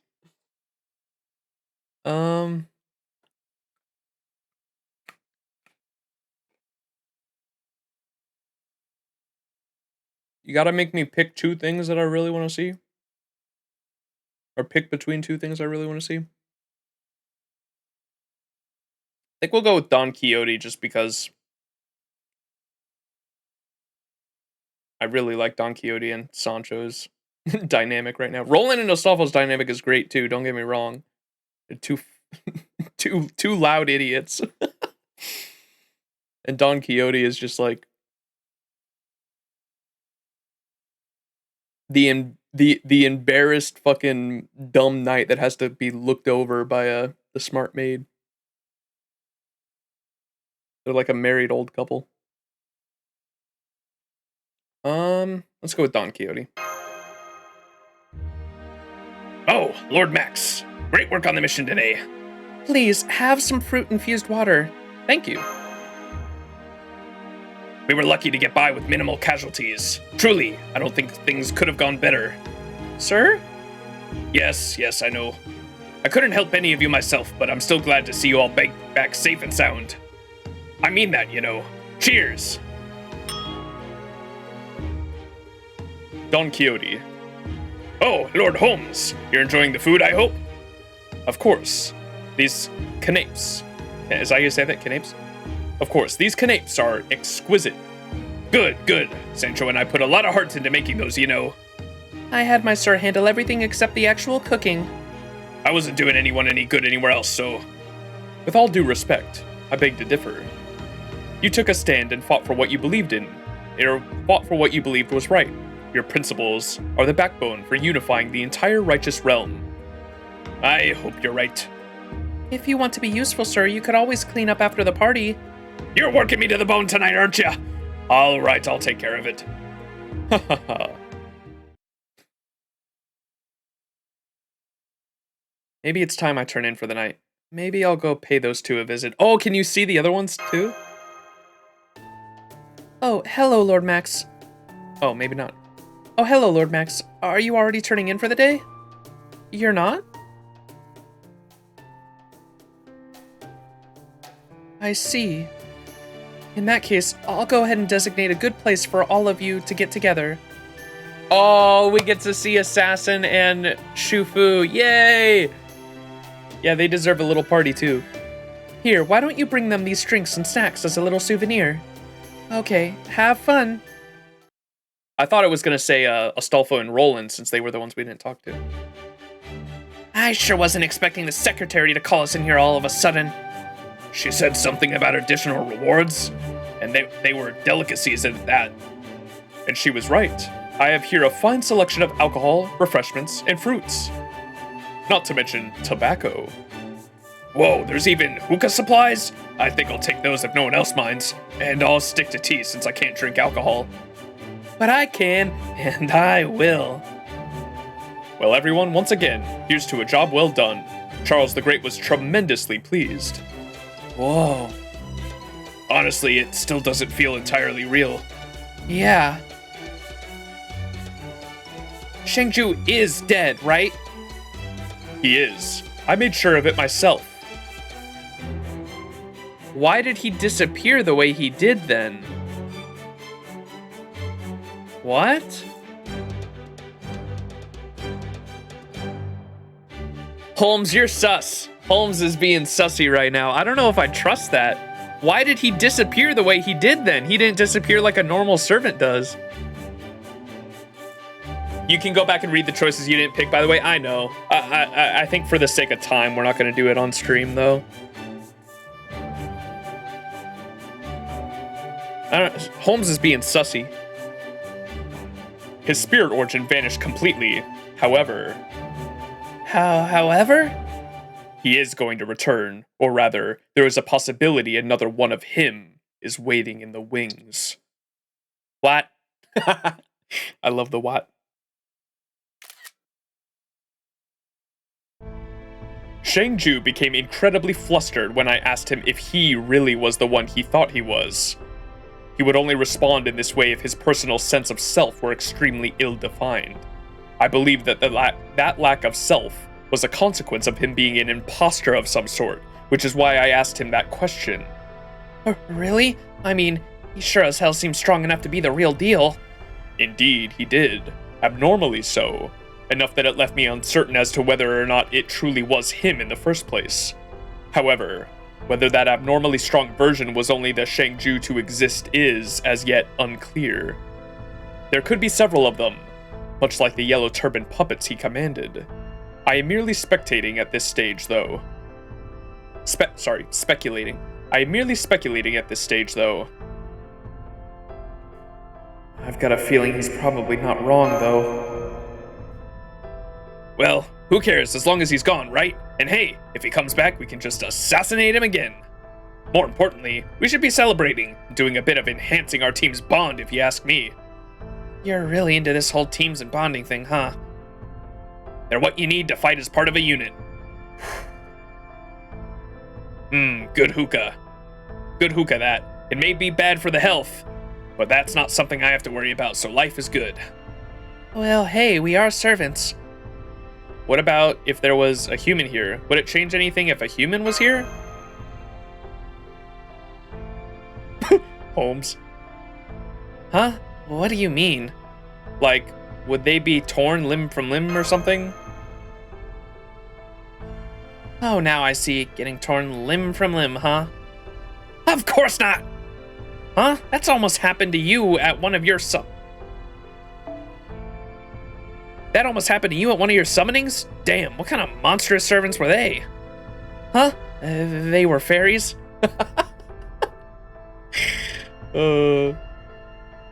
Fairies, you say? I've heard rumors about them, but I don't know much about what they're actually like. The fairies themselves weren't especially dangerous. If anything, they were more like warped imitations of human nature. Oh! I need to fucking screenshot that!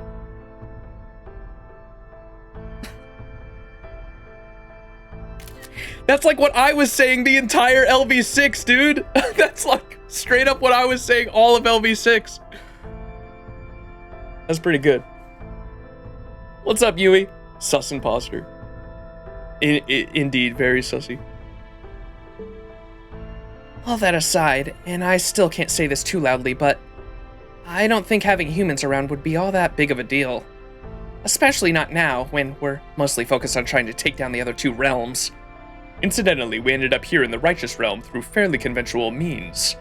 But what about you two? What do you think of the other realms? Just that they're the nations we need to defeat. I lost a lot of friends in our battles against them. The same goes for them as well. There won't be a peaceful reconciliation in all this. The two of the realms will either surrender everything or be completely destroyed. There's no middle ground here. I see. So you fight more out of a sense of duty than hatred. Something like that, though it all still barely feels real to me. I don't care at all for revenge or reinstatement realms, though the revenge realm feels especially icky to me. And the reinstatement realm, well... What about it? Who was their big cheese again? What's his face? Constantine? Yes, that's right. Constantine the 11th. I kinda hate his guts. Do you now? That is something of a surprise to hear. In the history of rulers, he is well known for being neither a tyrant nor a fool. I cannot speak to how strong he is as a servant, but as the king of a realm, I expect he has a holy grail backing him up. So why do you detest him so? I guess it's the way he's so high on his own righteousness. Don't get me wrong, I don't want my country to be a den of bribery and lawlessness either. But I also can't relax in places where everything's too perfect, you know? I see. You make a good point. Given the reinstatement realm's goal, they have a vested interest in upholding their righteousness and responsibility. What goal is that? Constantine seeks retribution on proper human history for refusing to let a certain woman exist. Who is that? Pope Johanna. I believe Constantine wishes to rebel against proper human history so that he can make her existence known throughout the world. Johanna. I think that name sounds familiar, but I can't place it. Who is that? A female pope. It was once believed that she existed, but later proven definitely that she did not. A very rare being indeed. Heroic spirits, myself included, contain mystics by definition. When our existence is inscribed on proper human history, how much of our real past is included, and how much of it is fantasy? Of course, some heroic spirits, such as nursery rhyme, are born solely from stories themselves. Others, such as myself and Mr. Jekyll, come from stories that are heavily based on reality. At times, myths and legends are formed by going back on the past. Though, of course, most such myths come from a reality when the Age of Gods was still in effect. As a prime example, take the 12 Olympians, who were real beings. Wait, you mean those gods actually existed? Man, you really know everything, don't you, detective? At any rate, for most heroic spirits, reality and fantasy mean very little. But Johanna is not like most heroic spirits. As she was said to be the Pope, the veracity of her existence was examined quite thoroughly. She claims her having been the real and claims of her having been real were flatly refuted. Well, I guess I do feel kind of bad for her then. But that doesn't explain why Constantine would want us to reinstate her. You have touched on the question of why the reinstatement realm is doing what they are. The answer remains a mystery. Maybe he just has the hots for her? Ugh, be more crass. I know, frankly, it sounds like a hopeless endeavor to me. That was pretty good. Thanks, I've been practicing improv. Dude, I love this guy. Regardless, it's not a matter over which we need to be terribly concerned. Our focus now must be standing against them.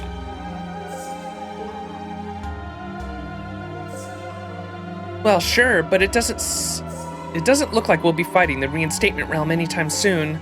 True, especially since our current plan is whittling away the Revenge Realm's forces. Anyway, that's enough talking shop. This alcohol won't drink itself. Agreed. Not that I'm going to drink any. Here, check this out. See this shady-looking Taoist medicine? If you add this to alcohol before you drink it... Yeah? You can get really, really drunk. Woo! She's not playing around, is she? Lady Yu! I really hope I can see you again someday. Lady Yu? I'm shouting her name here because I can't keep my love for her bottled up anymore, but don't tell anyone else, okay? Ah, Lady Yu, why are you so beautiful? You're a flower blooming in a desert, blah, blah, blah, blah, blah. Jesus Christ. 17th verse, same as the first. Enough already! I can't believe she's been singing like this for an hour straight. Who was it that got her drunk again? Oh right, she did it herself. Well, nothing much we can do about it. Ha ha ha. And that's all I've got. Me. I'd say that's a good sign it's about to call it a night. Agreed. Let me just put a blanket over her first. Thanks. Well, it's been granted. If we don't get to work together soon, take care. And the same to you. He's a really good guy, isn't he? Indeed. Enough that it truly pains me that we need to lie to him. This war is about to get much more serious. Charles the Great will, of course, need to come to the front line himself. We will have to be brave and work very hard if we are to navigate this tightrope of a situation with any success. Though, of course, it is also possible that the situation is about to take a sudden, potentially dramatic turn. Why you gotta say it like that, bro? Summer 5 flashbacks aware. Love when drunks hit a hard calf on energy. Yeah. I love Assassin and Shufu. They're great. I want to work with them again. Ooh, back at the Revenge Realm. Next section. Oh shit. Section 14. All Out War. Reinstatement Realm. First half.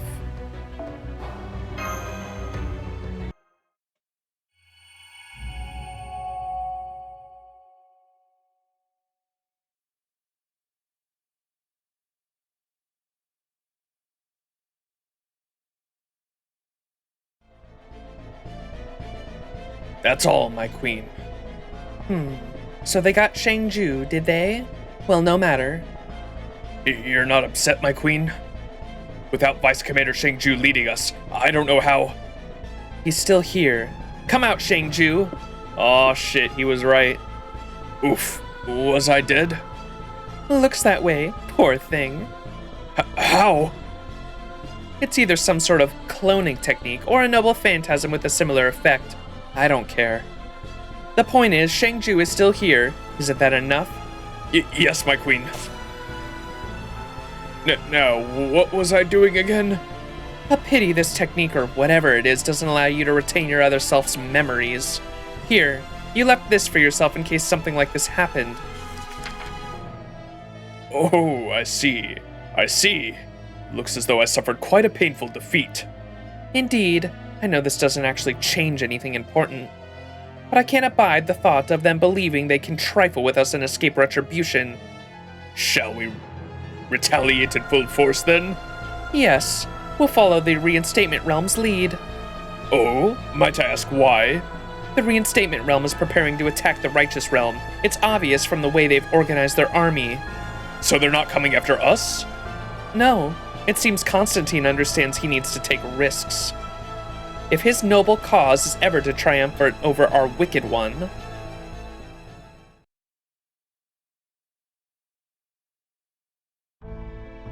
Johanna. Yes? It's not that I don't believe in you. I do. But let me go over it again just to make sure I understand correctly. Was this something told to you in uncertain terms? Or was it more ambiguous in nature? The latter. I received a divine revelation, which I then passed on to you.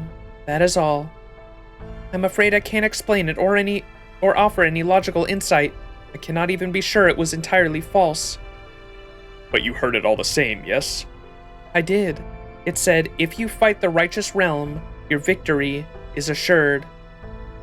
I'll let you decide whether to believe it or not. Bradamante. Yes, Your Imperial Majesty. What do you make of Johanna's revelation? Do you think we can defeat Charles the Great?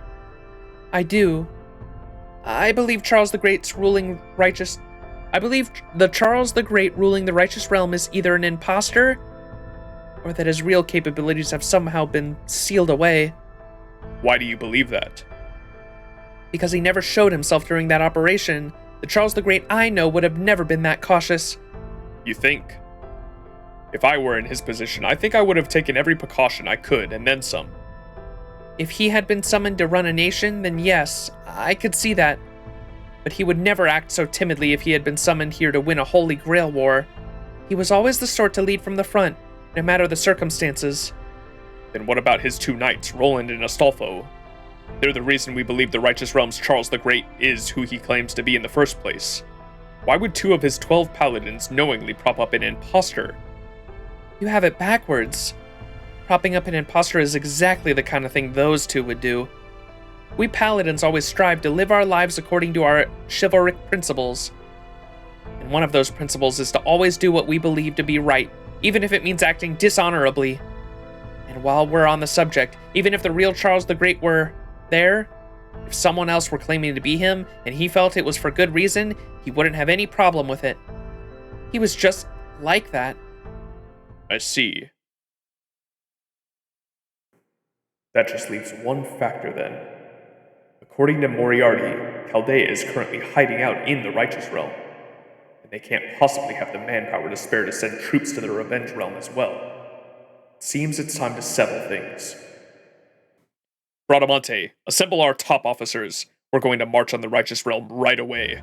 Don't look so surprised. I know very well that I'm taking a major risk. But even so, we need to bring the fight to the Righteous Realm, and we must do so now. The Revenge Realm has just lost Shangju, and lost a number of his troops in battle against the Righteous Realm. This is the best, if not only, chance for us to strike. We need to take the Righteous Realm out now before they can grow any stronger. Is that clear, Johanna? Then I have just one request. Take me with you. But Lady Johanna, that would... I can't stay here alone doing nothing but praying. If you're going to take this risk, then we should at least bet everything we have on it. I don't want to just sit here safe and useless waiting to see what happens. It'll be alright. I'm a servant too, you know. Alright, but I insist you stick to providing support from the rear. Of course. I would never make trouble by trying to do something like fight on the front lines. Then that's fine. I'll stick to the front line, you to the rear. This shall be our first great battle since the founding of our realm. Let's go make sure we win it. Agreed. I'll go summon the officers right now. The winds of change have begun to blow. On this day, the Reinstatement Realm began working relentlessly to break free from the stalemate with their neighboring realms. Even if the other realms were to learn of their plans, they would be powerless to stop the Reinstatement Realm from riding to battle. What's more, Constantine the 11th had another trick up his sleeve. A plan to drag Charles the Great himself onto the battlefield, whether he was an imposter or not. It was a very simple plan, but that very simplicity made it impossible to counter.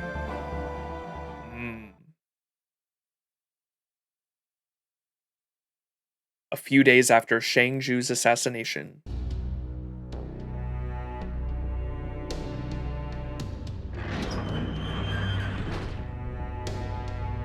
Pardon me, what's this about the situation having suddenly changed? Yeah, what happened? Here, take a look at this. A manifesto. I see. So the Reinstatement Realm is openly declaring war against us, as well as requesting an audience with Charles the Great. Quite a bold tactic. I take it this is Constantine's way of trying to drag Charles the Great onto the battlefield? That's right. We received this manifesto from Reinstatement Realm soldiers during our skirmishes over them over the last few days. Needless to say, all the other servants in the Righteous Realm know about it as well. I see. Then you have no choice but to go to the battlefield in response. They don't? There's no way someone as legendary as Charles the Great wouldn't defend his honor, even if it meant acting a little illogically. A hero like that can't escape that need. A hero like that can't escape that need. What do you think, Count Vlad? I'd like to hear your opinion as well. We cannot ignore this manifesto. Our next battle with the Reinstatement Realm will be an all-out war. We cannot even depend on our natural defenses to aid us here. Not when our opponent has also designated a particular battlefield. Can't we negotiate for a battlefield more advantageous to us? Quite so. Even if we cannot fight here, even if we can't fight here, where we have the greatest advantage, I would like to avoid a direct clash on an open field. All that aside, I'm impressed at this manifesto's construction. Whoever wrote it has done a tremendous job of conveying both passion and level-headedness. It is exactly the correct way to strike at our pride in being Charles the Great's subjects, and so force him onto the battlefield. Now that you mention it, there's been some rumors going around about Charles the Great being an imposter. Yes, we're aware. I've told the assassins to try to keep them in check. But rumors have a way of spreading, especially explosive ones like this. It's the Reinstatement Realm. They're taking the fight to us on all fronts. So, does this mean I need to go to the front line? We will need you to hide your appearance, of course. If we do not, the other servants will immediately recognize you are a knight, not an emperor. We're planning to put up curtains around his carriage, just like we do here at the throne. As long as we're wary of assassination attempts when we go to the front line, I think it should be a reasonable solution. Yes, that should be fine. The problem is, who should we send there? Isn't it just gonna be Don Quixote? What do you think? I don't think me going there is a good idea. Just thinking about being on the battlefield makes my voice quiver. It would only be a matter of time until I did something strange. I don't think I could handle it, even with Sancho there. I'm no longer capable of fighting on a real battlefield. Oh, sir. Then someone else will need to take his place. I'm afraid neither myself, Astolfo, nor Roland would be suitable. Our army already knows me as their general, and they are of course well acquainted with Astolfo and Roland as well. Maybe Holmes could do it? Me? Have me do it! Huh? You? Are you sure about this? I wish I could say I can't put this on your shoulders, but no, you're right. Of everyone here, Mr. Max, you are actually the best choice to pretend to be Charles the Great. Whoa, hold on. You want to make Max into Charles the Great? Don't you think that's a tall order? It would be a tall order regardless of who plays the part, and a dangerous one as well. There would doubtless be servants who attempt to kill Charles the Great. But Mr. Max has always a way of protecting himself against other servants. His summons. Precisely. Our master can use multiple summons to call upon other servants to fight for him at a moment's notice. What's more, he has amply proven his ability to command a multitude of heroes across the singularities and Lostbelts. Even if the enemy could take him by surprise, he should be perfectly capable of responding in turn. Yeah, alright, I guess he can pull a good servant out of his hat. This might not totally be crazy. By rights, it should be my job to keep Master safe from harm, but even if I had not lost my power, commanding the army would still require my full attention. Still, I could assign thousands of servants to protect you, if you are to pose as Charles the Great. There are risks, to be sure, but overall this plan does seem as though it could work. So what happens if Max can't do it for whatever reason? In that scenario, I shall have to play the part myself. My disguised noble phantasm should be able to help with that. But then, if you do that, Max would still be staying close to you the whole time anyway, right? Indeed, he would. As I am presently a Chaldean servant, I cannot very well leave my master's side and go off on my own. So basically, it almost doesn't matter which one of you does this. Correct. Oh, enough of this. If that's how it is, then we're better off just making Max the new Charles the Great and having been done with it. That way the other servants would be far more likely to protect you than they would if it was just another attendant. We have another possible solution we'd like to recommend. Oh? What if we just ran away? Run away? Us? Good one, Lady Sancho, huh? Wait, you're not kidding? We may not be able to run away, but the Chaldeans can, and perhaps they should. Running away, huh? I suppose that is an option. No way! Come now, is whining really a good way to go about this? That is indeed an option, but taking it would only make the situation worse. We cannot allow a large singularity like this one to inscribe itself on human history. It is just as much of a threat to humanity as the 7 singularities, the 6 Lostbelts, and even unusual singularities such as Han, Kyo, and Tunguska. If only we could reason with them. Alright, Master. From here on out, you will play the role of Charles the Great. I'll prepare a costume for you right away, sir. You can be one of his Imperial Guards. Ho ho, a promotion! Don't you mean a demotion? We have plenty of ways of changing your voice. All you need to do is learn the gestures you need to make as a silhouette. I'll start formulating our strategy in battle right away. Roland, come with me. Yes, sir. Astolfo, I want you and Don Quixote to stay by my master's side. But be ready to fly into the battlefield on your hippogriff at a moment's notice. You will be our commando unit for this operation. Aye, aye, sir. I'll do my very best. That just leaves the negotiations for the battlefield. Sancho, Holmes, I would like you to handle that. The reinstatement realm has designated a wide-open plain within their territory as their preferred site. Do what you can to keep us away from such a place. I think we can manage that. Oh? This is a classic negotiation tactic on the door-in-the-fence variety. Door in the fence? Huh? What, you mean like you don't know about it, Astolfo? No, I don't. You mean you do, Roland? Of course I do. Holmes, would you mind explaining it to him? Oh, come on. You have no idea either, do you? Ha ha ha. It's when you open negotiations with a demand you know will be rejected, then work your way down to a more realistic but still advantageous one. People have made use of it since the immemorial. People have made use of it since time immemorial. It's just like when merchants use impossibly high prices on certain items to make a slash price look like a reasonable one. Oh, now I get it. I've been ripped off like that a bunch of times. Why am I not surprised? Hey, I don't like haggling. It makes me feel guilty. I suspect the site Constantine actually wants is an open field near the border between the realms that gives them a slight advantage over us, and the site I know of that best fits the criteria is the Plains of Ani, right here.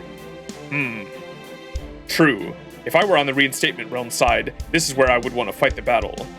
And from our perspective, it looks like a much better choice than the initial proposal, which only suited them. That must be their true aim. I can't decide whether or not to loathe them for their cunning or praise them for their effort. I'll do my best to find a compromise for a location that gives us an advantage. Let me choose a few possible sites now. Depending on the situation, I may join you for the negotiations as well. Alright, let's do this! The winds of change have begun to blow. Both the Righteous Realm and Chaldea were feeling the waves of history crashing down upon them. This singularity, almost imperceivably small on a global scale, was on the verge of rocking the foundations of history itself. Heroes praised for their virtue, anti-heroes derided as monsters. Heroes who had slain 100 people, anti-heroes who had protected 1,000. Here, they would do nothing more than try to kill one another. One could argue in a sense that this singularity brought equality to the world. With no national or racial differences to drive them apart, they were united in their desire to rebel against proper human history. And so, even as they turned a blind eye to the futility of their bloodshed, or willfully embraced it, these men and women, all known to be heroes, remained locked in vicious combat with no end in sight.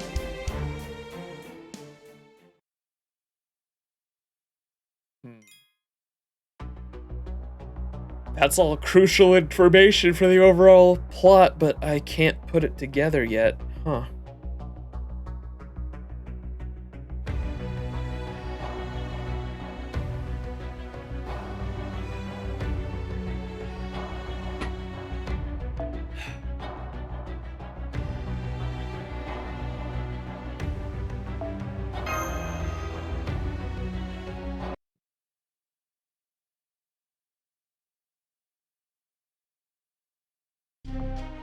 I'm surprised the Righteous Realm sent you here as their messenger.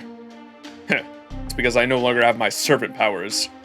We agreed that making me a fitting choice for an envoy, last Emperor of Rome. I'm not so sure. We know you're the one who wiped the Righteous Realm's army into shape. Taking you captive may not quite half their strength, but it would certainly be a painful loss, no? You're thinking too small, Emperor, or perhaps you were just curious how I would react. I would never have come here if I was worried about being taken prisoner. My army's training is complete. I have absolute faith in their performance, no matter who leads them. Besides, harming me now would be a stain upon the Reinstatement Realm's reputation. What if I decided I no longer cared about keeping up appearances? Such attitudes could only be indulged up to a point. You have no choice but to let me return simply by virtue of who you are. Of course, things would be very different if the Revenge Realm did not exist. Right, on all accounts. Very well then, enough of this pretense. I've been told you wish to designate Sirmium for our battlefield, rather than the plains of Ani that connect our two realms. That's right. Did we not already say much in writing? Surely you've given it thought and consideration by now. Any further time spent thinking about it would be wasted. The fact is, these negotiations were a foregone conclusion the moment you agreed to my visit. You argue your case quite eloquently, Dracul. Or were you perhaps told what to say ahead of time? Indeed, I was. Well, I could have handled these negotiations myself.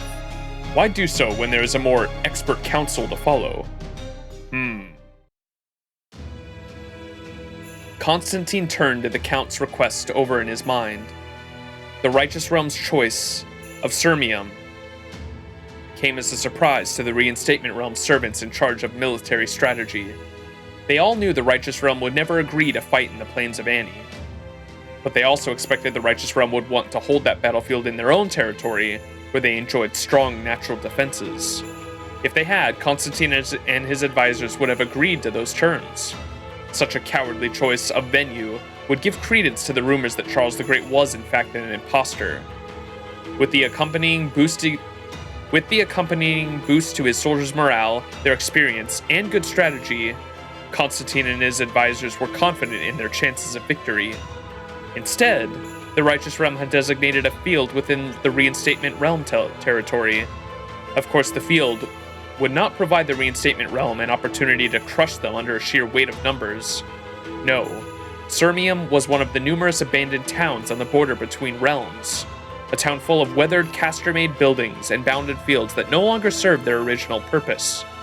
As soon as this town was suggested as a possible battlefield, Constantine sent scouts out to survey it. But by then, it was already too late. What the? An imposing fortress now stood in place of the once abandoned town. Perhaps casters had constructed it in an instant, or maybe golems and servants had built it by hand. Erecting a castle overnight was an unusual feat for servants, but by no means an impossible one. His suspicions growing, Constantine then sent out servants to investigate the remains of the other border towns, and found himself goggling at their reports. Towns that were once debris and rubble now played home to heavily fortified castles. Strongholds across the border were staffed with an astonishing number of scouts. Constantine had been hoping to face the Righteous Realm on their own land. He knew the added hardships would raise his servants' morale and convey the impression that their opponent's ruler, Charles the Great, was an imposter. Together, those two factors would ultimately lead the Reinstatement Realm to victory. At least, that was what Constantine had thought. Of course, if Charles the Great proved not to be an imposter, that entire strategy would go right out the window. This is why Constantine told no one his suspicions regarding Charles the Great's identity beyond a small handful of his most trusted officers. Regardless, he knew he had no choice but to agree to his opponent's terms. The Righteous Realm had chosen to hold the battle on the Reinstatement Realm land. Even if they had already completed their fortifications and were fully prepared to engage the Reinstatement Realm forces, it would seem to an outside observer that the Righteous Realm had bravely chosen to make a stand in hostile territory. Were word to spread that Charles the Great had launched an invasion of their realm rather than in a reverse as intended, the effect on morale would be disastrous. It seems you may have bested us in terms of preparing for this battle. Do you think our tactics cowardly? Not at all. Very well then. We shall see you in Sirmium. We shall meet you on the field and best you with sheer might. Yes, your Imperial Majesty. Escort our guest to the border. Treat him with the utmost care. Understood. This way, Sir Envoy. Thank you, O great Emperor. As one who hails from the same time as yourself, it will be an honor to face you in battle. I do not fight for honor. The next time we meet, you will receive no mercy from me. Perfect. I was just thinking the same. By the way, how is Charles the Great? I trust everything is well with him? Oh, I don't know if I'd say that. Just now, he's likely going out of his mind trying to decide what to wear to the war. Huh? When next we meet, Great Emperor, it shall be on the field of battle. Bro said, huh? Classic Nobunaga strat, just build a fort in one night.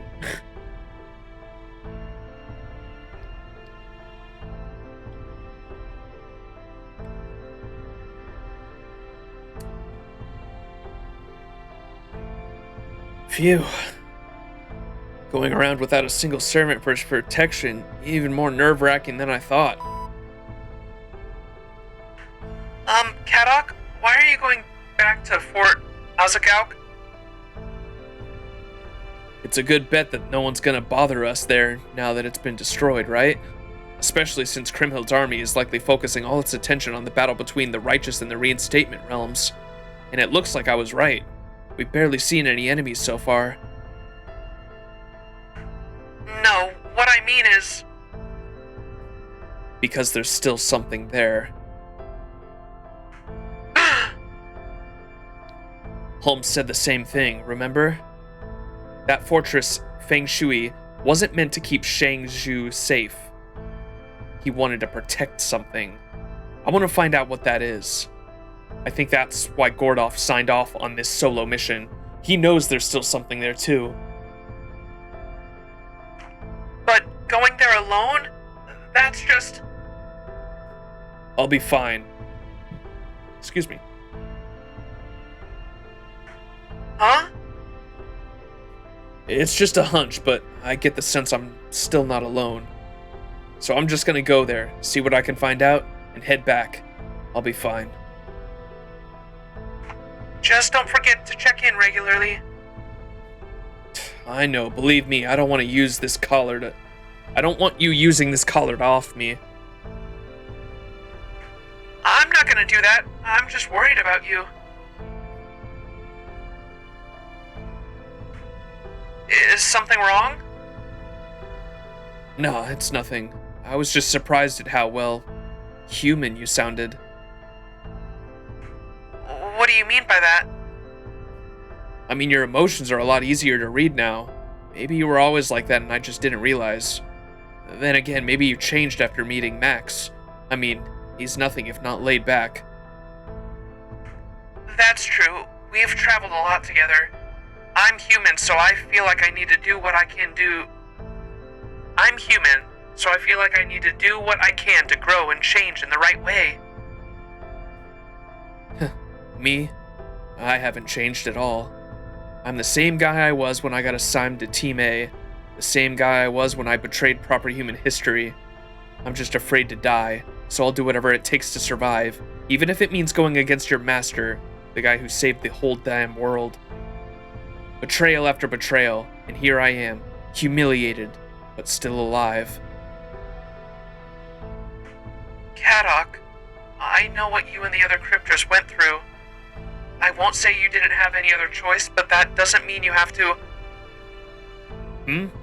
Oh, don't worry about me. I'm just being angsty.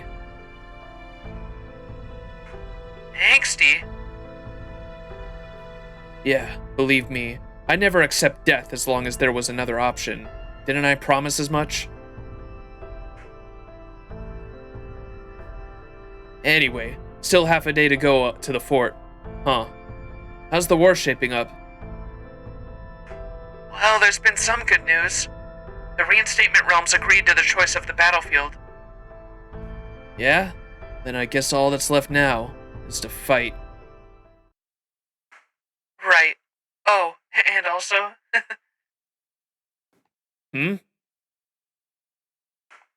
Oh, well, you see, Master's actually...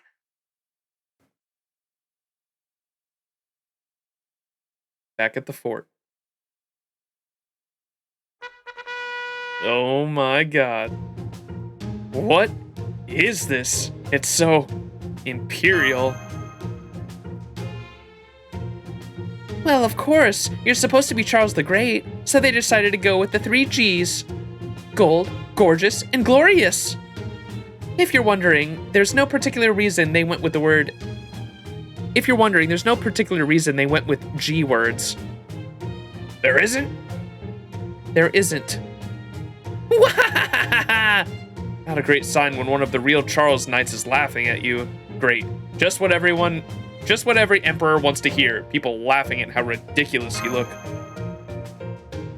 It'll be okay. You need a good, ostentatious aura like this. Yeah, you'll be fine. Totally fine. Probably. Maybe. I'm so glad I got demoted to Imperial Bodyguard. You should change back to your golden armor too, sir. Really? Don't you think it's a bit flashy for a country bumpkin of a knight like me? Not at all, sir. You're an Imperial Bodyguard now, so you need to look the part. Now go on, get changed. Oh, all right. Ta-da! Now that's gorgeous. And golden. Wow, you think so? You know, I do feel like an Imperial Bodyguard now that I'm wearing this. What a sight, seeing both of you dressed so dazzlingly. But aren't you gonna stand out too much on the battlefield? It'll be fine, since we're going to have them both stay inside the curtain. Oh yeah, good point. Oh-ho, your new outfits suit you both well. You think so? Okay, if no one else will say it, I will. You both look ridiculous. I wouldn't go that far. I love it. They're hilarious. Just what every emperor wants to hear. Now then, to business.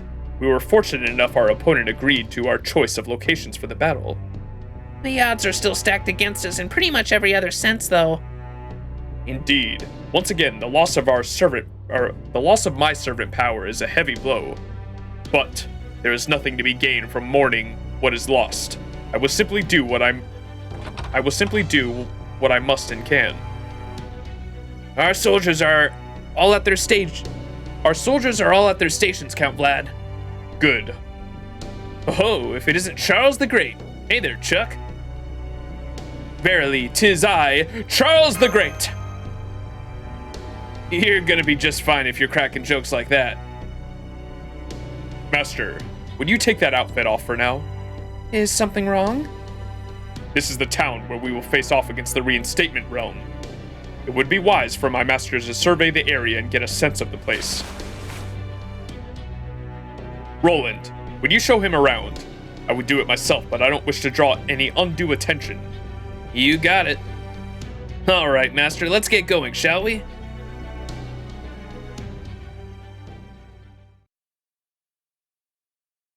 Gilgamesh approves.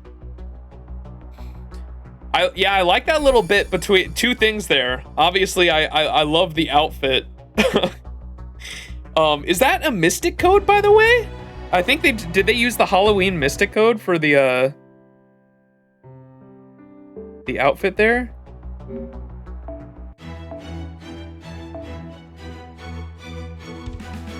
Was it this one? Is that what they used? It kind of looked like it was that.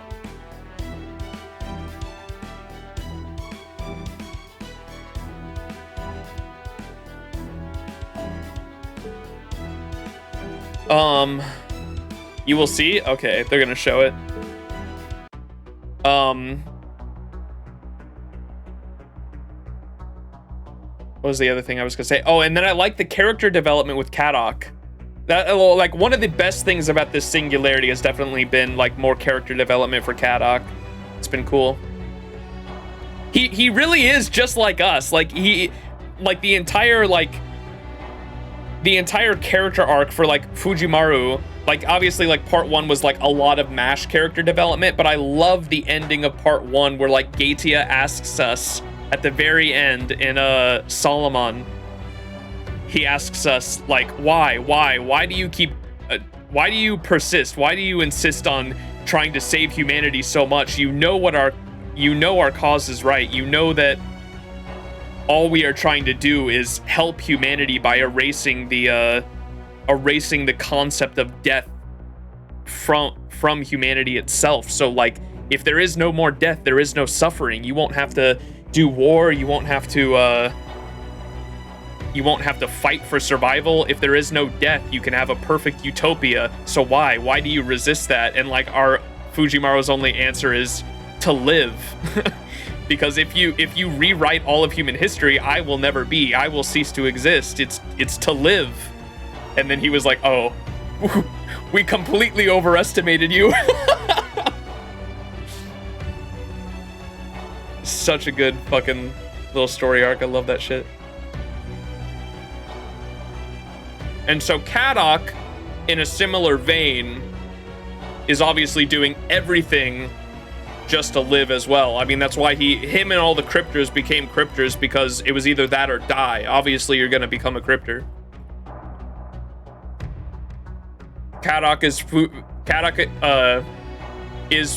Fujimaru is Kadok if he had proper mage training. Yeah, pretty much. They are very similar. One thing I really like is this is Holmes somehow kind of on par with Vlad in Warfare, making strategies and such.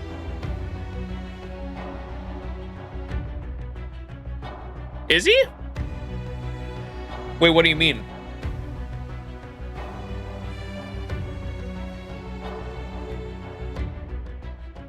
I think Vlad has been doing most of the strategizing.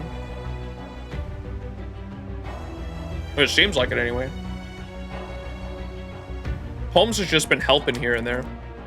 Not about strategy, more about deducing people reactions to things. Yeah, I think Vlad has definitely done most of the strategizing. Or at least what I've read so far, anyway.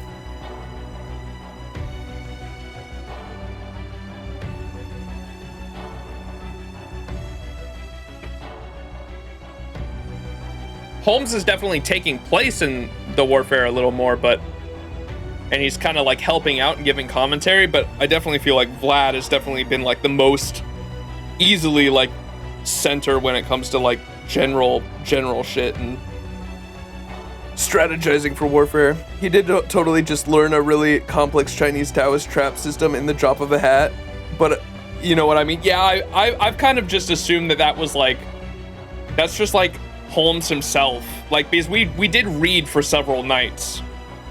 That was like a little arc there when we had a training arc. We had a literal training arc that like lasted for like a week in game, or I think it was like we read Taoist books for like a straight like 4 nights straight or some shit like that. The coaching Vlad got before going to Constantine was not about strategy to put in place, but how and why and how Constantine would be bound to react based on his deduction. Oh, yeah. In terms of, yeah, that was all about, like, social. That's more detective shit. That shit makes sense. Dancing the line between deduction and military strategy. Yeah, it's alright. Alright. Let's keep going though, because I might only go past this section, to be honest. I'm getting kind of tired. We'll see if we can actually get to like a good cliffhanger. Caster, we need a bounded field around this around this armory. Got it. I'll start making multi-layered bounded fields now. We need more enhanced explosive bolts. Are they here yet? I have a message from the production team about that. They said, shut up, we're making them as fast as we can. Want to say that to my face? I was just passing on what they said. Don't shoot the messenger. Raw! I love the Berserker, man. Oh, nice job, Berserker. Just put that giant tree down in front of the gate. Out of my way. Here, Lancer. We just got more supplies. Good. Next, we need to arrange everything so we have a clear 360-degree view from the building. All right. Servants, let's get to work. Okay, let's get this stuff inside. Put your backs into it. Everyone's so fired up. Well, the big battle's coming up pretty soon, so... Max, is that you? That voice. Is it Seton? It sure is. Seton? Hey, guys, guess who? Roland. Huh? Where'd Roland go? Okay, Roland totally knows that's Charlemagne. Looks like he ran off that way. Anywho, I guess I ended up following you here without even realizing what I was doing. So, you're about to settle things with one of the other realms, huh? Yep. Constantine, huh? Sure didn't expect him to go on the offensive. Do you know him? Oh no, just his reputation. Constantine, the last emperor of the Byzantine Empire, or the Eastern Roman Empire. The man who kept Constantinople safe, only up until the fighting and falling in battle all alone. Now he's an emperor rebelling against proper human history. Can we beat him? Good question. Honestly, I'd put your chances of victory to 4 to 6. No, make it 3 to 7. It's not looking great. But now that things are in motion, you've just got to go through with it no matter what. Can't waste time worrying while you're out. Can't waste time worrying while you're in the thick of it. If you can see a pitfall ahead, the easiest way to jump over it is with a running start, right? Of course, sometimes the hole's just too big to do anything about it. As for me, I'm afraid I'm still as useless as ever. Sorry I can't help. I hope you don't mind too much. I'm just glad you're here. I see. And I'm glad I've somehow stayed alive so far. Oh, right. I've got something for you to pass on to Count Vlad and Sherlock Holmes. From what I've seen, the reinstatement realm really means business. My bet is that means Pope Johanna will show up too. Her presence would be a huge morale boost for the reinstatement realm's troops. So watch out for that. Got it. Okay, I'm gonna get going. See you later, comrade. Do you know that guy? He goes by Seton. He was a fellow inmate in the Revenge Realm. Aha, the Revenge Realm. I see. Anyway, you're probably wondering why I ran off like that. I can't really explain it. I just suddenly got the sense it'd be best if I kept my distance. Oh well, enough of that. I'm gonna go keep looking around, make sure everyone's in good shape. Yeah, okay, dude. Welcome back, Master. Something on your mind? Zuzu's having a rough time. Or Shushu. I've never seen so many weapons in one place before. Shushu's having a rough time. Oh no. What's going on with Shushu? Stupid talismans. All I've been doing this whole time is writing talismans, writing more talismans, and writing even more talismans. It's endless! That does sound difficult. What about the town? How did things look there? I got a bird's eye view of the place. It's definitely looking more like a fortress town. More like a fortress than a town now. Indeed. We have a great many large weapons designed to be effective against servants. I admit, I'm not very knowledgeable when it comes to war in general, much less siege battles. But I can certainly understand that this fortress is as heavily fortified as we can make it. Yeah, but those defenses will only hold up against phantom spirits or servants without noble phantasms. Honestly, I could break through them myself if I really wanted to. And we certainly don't have numbers on our side. The enemy's army is 8,000 strong, with about 100 heroic spirits, whereas ours is 5,500, including heroic spirits. So the question is, can this city's defenses hold out well enough to make up for our numbers disadvantage? Or will our opponent break through those defenses, servants and all? I'm afraid it's impossible to say at this point. Fortunately, we have options open to us beyond just sitting here and praying. Oh, like what? As they say, Mr. Astolfo, know thy enemy. Who is our opponent? How, and in what way will they act? 8,000 is certainly an imposing number, but functionally they are a single army with a single will. I am therefore able to deduce their likely actions and motivations. Oh, sweet, that sounds promising. Oh, that reminds me, I have a message for you, Holmes.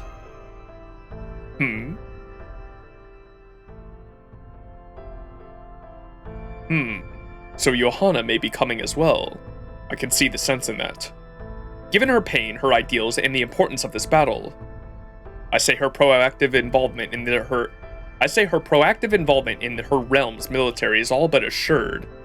Why would Johanna come? I suspect she feels responsible. She has no wish to rebel against proper human history, nor has her master inscribed in her the urge to do so. She is a perfectly ordinary servant from proper human history. Huh? How's he know that?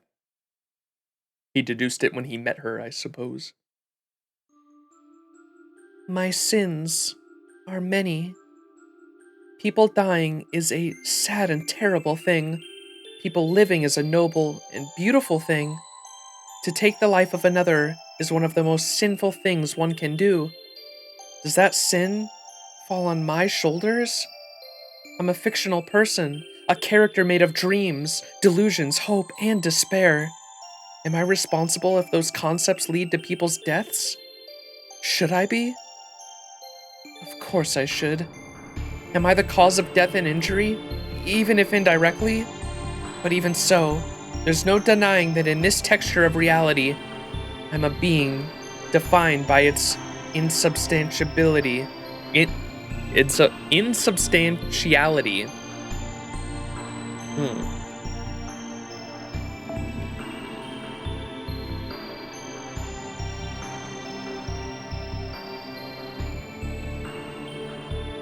He talked to her in the chapel at the start. Yeah, if I recall his deduction at the time, it was along the line of she pretended to try to get information while giving me information. Yeah, that's exactly it.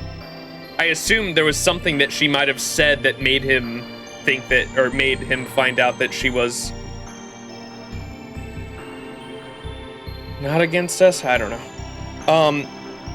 I think are all singularities textures?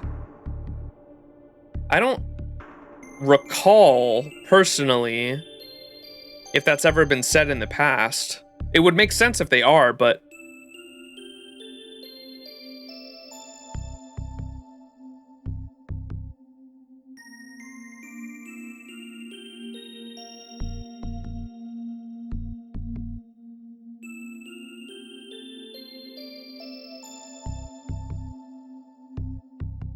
wait, where'd she say that?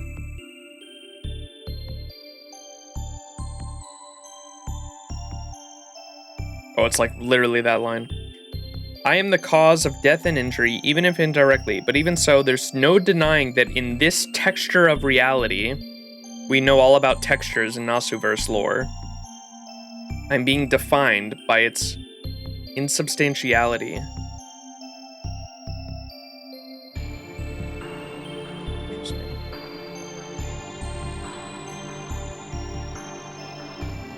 My dreams, my entire life was false.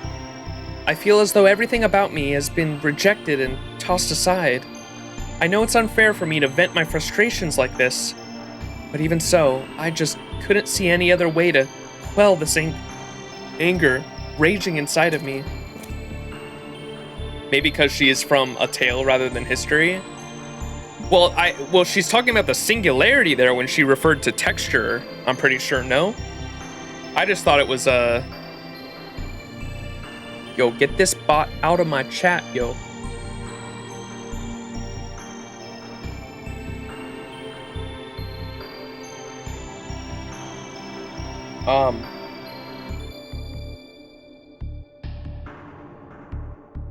Because the Lostbelt the Lostbelts are simulated textures on the planet, right? In this reality I manifested, that is not the one fake tale I'm from. Oh, yeah, like that's what she meant. I was more like interested in like the fact, because I don't think singularities are supposed to be textures, are they? I don't know if that's ever been. The Lostbelts definitely are, or they're like simulated textures.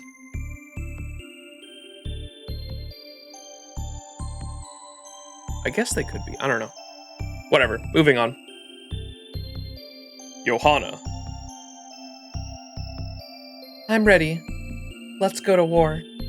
I was stuck on it because of what Moriarty said earlier too. There was a monologue with Moriarty earlier this stream where he said something about, he said this singularity is more akin to a Lostbelt, and I think he meant that in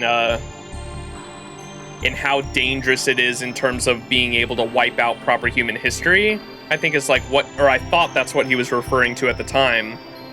But is it possible this singularity is like has the potential to be a Lostbelt? I don't know. There's a lot of definitions here that are going through my mind, and I'm just pondering. Moving on. I'm ready. Let's go to war. I take the hand extended to me and set off for the battlefield. Though I feel the weight of my sins, though I know one day I shall burn for my crimes, for I am about to wage war.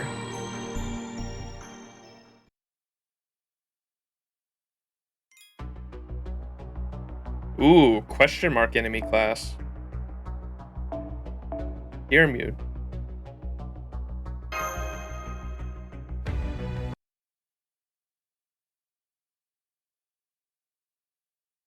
Ten. Incoming message! Constantine's army got like 8,000 soldiers!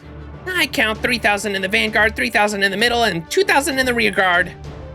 Constantine the 11th himself has been spotted in the vanguard. Really? The Emperor himself plans on leading the charge? Unlikely. He's most probably there to wage war, a war of words, with our own Charles the Great. What are we gonna do? Not to worry, I have already played for this precise contingency. Astolfo, I trust your noble phantasm horn can also be used as a regular horn? Huh? Oh yeah, of course. As long as I don't use it to activate my noble phantasm, it just makes horn noises. Then let's do that. I'll also have a caster use a spell to amplify your voice. We certainly can't afford to send our emperor to the front line in the way they do theirs. I'll tell you what to say. All you need to do is make sure that you can speak clearly and without hesitation. Try to behave as though your every word is infused with absolute confidence and majesty. And toss in a dash of anger, the secret ingredient. Okay, I'll give it a shot. Oh boy. They need a tree of emptiness to turn into a Lostbelt. Yeah. And that's, in my mind, I remember at the start of the Lostbelt, I thought of the trees of emptiness. It's such a cool it's such an interesting concept. You can think of reality. Reality itself is a texture or like a layer of skin on our planet, right? Reality itself. Something needs to hold that reality down, or else it can just be erased. It will leave the planet like a how I described it was like if you had a sticky note on a globe or like a piece of paper on a globe, and that is the reality. You need something to pin it in place or it will fly off. And in our reality, that is Rongominiad. Rongominiad, the sacred lance of King Arthur, is the very spear that is pinning our texture, pinning our reality in place. That's why in Singularity 6, and in the anime, if you want to watch it too, there is a moment where the Lion King removes the sacred lance, and literally like the entire Singularity itself starts closing in on itself. And my understanding was that because quite literally the texture itself was being erased from the planet. Crazy. The Lostbelt trees are essentially the same thing. They pin the texture of the Lostbelt, the simulated Lostbelt, to the planet, and they can expand.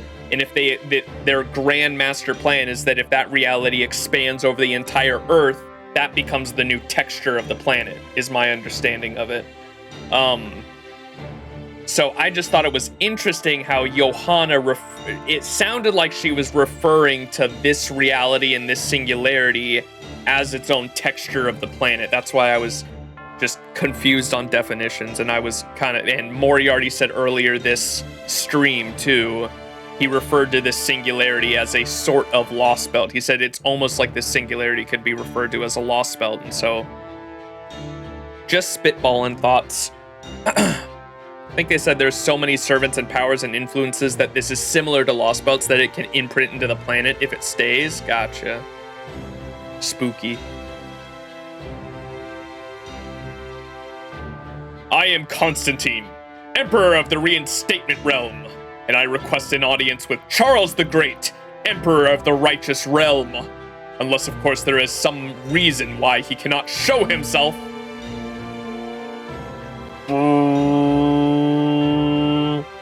Was that an elephant? Silence! Silence! Charles the Great is about to speak! Charles the Great, I see. He must be having a caster amplify his voice. I ask once again, will you grant me an audience? Should I use do we use the cave voice? No!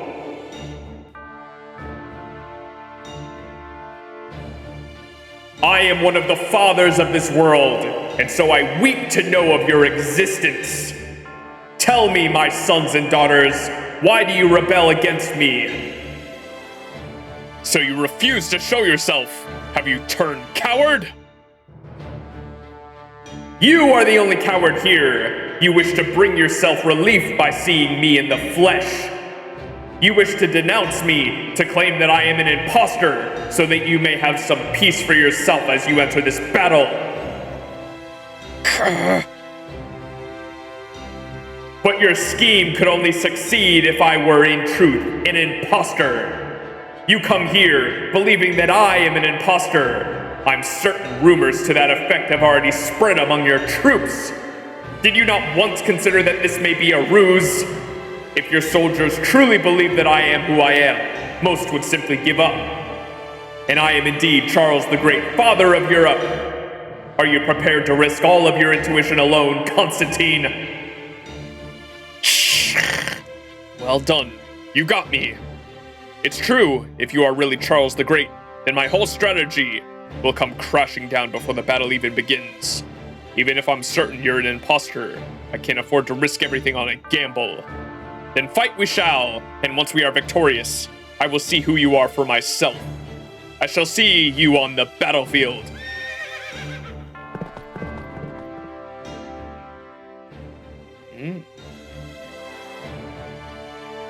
Oh man, that was exhausting.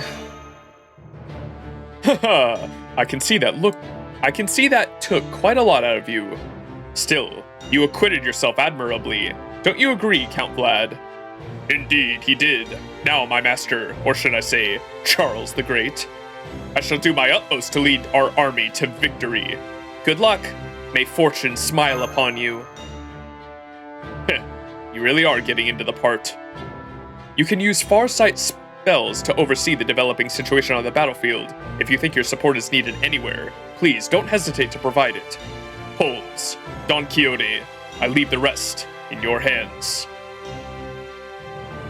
Move out!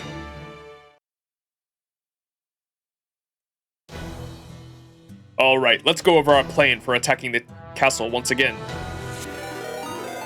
Yo, Babylon! Thank you so much for the raid! Thank you, thank you. How was your stream?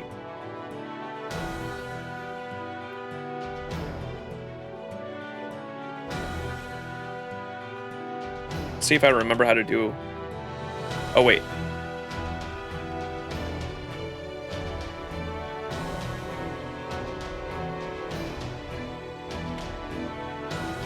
Everyone go check out Babylon. Appreciate it. Thank you so much.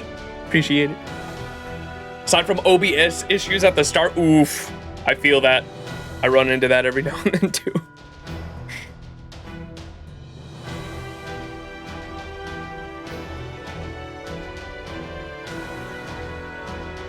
Bro, what's with all the bots lately? That's like the third one recently.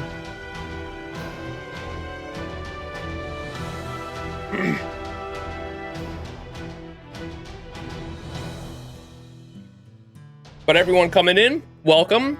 We are like around halfway done with this story, I think.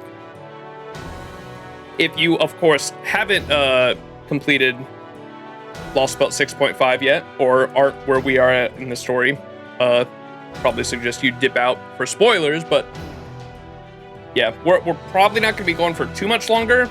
I think we might finish this node and possibly the next one, but I wanted to find like a good like cliffhanger area to stop before we ended stream, so we're gonna keep going for a little bit.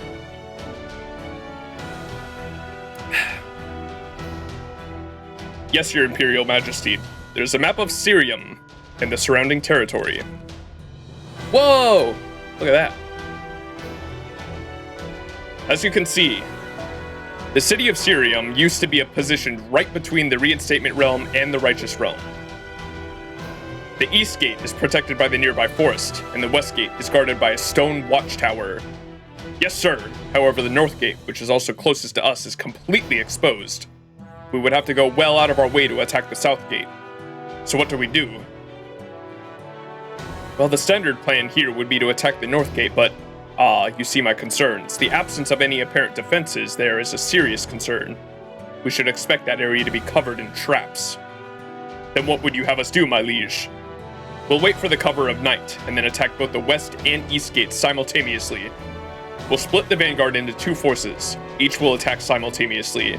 We may also send in the middle guard to support if the situation calls for it. If all goes well, we will win in a single stroke. Yes, Your Imperial Majesty. I'll decide the lineups myself. If circumstances change, I'll bring up the vanguard's rear myself. Is that clear? Yes, Your Imperial Majesty. Glory to our Pope! How ironic that I now find myself attacking a stronghold, rather than defending one. I suppose it just goes to show that life is full of surprises.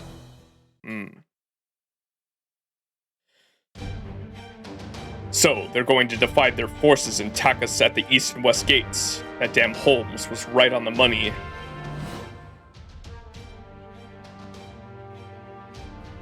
Based on their army's current movements, I expect they'll divide their vanguard in half and attack our east and west together. This is shaping up to become an unprecedented siege for both Constantine and ourselves. We should therefore be cautious in our first steps. If we start to suffer casualties, we'll fall back immediately. If we find ourselves in a position of strength, we'll press the advantage as quickly as best we can. Remaining flexible should provide us with a safe middle ground. I would likely have reached the same conclusion myself.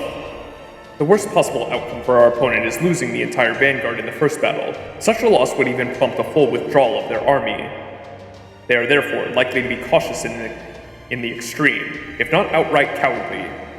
That is as much I can determine with the facts at hand. The rest, I leave to you.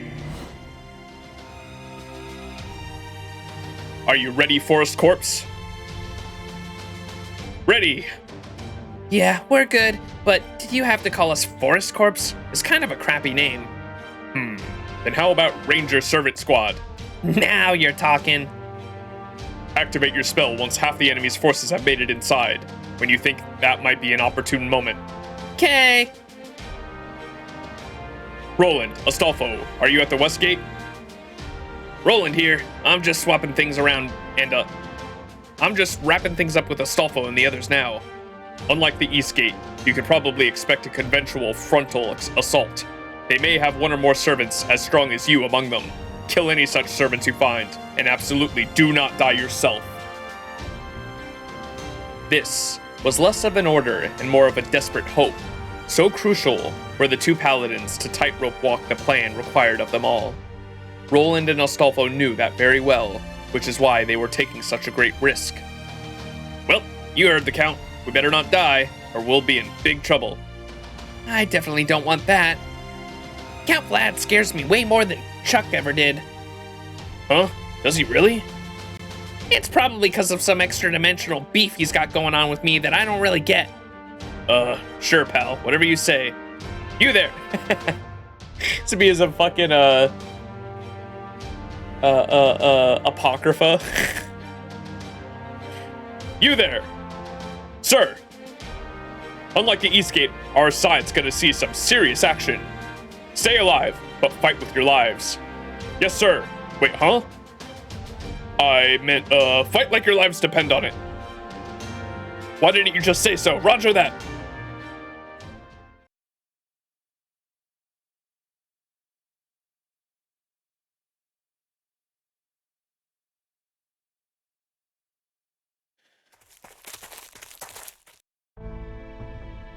I can sense a spell nearby. Did you notice that, Captain? Notice what? I guess not. Somebody's cast a spell on the whole forest. Well, of course they have. Anyone fighting out here would use this forest as cover to hide soldiers. They're probably not attacking because they've only got half their troops here. I see. Well, as long as you understand. Okay, let's get started. Sir? I am one of the Knights of... Oh! Stop that, you idiot. Why would you just give up your true name right off the bat? What? We already know each other's true names anyway, so I'd rather just slug it out face to face. Huh? What are you talking about? They can't have more than 200 servants hiding in these woods. There are several 750 of us. That may only be half the force assigned to this gate, but it's still more than enough to crush them. Sheer numbers demolish just about any plans they can come up with. Huh? You're right. Sheer numbers do abolish those most plans, which is why we came up with one of the few plans where they don't. Specifically, this one. I'm afraid your good luck's run out, and your bad luck's just beginning. This forest is about to become your own personal hell. This is the Taoist illusion I cooked up using Kimen Dunjia. My unreturning formation may not be a work of art like Shulang's, but it's more than good enough to get the job done. Also, I'm afraid you made a little miscalculation in your numbers. It's not 200 against 750, it's 50 against 5. Huh? What the? Oh crap, we've been split up. Damn it, figure out their spell and destroy it. Better hurry, time's running out. Dirmud! Indeed, my true name is Dirmud U Dubuin. Now come, let us have a good, clean fight. Hell yeah.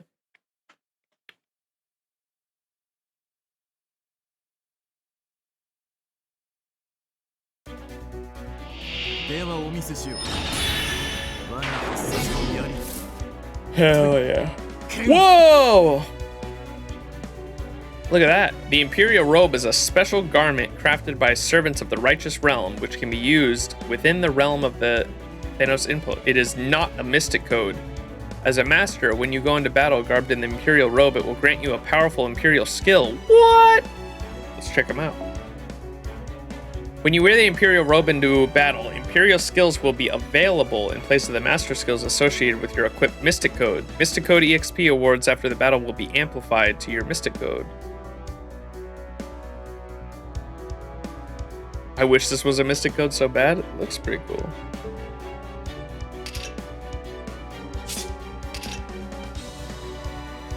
Wow.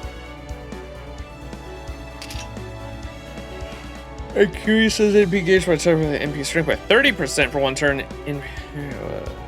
Wow.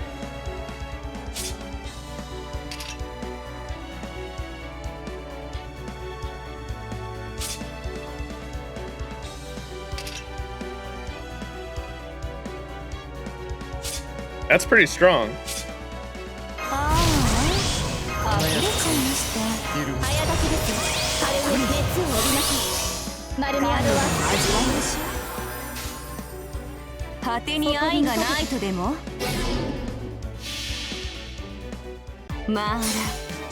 And I wish they wrote the number like this on every skill. True! I agree with you there.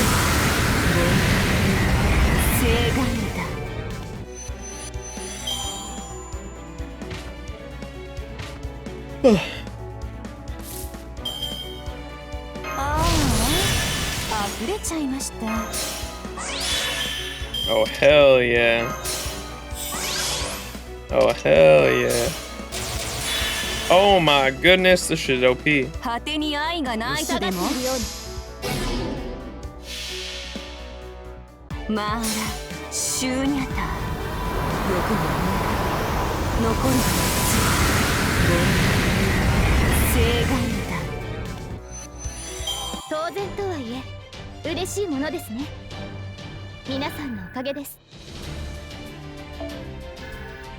Yo!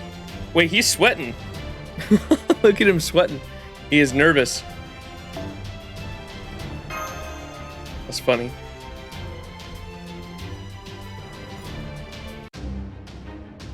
All right. Oh my gosh. This is kind of a long node. Yeah, we'll probably pack it up out. We'll finish this node and. Well, this is only the first half. Oh my god.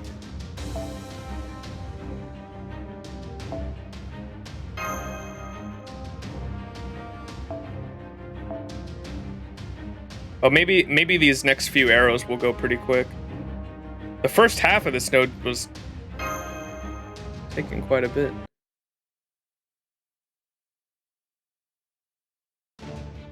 Damn it. Target down. Stay alert. There are still plenty out there. We don't know when Lady Shu's spell will wear off. I'll hang in there as long as I can, but as soon as I'm done, I'm done. Just letting you all know now. Understood. I'll learn in the next 5 now. Show them the way, Dunjiapan. Dunjinpan? What the? Pardon me. My true name is Gearmood Udubuin, and I am a knight of the Righteous Realm. Now, how about you? Well, at least let me introduce myself too. Here comes the first wave. All hands, prepare for battle. Yes, sir. Preparing to fire. Noble Crap, his spirit orchard has been damaged. Everyone, get back. Damn it. They must have archers of their own. Sounded more like a gunshot to me. You sure that wasn't a gunner? Who cares? Fire! Fire! Fire! Durandal! Go! Asalvo! I am going! Come on, Hippogriff!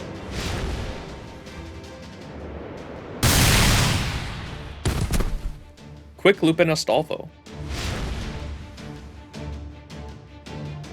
Astolfo, look out! Huh? Wah! One of their noble phantasms is on my tail! God, it's homing in on me! It's so cute!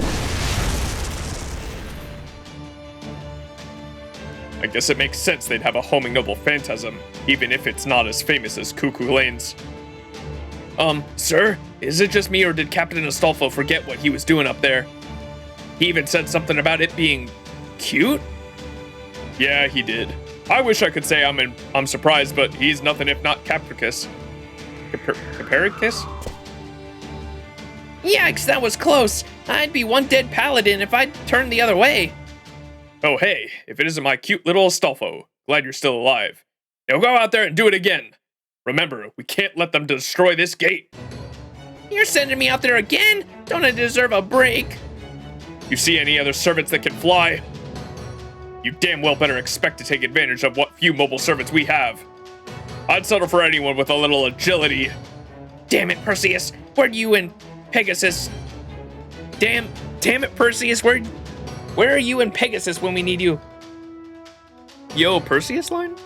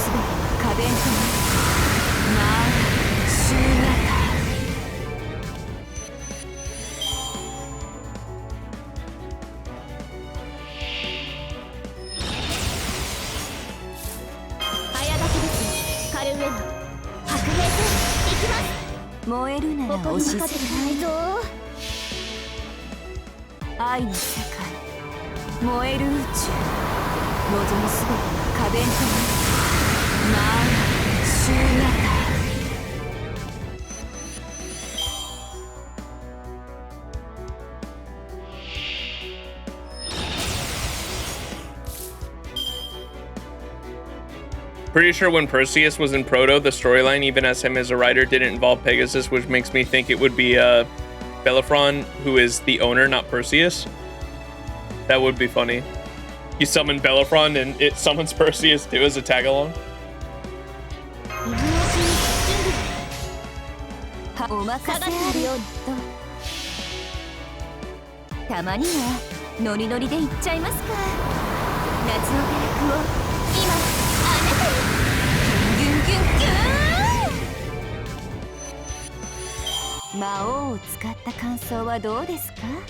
Is Perseus can still be a rider just with his winged shoes? Oh, okay.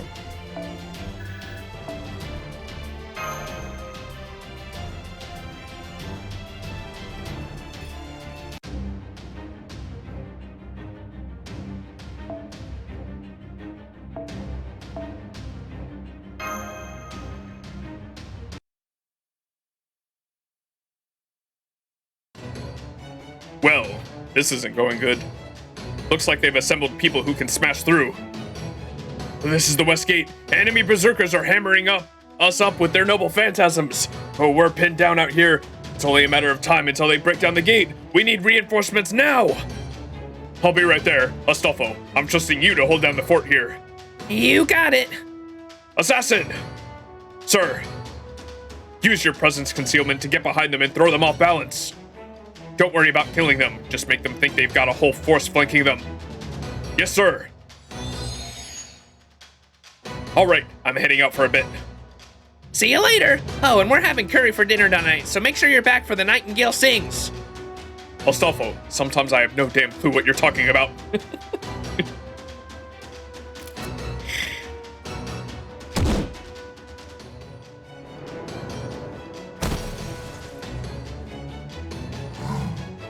Roar!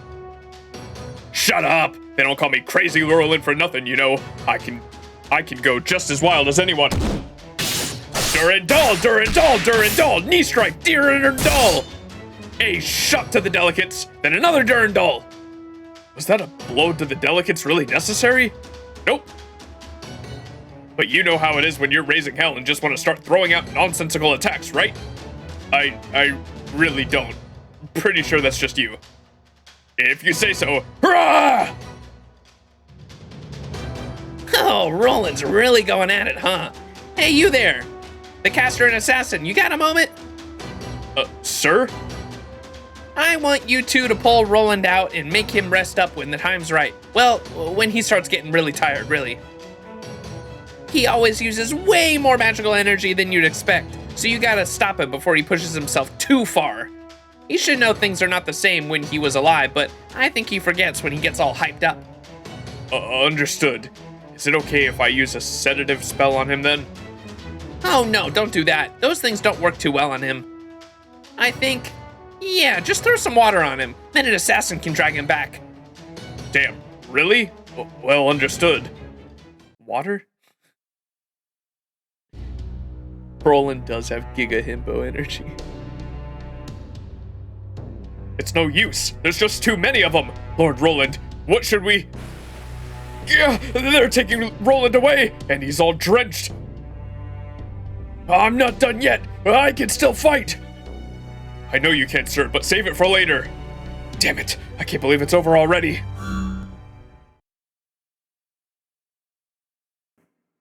Attention, Westgate troops. I've just sent you more reinforcements. Really? That's great. But I'm afraid it's going to take more than a handful of soldiers to make any I'll help too. That caster. Okay, can you put up a bounded field or help us with the offensive? If nothing else, we could really use the support. I'm gonna do some summoning. Aw, shit. Summer comma, go!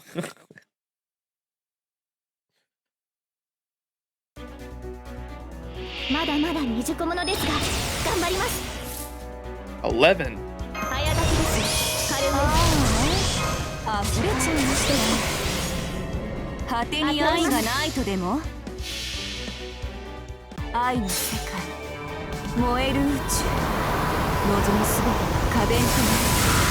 まあ、終夜だ。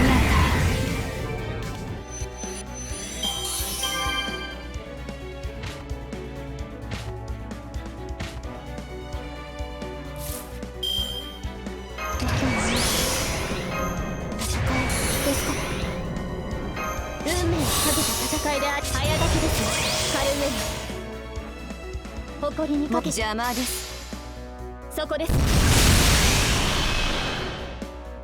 まあ、シューニャタ。欲が残るは正義だ。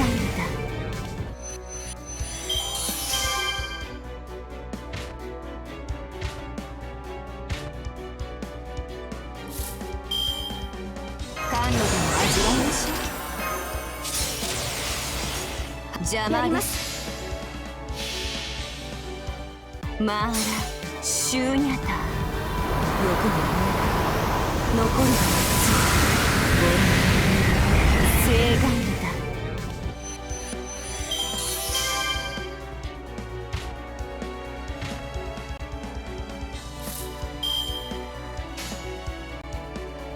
果てに愛じゃお任せあると。たまにはノリノリでいっちゃいますか。夏の堕落を今あなたにギュンギュンギュン。 Summer comma, too strong. Too strong.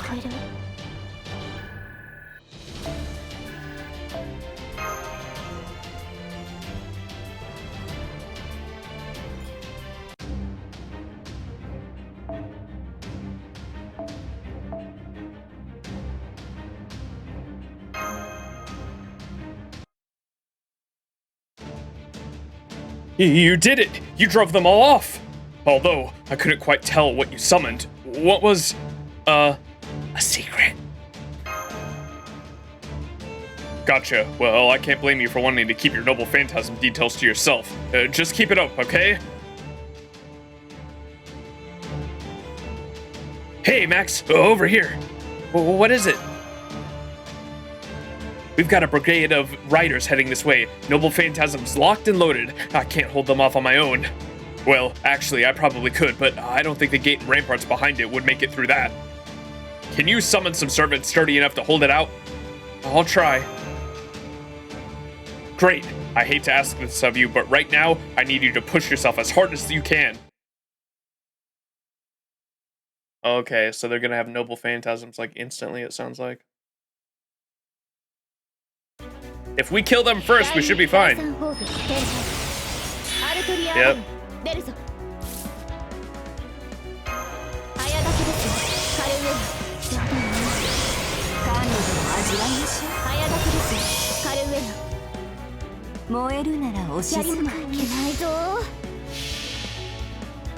My summon comment is like 200k bond away from being able to 120, and I kind of want more copies, but I don't know if I'll be able to have the courts to summer this year is crazy. Yep.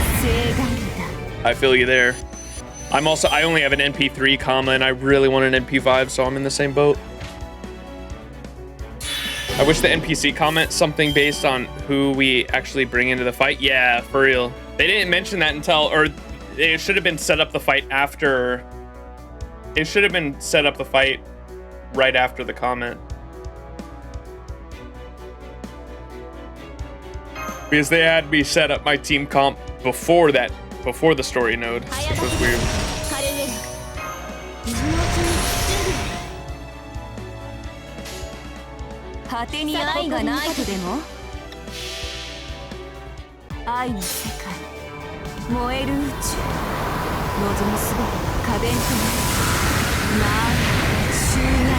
I didn't kill one of them.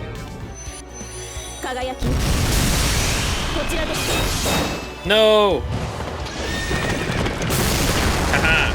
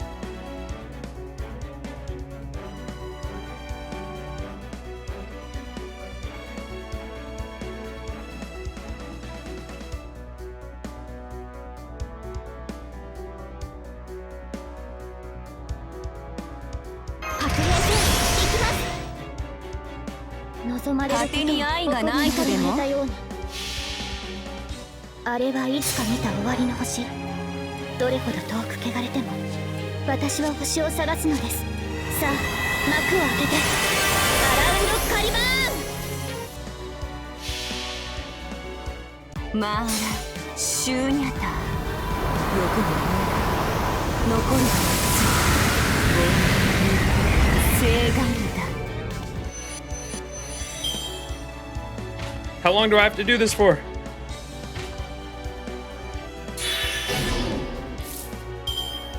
Uh-oh.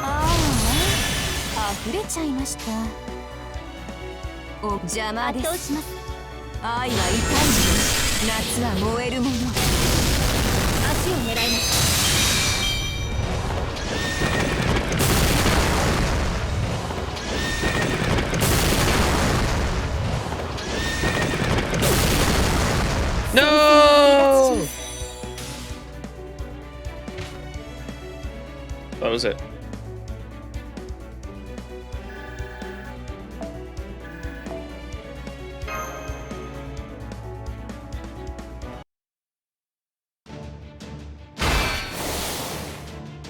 Damn it! Retreat! Retreat! Phew! We got him.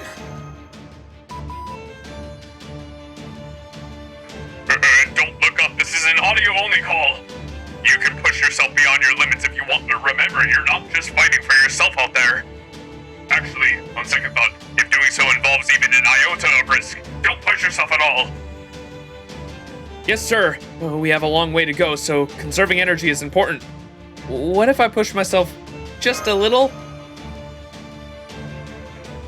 Did I not just tell you no, damn it? Now quit it unless you want to have to file. Now quit it unless you want to have to file extra reports later. Master, I don't always agree with the director, but I definitely do here.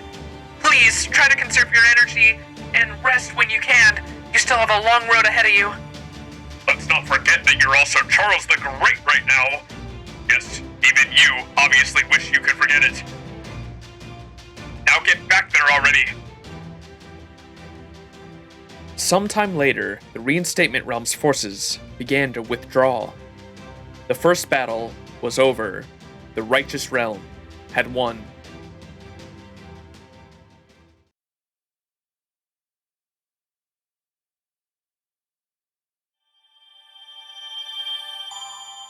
Just the battle, huh?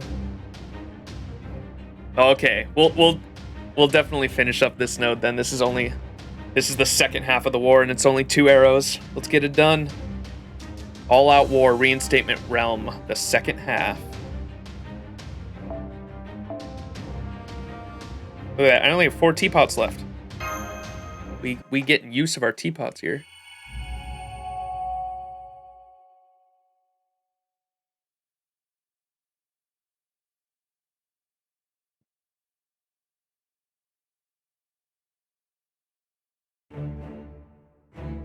Is that everyone? Good.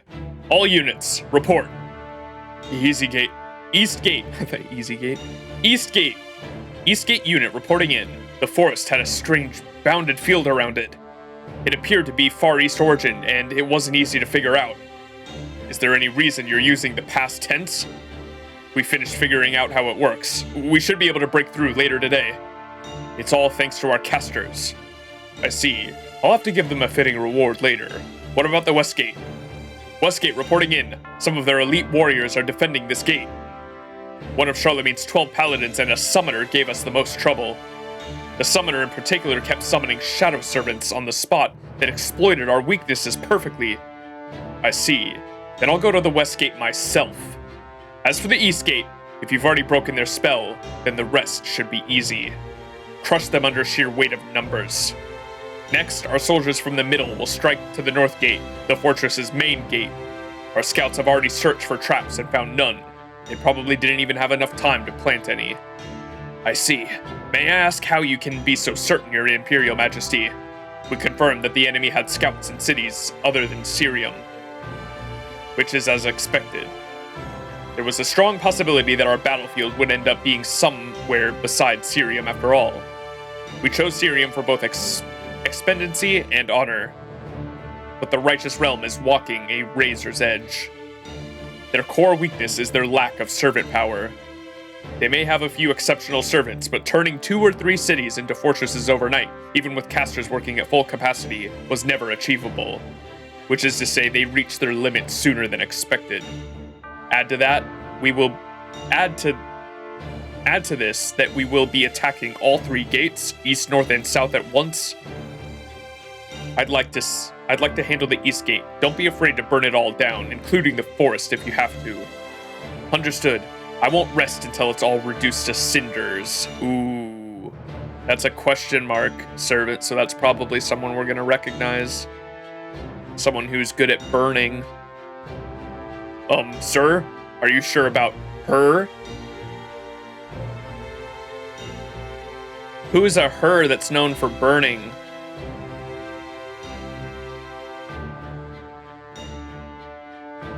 I was about to say Yume Ren. There's no way it's Yume Ren. Can you imagine Yume Ren shows up because that Zhufu is at the East Gate where this servant's going? Uh-oh, her aware? I know who's her. Fire and her. It'd be crazy if it was you, not her. All right, well, let's see. I am. We can't stop a berserker from going berserk, but we can make sure she goes berserk somewhere advantageous to us. A female berserker that has flames. Huh. Oh yes, I'll burn it down. I'll burn it all down. I have no attachments to this world after all. Constantine. Johanna? Let me go to the front line. I want to lead the attack on the North Gate myself. Are you sure about this? It's all right, Your Imperial Majesty. I'll protect Your Holiness with my life. Very well. I shall entrust you with her safety. But let me ask you one last thing. How do you plan to attack? Why, Your Imperial Majesty, I'm the Pope. What more do I need than to pray? How right you are. Your prayers are enough to bring any enemy to their knees. All right, I'll lead the charge on the West Gate. How long will it take all of you to be ready? I'd say maybe half a day or so. If we're going to make sure we're prepared for anything, we'll need a day. How about you, Bradamante? You're all such slowpokes. We should be ready to launch the assault in about 2 hours. Right you are, Bradamante. But sir, we're all worn out. I know. Bear in mind that though we may be tired, our enemy must be exhausted beyond belief. I need you to summon your strength for one last push, please. I'll go get the middle ranks ready for the attack. Please, wait here until I return, Pope Johanna. We'll be leaving in 2 hours. Huh? That soon? Understood. I mean, okay, got it. That's the spirit. Okay, let's do this thing. Then I'll go get my team ready for the Eastgate assault. How tiring. Westgate team, I know I'm asking a lot, but I have one more job for you. I see, so this is why you had us retreat so quickly. You do have some energy to spare, yes? Yes, though only a little. But if our victory is all but assured, that should bolster morale. Okay, we'll be ready to move out in 2 hours. Very good, now let's go.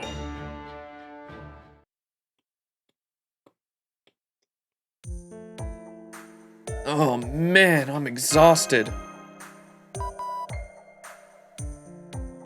I'm sure you are, Senpai. The best thing you can do right now is get a good night's sleep. Indeed. If today was any indication, there's going to be plenty of fierce fighting to tackle tomorrow. This was an arduous battle, even for servants, let alone a human. It really is best if you just shut your brain off and get some rest. Don't mind if I do then. Good. Excuse me, Charles the Great. I know you must be dreadfully exhausted, but I'm afraid we have an emergency. Huh?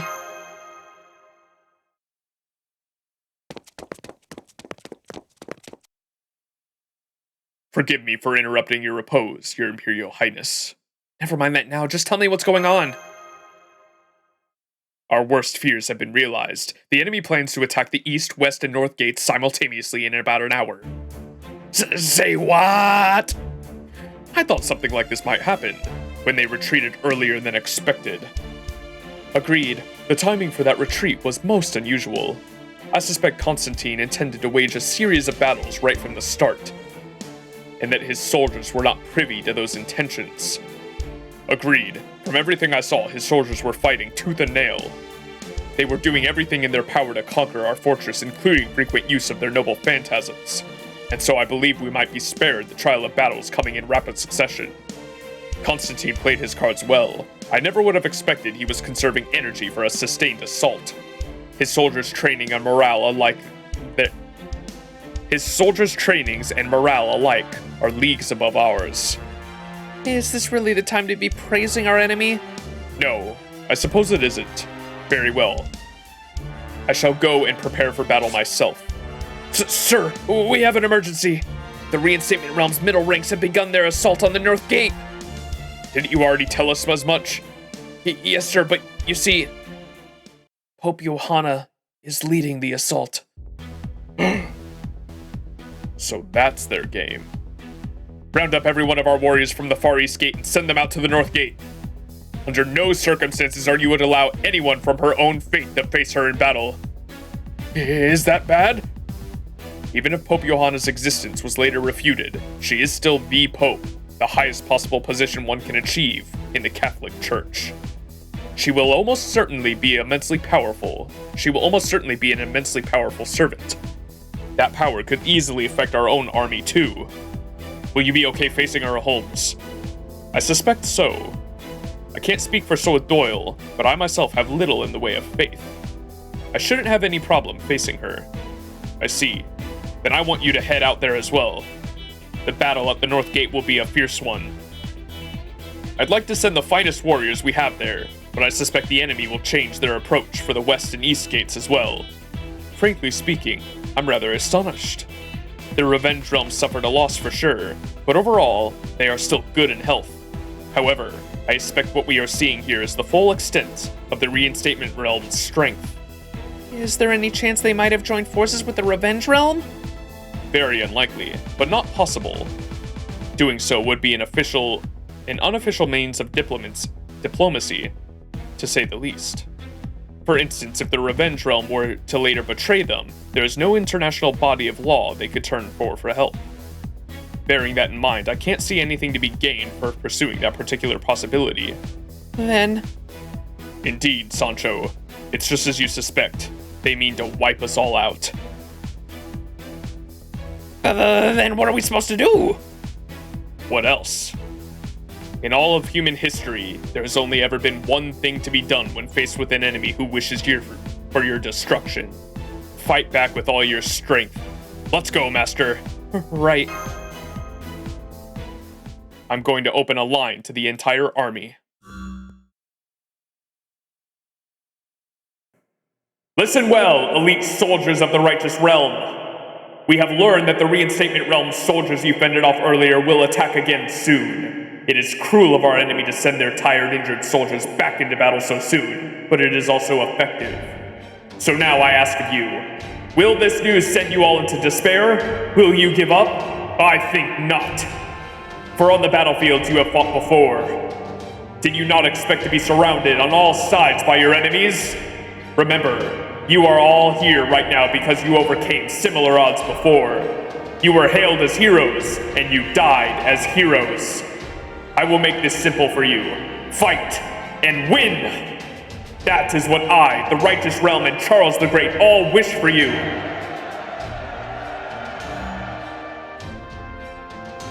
That, at least, should mitigate any damage to our morale. I expect that whichever side makes it through this next battle will be the one to win it all. The Reinstatement Realm may outnumber us, but their forces are not inexhaustible. If we can fight them off here, they will be forced to retreat. Now, who should take which gate? I'll oversee the north. Don Quixote, Astolfo, Roland, Deerbude, you four take the west. That is where I'm sending all of our finest warriors. As for the east, can I ask of you to hold it for us, Master? You got it. Shufu's Taoist arts have likely been nullified, otherwise they would not be inclined to attempt this strategy. So I want you to bar the gate and buy us as much time as you can stand with a siege tactic. I will stay here to keep an eye on the entire battlefield and issue additional orders as necessary. Be prepared for a long night. All right, we're going to the gate with whatever fiery berserker is there. A fiery berserker. No one springs to mind, so I wonder if it's someone new in the story. A brand new character. We'll see. Perfect timing. Perfect timing? Perfect timing. Lady Shufu is in trouble. Huh? You think the enemy's going to break through my simplified, unreturning formation? Isn't it way too soon for that? There's no way they could have figured it out already. No chance. Watch, I'll prove it to you. And she hasn't been back since. Oh boy. I'm going after her.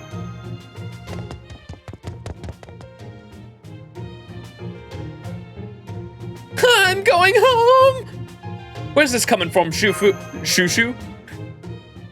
They figured out my spell. Oh boy. Whoa. Wah! Fire? You see, this is what I've been dealing with since I got here. And what's worse, whoever it is that keeps attacking me, I have to escape from the life gate to the scene gate.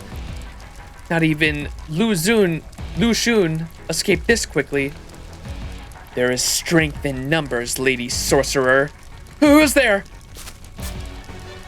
Oh no.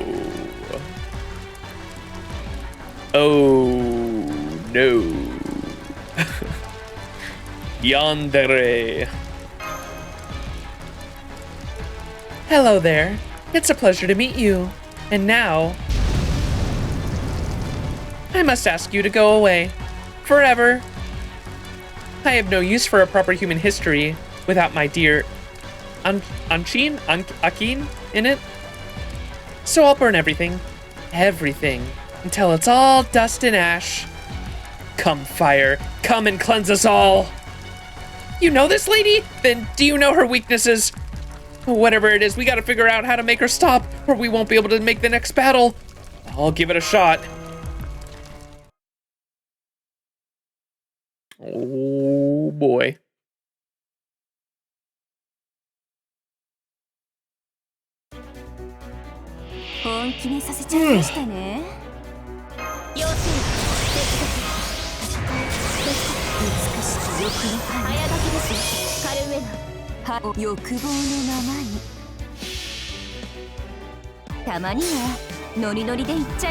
Kiyohime in my mind is like not known for flames to me. I know she's like half dragon or something, right? Half serpent, half dragon. But like I like flames and her like didn't really resonate in my mind.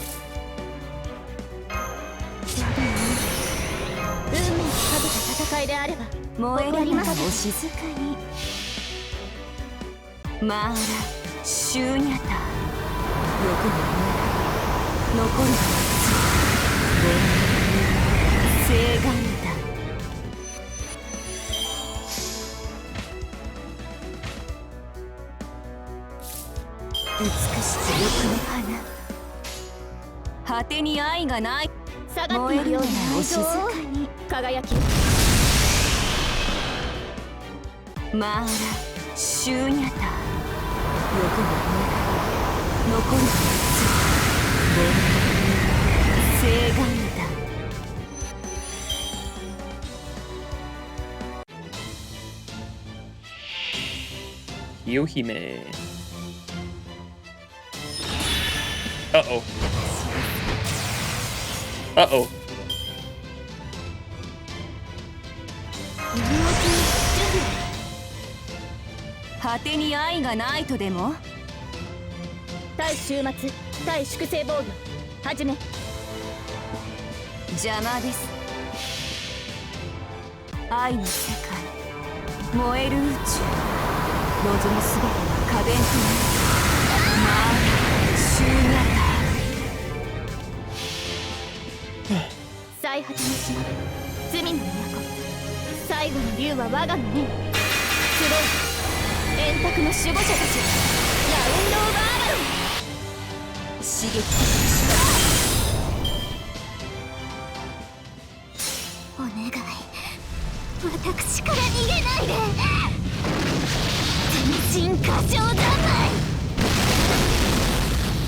Ouch.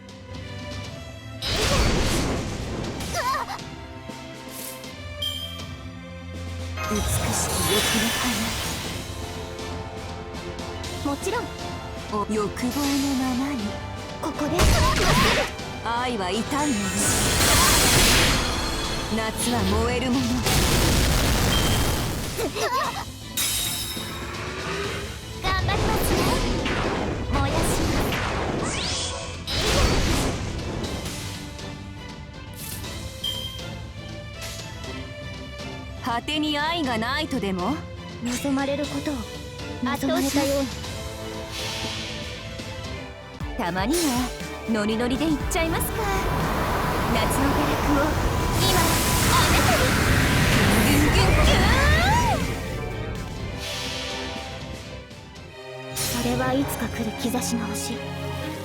誰に呼ばれるまでもなく、あなたは星をかざすでしょう。アラウンドスカイバーン。そこです。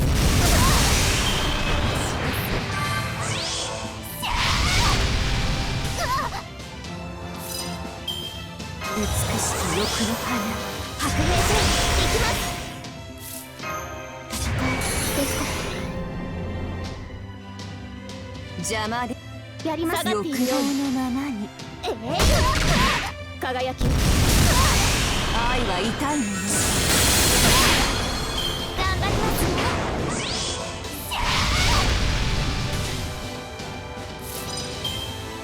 早炊きですよ。カルウェル。早炊きですよ。カルウェル。燃えるならおし。果てに愛がないとでも。まあら、シューニャター。欲が残るは聖眼だ。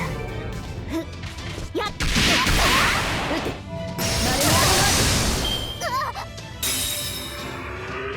A million? She wait. She charmed herself and died? Because of us, I assume? That's funny.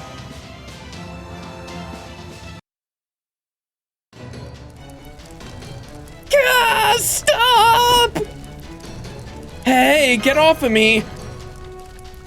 You there, woman in the Chinese outfit. Quit scurrying around and stand still already, won't you? Why the hell would I do that? It's the only thing keeping me alive. Let's just fall back to the gate for now. This isn't fair. How'd they get past my Shimin Dunjia?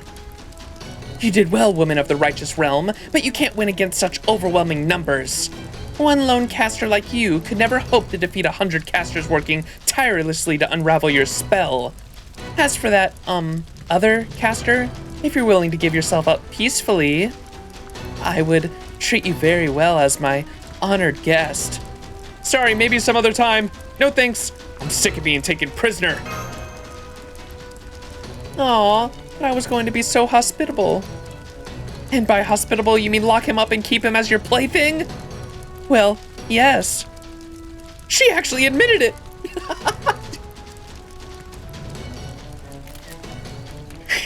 Oh my fucking god. Oh well, I guess it just wasn't meant to be.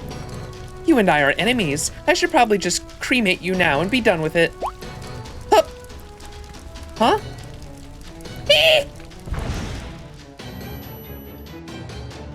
What was that? Now's our chance. Come on, let's get out of here. She tossed a fucking smoke bomb.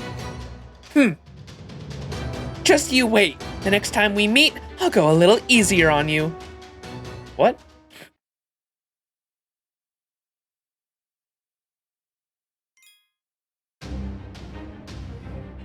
Alright, I assume this one's gonna be the battle against Constantine, and I think we're gonna end it after. Hopefully this one ends with like a decent cliffhanger, because I need to get off. I am fucking tired. And we will hopefully finish up the full chapter in the next stream then.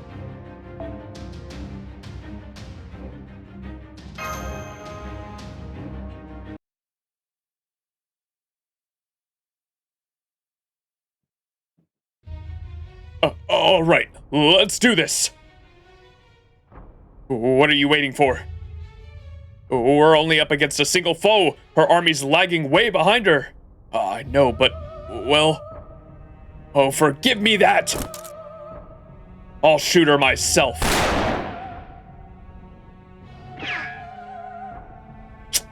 Go on, Archer. Shoot her! We're loyal to the righteous realm, and she's loyal to the reinstatement realm. That makes us enemies. I know that.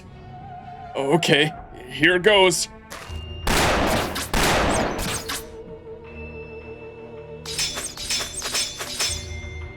What the?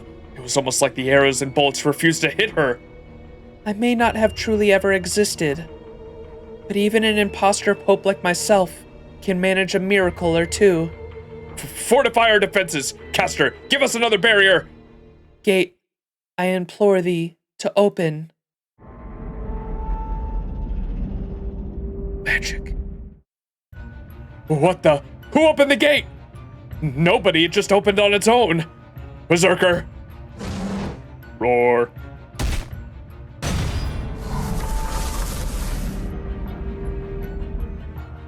Damn it, even he can't keep it closed. The gate is open. Praise God for this miracle. All units, charge! Send word to the commander. Tell him the enemy's about to breach the north gate. Our berserkers and lancers will hold them off as long as we can, but we need reinforcements. What reinforcements? The rest of our troops are already guarding the east and west gates. Damn it, damn it, damn it! Astolfo, get back. Roland, attack in concert with your subordinates. Got it! I'll take his head this time. Come on, let's go. By all means, come and take it, assuming you can get past my noble phantasm's 3-layer bulwark. Man, these are strong. I could have managed to break through one of them. I could only manage to break through one wall on my own. I'm pretty sure it'll be the same for anyone else trying with brute force too. Feels like those walls embody the entire concept of defense. We probably need a servant on the same level as Mehmed the second to even have a chance of getting past them.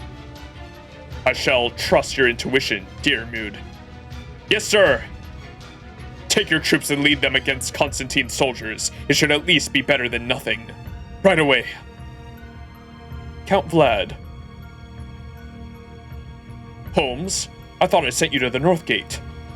The enemy managed to open it, but we barred the doors with rather a hefty amount of rubble. So things played out just as we expected there. Well done. It won't hold them for very long, but it will hopefully be long enough. More importantly, what are we going to do about the situation The west gate's about to be overrun. We need to do something about it soon, or will...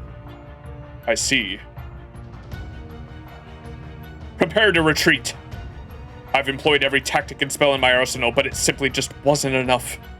Don Quixote. Yes? I'm sorry. You entrusted me with your soldiers and resources. I've squandered them all. No, Count. I could never have made it this far on my own. Sometimes luck just isn't on your side. I've lost a battle or two myself in my time. Well, they were practically child's play compared to this war, but still. You go on. I'll bring up the rear. The righteous realm needs you now far more than it does me. I'm afraid I can't agree, sir. Sancho, what are you doing? You need to get out of here too. Sir, I am your maid, attendant, princess, and guardian. I will always save you, no matter what. Sancho, what are you? Count Vlad! Master, what is it? The east gate, it's...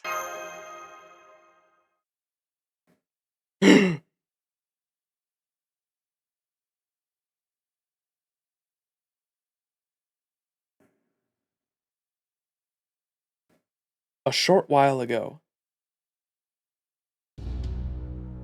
So, do you two know each other or something? It's a long story. Well, she wouldn't be the first formerly friendly servant to be fighting for an enemy.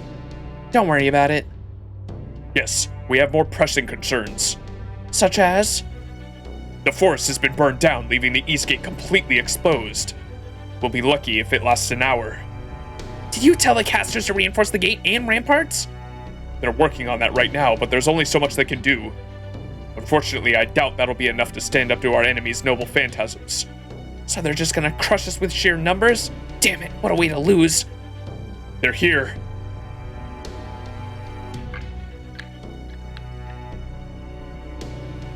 Good evening. It seems we've met again. Does this really count as again? Personally, I couldn't be happier. Something really worth burning for. If you're interested in joining me, my offer still stands. No thanks.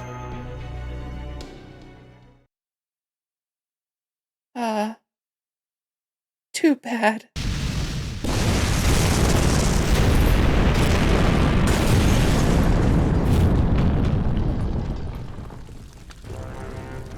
In a flash, everything changed. Neither Shufu nor of course the Master of Chaldea, were taken by surprise.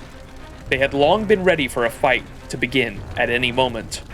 But even so, whereas before they were steeling themselves for battle, their minds could now only think of how they were about to be crushed without mercy. It really is a shame. Assassin, deliver this message. The East Gate has been destroyed. His Imperial Majesty sends word of the commendation, as well as a report. The West Gate has fallen. Commence pincer movement. You're kidding me. I see he moves just as quickly and precisely as ever. So what will you do now? Whatever it is, I doubt it will stop our 1,500 servants from grinding you into mincemeat. First, I just want to say something. Huh? The West Gate hasn't fallen. Huh? Really? How can you be so sure? Count Vlad is still alive and well there. That's true. If the West Gate really had fallen, there would probably be more commotion than this. Who cares about that? Which one of you lied? Was it His Imperial Majesty or you? I don't... The reinstatement realm has officially gotten on my bad side. I'm taking my leave right now. You what? I believe the reinstatement realm was righteous, pure, and free of lies. Oh, that is her weakness. That's Kiyohime's whole tale, right? Was that her beloved, what's his name? Ankin-sama? He lied to her, right? And it broke her heart. And that's Kiyohime's whole story, right? I believe the reinstatement realm was righteous, pure, and free of lies. That's why I chose to side with them. But if they are willing to lie to achieve their goals, be it for appearances or for any other reason, then I will have no part in it. Does that mean you're throwing your lot in with the righteous realm? You there, the caster. Were you lying just now?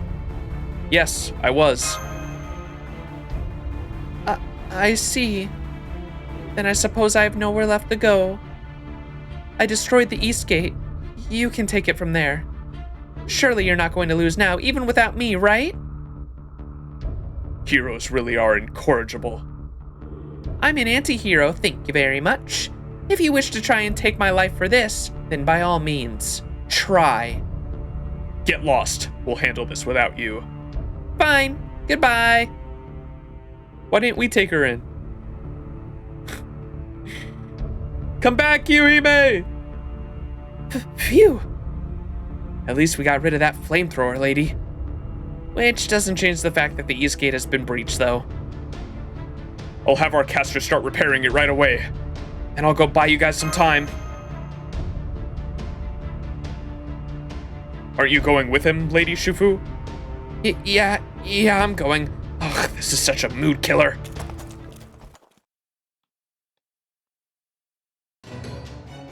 Destroy them! Our victory is close at hand. I'm defending this gate, whatever it takes. Aw, snap. Oh shit, this isn't the last node for the war, is it?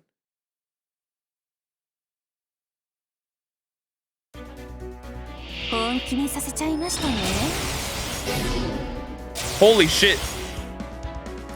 Hold out for 5 turns. 1,500 enemies remaining. Look at that. What the fuck?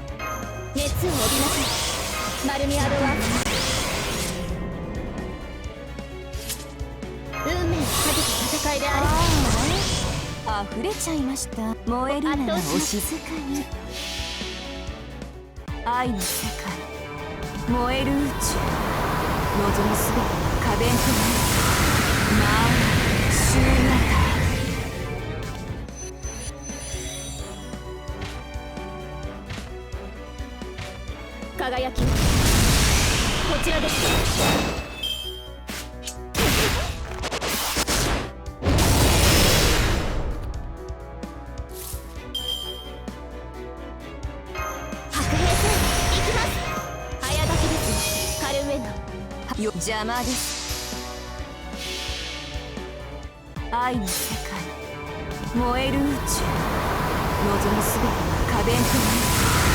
まあシューナ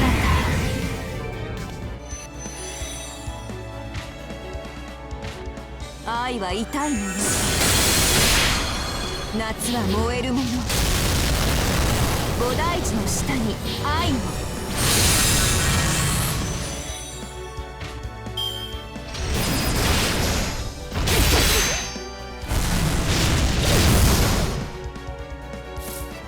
甘露でも味わいましょう。燃えるなら圧倒し果てに愛がないとでも。対終末、対粛清、そこです。愛の世界、燃える宇宙、望むすべてが可弁となる。まあシューナタ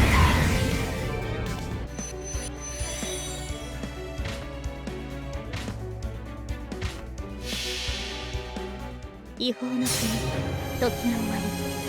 慣れた剣は彼の手。永遠なる勝利を刻め。ラウンド・オブ・アーマロン。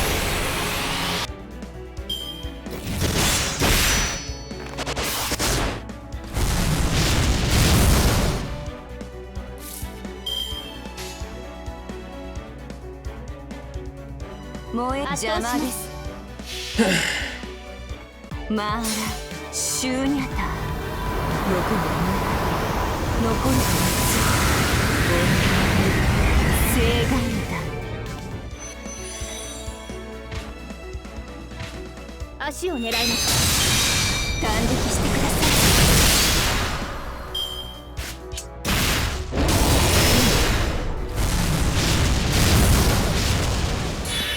The final push. Oh, snap.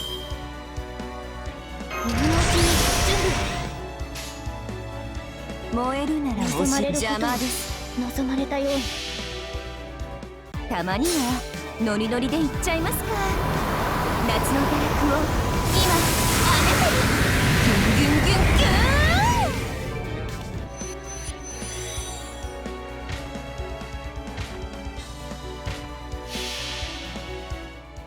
それはいつか来る兆しの星。誰に呼ばれるまでもなく、あなたは星をかざすでしょう。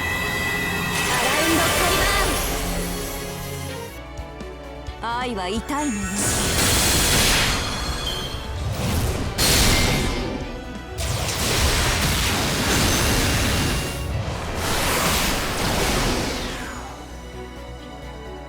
We did the thing.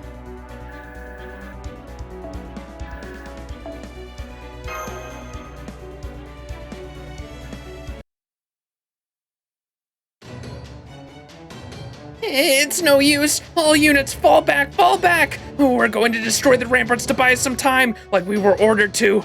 I don't remember any orders like that. Well, I do. Understood. Preparing explosives now. Archer! Releasing Noble Phantasm. Fire!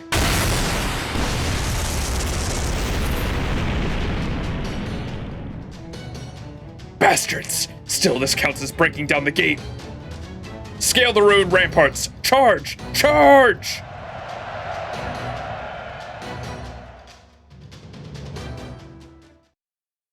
Okay, that was all the memory. Now we're back.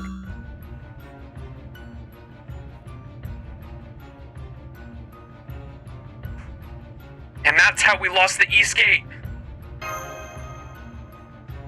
Then, we have no choice but to fall back to the Righteous Realm. Tell our generals to order a retreat. I'm sorry, Master. I'm afraid this battle is lost. What's done is done. The best thing we can do now is to determine our next move. And one more thing. Go on, Count Vlad. Get out of here. I'll hold Miss Sancho back as long as I... Holmes? You're not going anywhere. Gah! I see you're quite quick to change gears, Miss Sancho.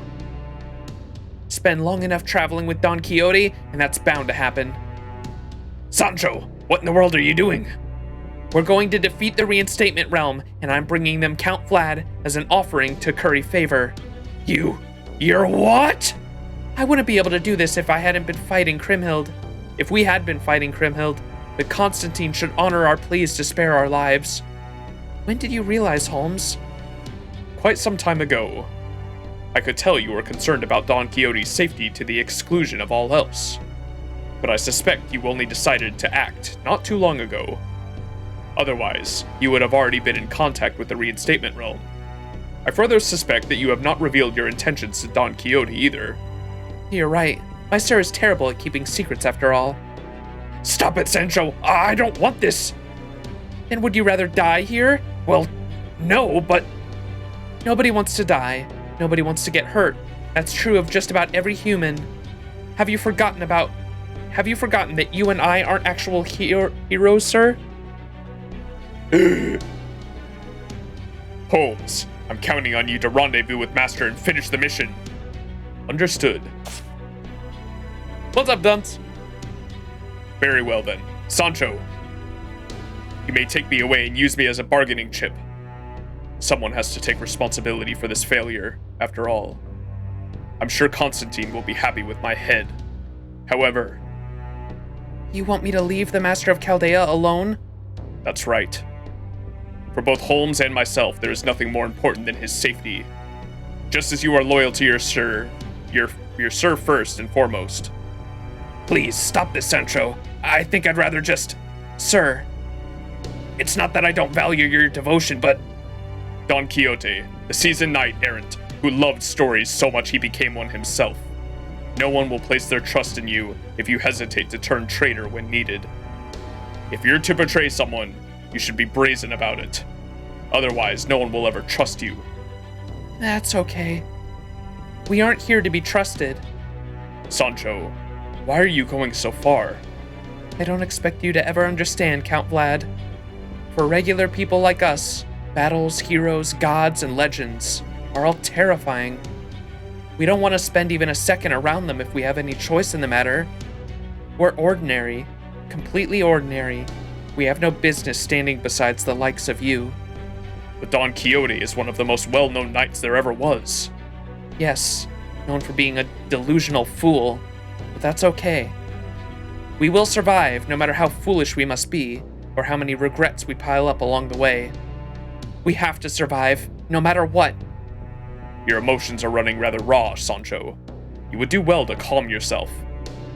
My apologies. All right, let's be on our way. No! I guess this is like the best outcome, I guess, if we're surrounded. Fuck, I gotta keep reading. I can't leave it there, man. Is this like is there a part 3 to the node? Do I keep going? I have to. I gotta know how this concludes. Section 16. The King and His Brave Knights.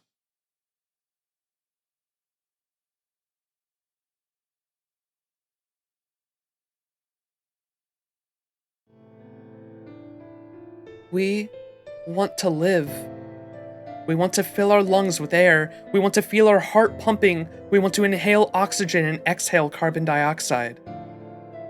It's not wrong to want these things. Not at all. But then, what will we do to get them? Is it wrong to betray for them? Is it wrong to flee for them? I'm sorry, but I just can't do it. I can't win. I can't retaliate. I can't even do anything to help. Forgive me for running away. So we ran. We ran from Atlantis all the way to this singularity.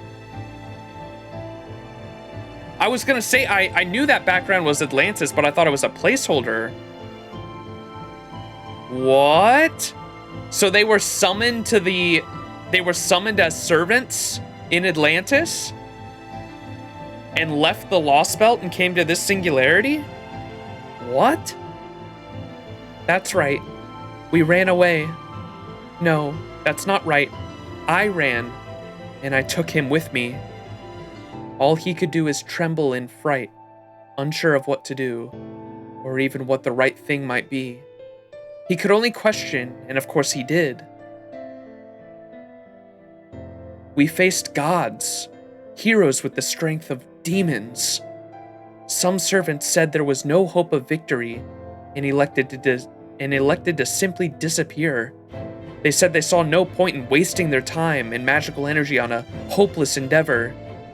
Some chose to remain without running away. Some chose not to run away, but they still withdrew from the world. We were one of the servants who ran. Using our second noble phantasm, we slipped right out of Atlantis. My only miscalculation was that we ended up lost in this singularity immediately afterwards.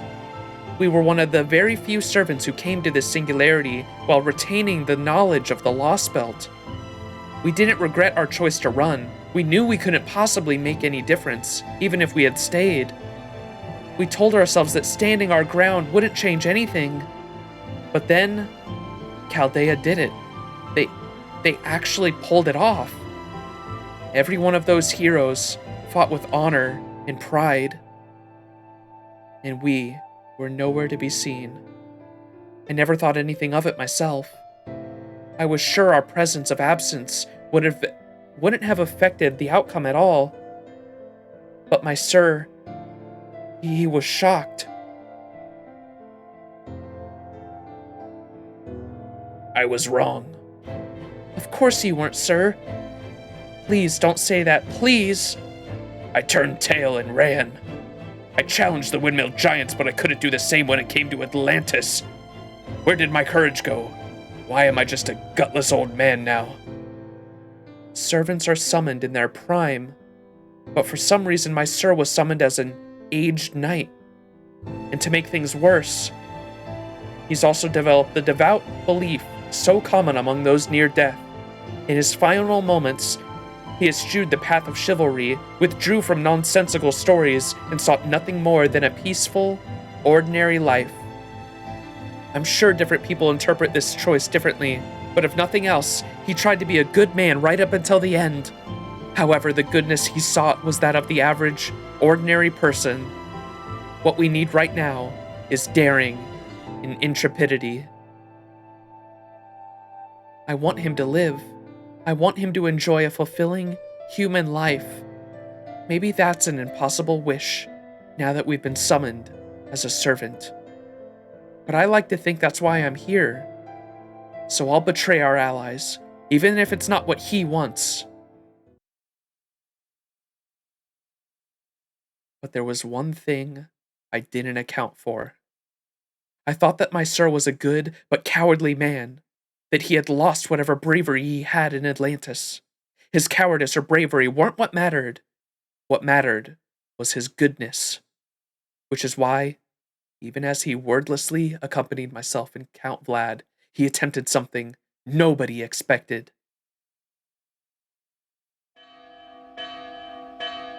All units, retreat! Retreat! Damn, so we lost. Oh well, at least we did everything we could. Dearmute, would you round up the others and get them out of here? No, I will Astolfo and I will have some things we need to do, you see. We sure do. And we want you to lead the troops while we're gone. Thanks, buddy. We're counting on you. Understood. Then farewell. I guess our chickens really are coming home to roost. You mean that chicken wool we pulled over everyone's eyes with our deceit? Sure do. Yeah. Oh well. At least we won't go down without a fight. Charles the Great and the others would be able to get clear as long as we can buy them enough time here. After that, well, we'll just have to see what happens. Huh? Hey, over there, is that? Don Quixote? And Count Vlad's with him too. Wait, what's Sancho doing?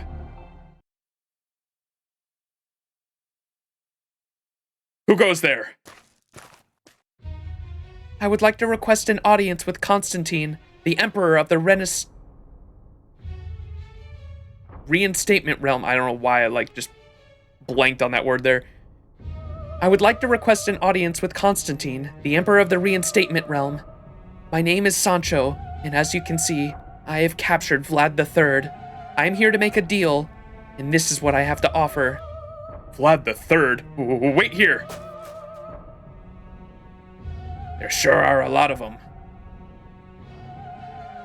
1,500 soldiers surrounded Don Quixote, along with Sancho and Vlad III. He was scared. He was terrified. He had no wish to die. But despite all of that... Sir? No. He'd found something else he valued more. Thank you for waiting. I am Constantine, and you are the ones wishing to strike a deal? I am. I would like to offer you Vlad III in exchange for my and Don Quixote's safety. That was all he needed to hear. Constantine was perfectly willing to negotiate. Of course, he could have decided to take both Sancho and Don Quixote captive as well. But any such thoughts fled his mind the moment he heard the latter's name. Yes, Don Quixote was famous. He may well be the best-known knight in all the world. But he was far from strong. He was nothing more than a tired old man, a pathetic country bumpkin. Anyone familiar with his story knew that. But just as Constantine was about to agree, something fluttered to his feet. Sir? The name's Don Quixote de la Mancha, famed knight-errant of Spain. I claim to be Charles the Great of Righteous Realm. I am here. I am the heir to his will. I am the servant of proper human history. I have been summoned here to defeat you all. Constantine the 11th, great emperor of the Eastern Roman Empire. I challenge you to a duel.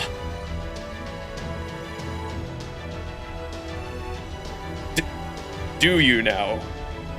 So cold was his voice that it sent shivers down Sancho's spine. Negotiations had not merely broken down. This was tantamount to a declaration of war. Sir, what are you?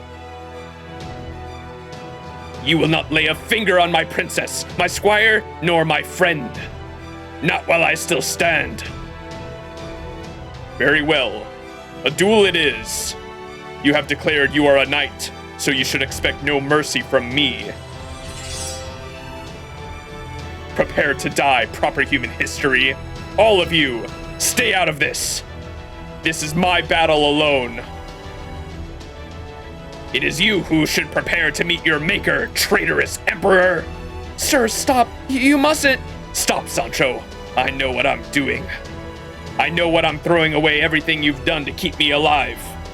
But even so, this is a battle I can't run from. Now, have at you. Oh shit, that's why he's the GOAT. Not a country bumpkin.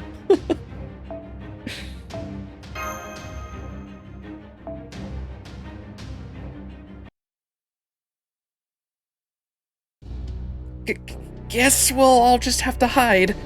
What's up? Hold on a moment. Good. There you are. The situation is dire. Sancho has taken Count Vlad captive. Sancho captured him? I knew it was dangerous to trust her. She is Don Quixote's squire first and foremost. Our interests have aligned in this. Our interests have only aligned in this until now. I knew she wouldn't hesitate to betray us if doing so would prolong her lord's life. But I'm afraid I completely mishandled the timing. Very soon, the entire righteous realm will cease to function as a collective. Huh? Miss Shufu, I suggest you fall back to the righteous realm as well. No, at this point, I think we owe Shushu the truth. Wait, Holmes, maybe it's time to tell Shushu the whole story. Hey, didn't I tell you to address me as Miss Shufu too? Anyway, what's all this about? Perhaps you're right. But this isn't the place. It's too dangerous. I'll explain while we retreat to safer ground. I trust you're willing to risk her turning against us, Mr. Max? Huh? Well, now I feel like maybe I should just plug my ears. Sorry. What? What is this? What's going on? Emergency! You're about to run straight into an enemy brigade! Take them out as fast as you can, then get out of there fast! Huh? Where's this transmission coming from? What is this? What's going on? I'll explain while we deal with these enemy troops. Is this really the time for a briefing? Yes. Oh shit, Holmes?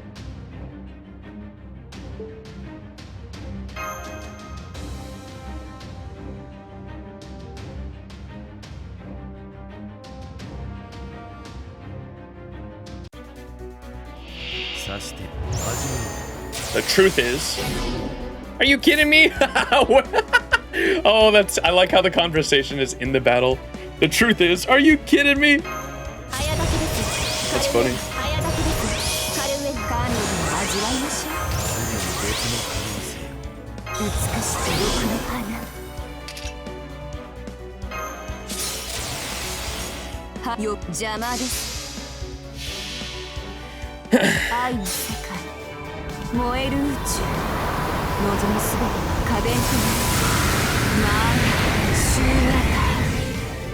Oh, nice. We one-turned it.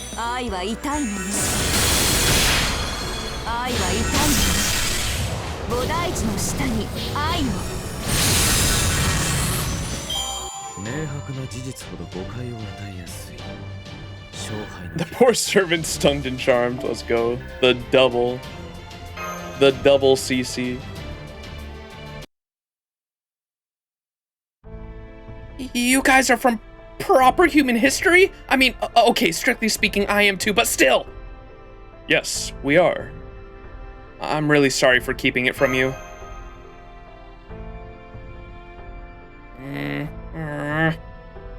Fine, I forgive you, but you're gonna let me pop you right in the mouth later, okay?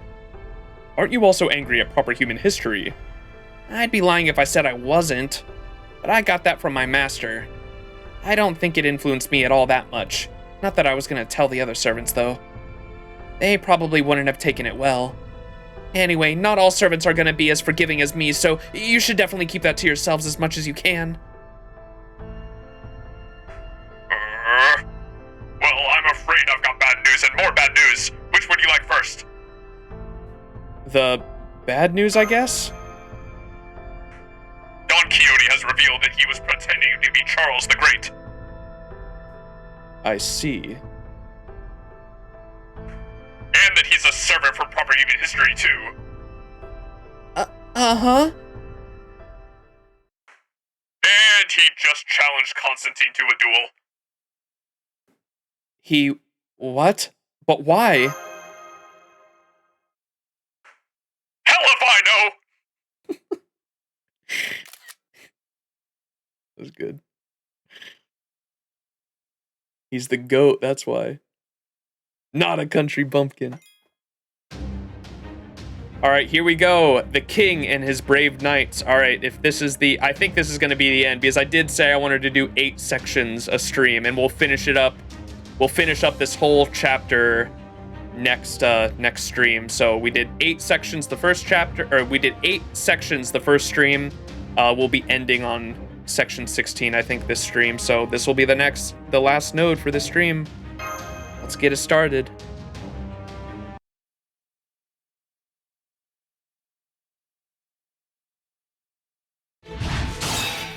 Gwa! Damn, he's getting his ass kicked.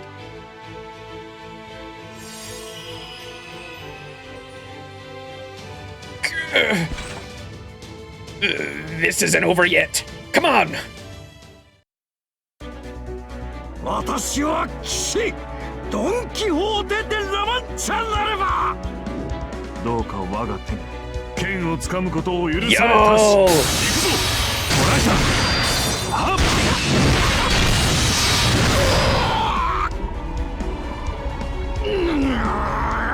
なんのこれしきゃ難敵を前にすることのなんという幸福かはっ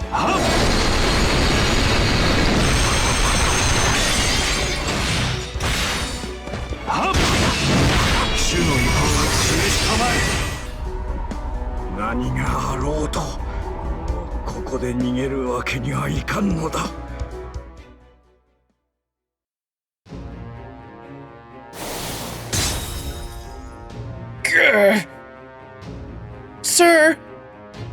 Stay back!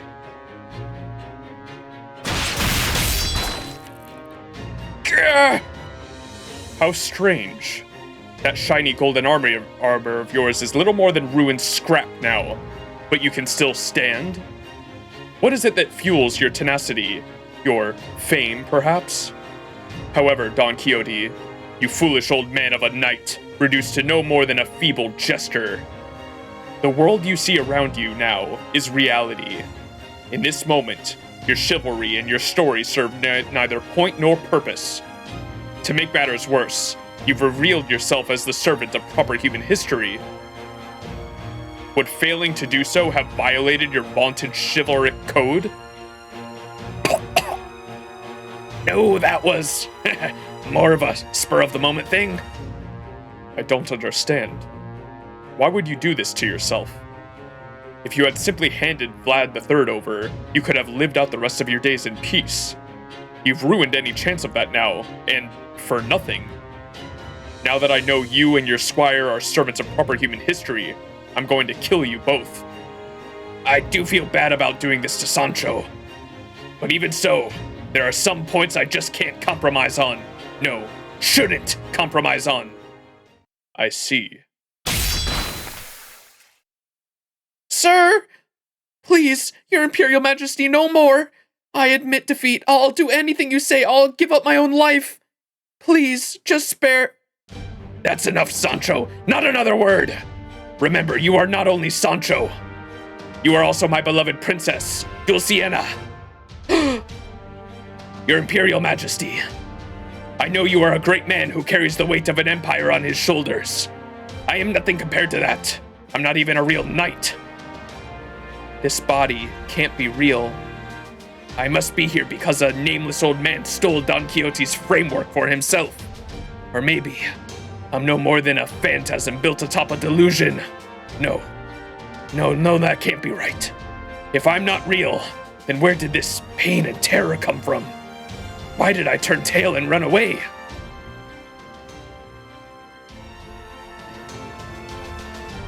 To Olympus! Some of history's greatest heroes, each stronger than 1,000 ordinary soldiers, were gathered there. Some were a little different than how I had imagined them. But each was so legendary, I was queasy just being near them. Some of them were knights, the sort I'd always dreamed of being. Just being there among them was like a dream come true, like a chapter out of a grand adventure book. Ah, now this is the life I always wanted to live, the life of a knight. But not even they could match the gods of Atlantis. Seeing some of the greatest heroes in all of the world just vaporized right before my eyes broke me. I can't do this. I can't do anything to help. Then let's run for it. Don't worry. I'll take care of everything. Her words had me crying tears of joy. Afterwards, I stopped thinking about anything. I turned back on my chivalric ideals. The next thing I knew, I was here in this singularity. I ran from a world of dreams. And all this time I've been running from reality too. No more. You. But if I run, I'll lose something irreplaceable. Something Don Quixote never lost, no matter how foolish he was. Something precious that can pop like a bubble if you don't hold on to it. It's so obvious. I need to help people. I need to strive to be a good person. Everyone should strive to do so, not only knights. So as long as I'm able to stand my ground and fight, that's exactly what I need to do. Even if I'm up against an emperor.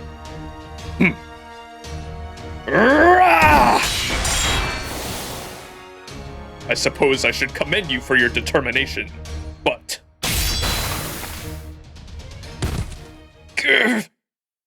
I'm afraid I have my own just cause to fight for. Forgive me, Don Quixote. You were a foolish knight, but a good, ordinary man. Sir! Dodge, Don Quixote! That strike will...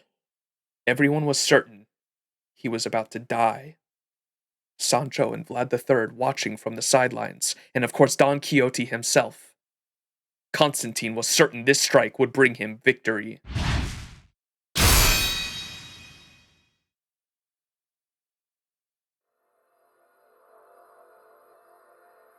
And then, out of nowhere, it was as if night had become day.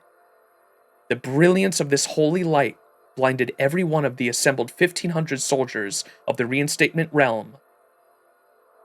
Now that's awesome. Oh! It's our boy! Oh my god! No fucking way.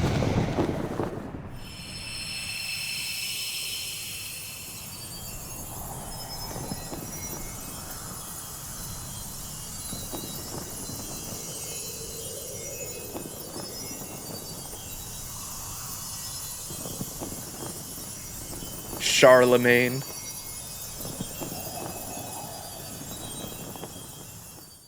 Charles the Great.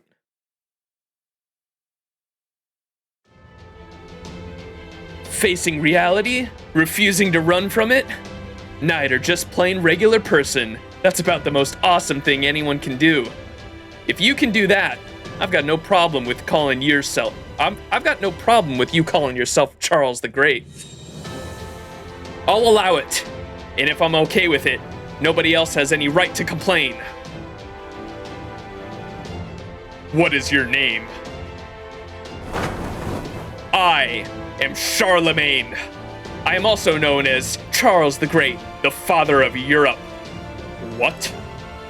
I'm the real deal. Don Quixote, fearsome hero, both stout of heart and fleet of foot, the equal of my paladins in every way. Your valiant battle has moved me. And so, I'm gonna give you a new mission. Leave this battlefield at once, and keep that princess of yours safe. I refuse. What? I must see for myself whether you are truly Charlemagne, and if you are truly on our side.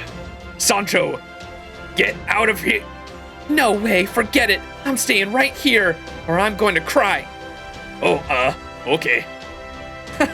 I see. You truly are the sort of princess and squire a kind-hearted knight needs. Then behold, my sacred sword, my light, my noble phantasm. Noble phantasm.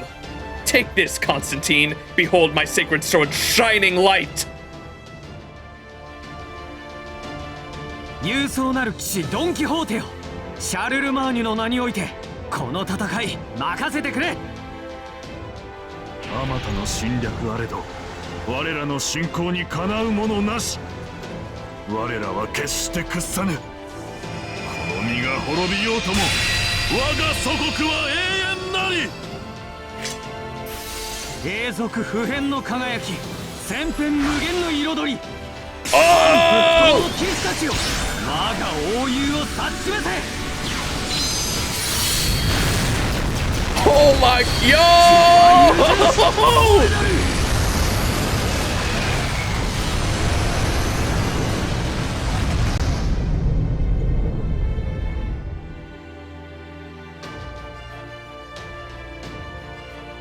This light, it really is.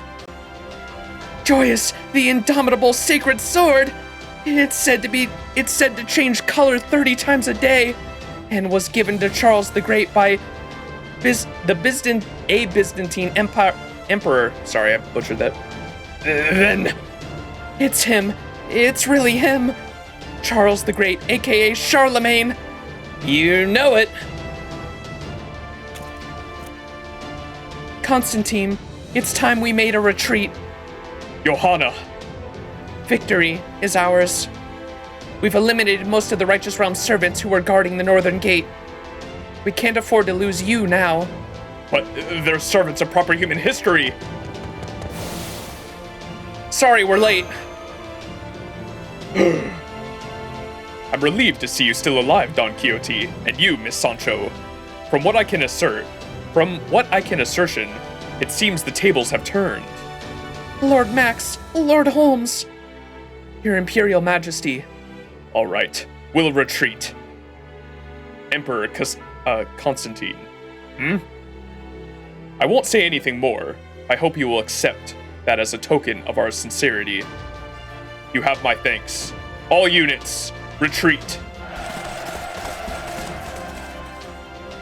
My Emperor. Follow your heart, Bradamante. That's the sort of star we were meant to fight under. Thank you, Your Imperial Majesty. Then I shall take my leave.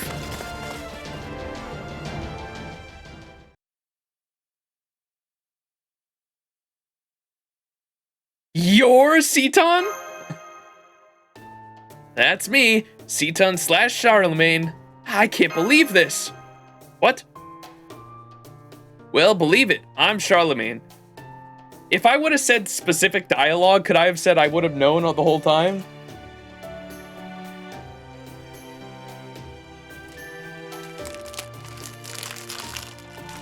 I guess if it wasn't for the awesome thing, I wouldn't have known, but I also was like, this is the only servant that I knew was in this singularity that we hadn't seen, so I like had a feeling the person that was in the jail cell with us was definitely Charlemagne.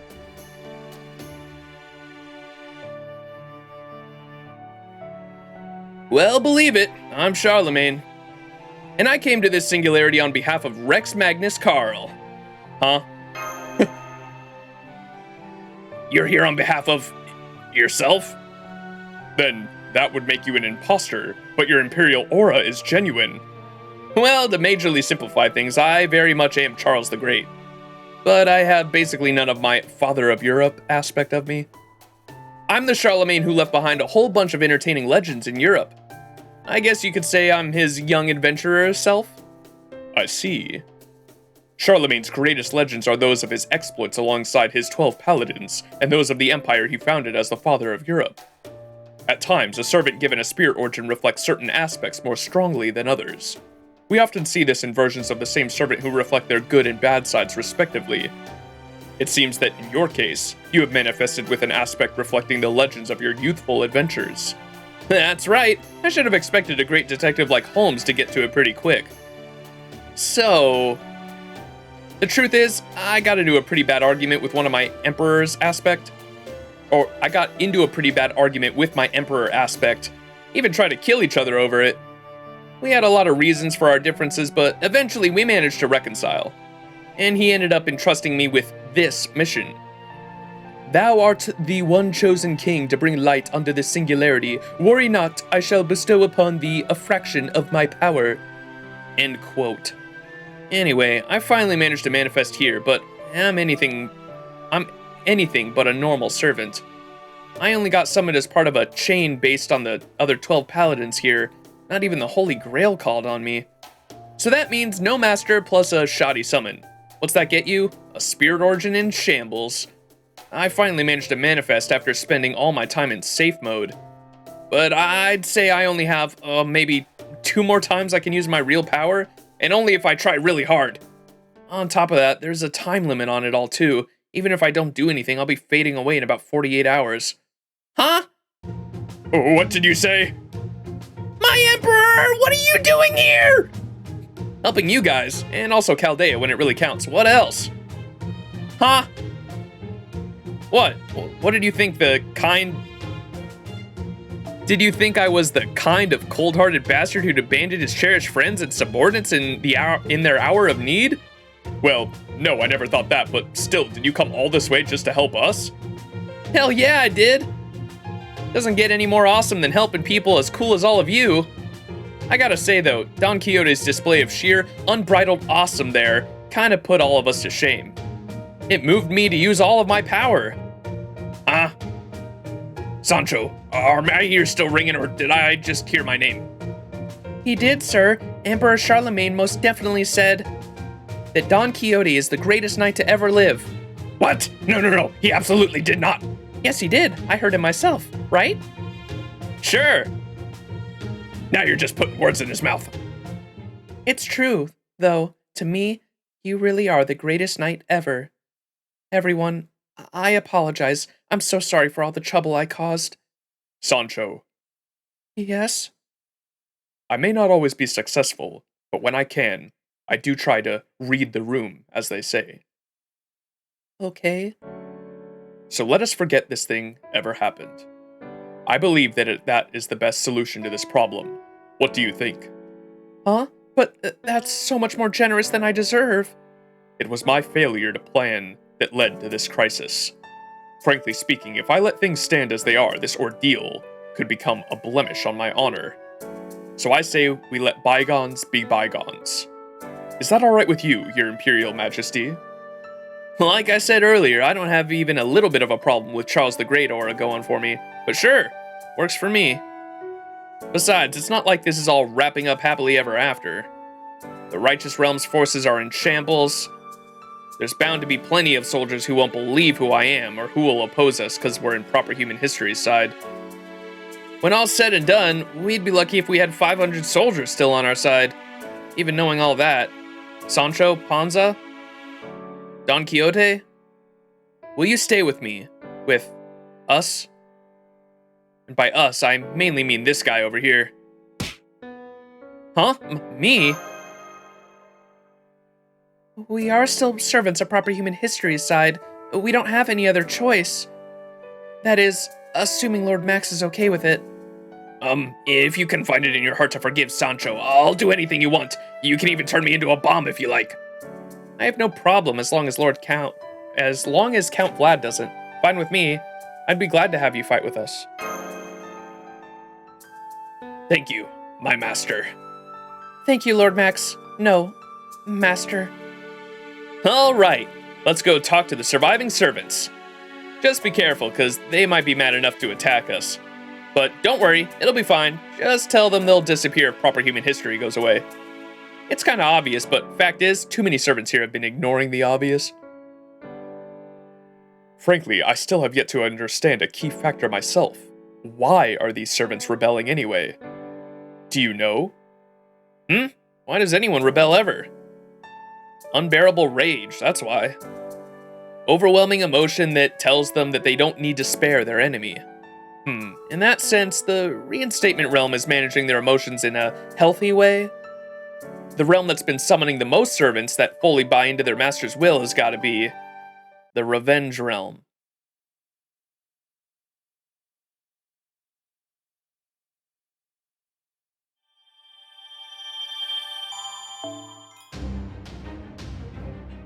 Alright, that's it.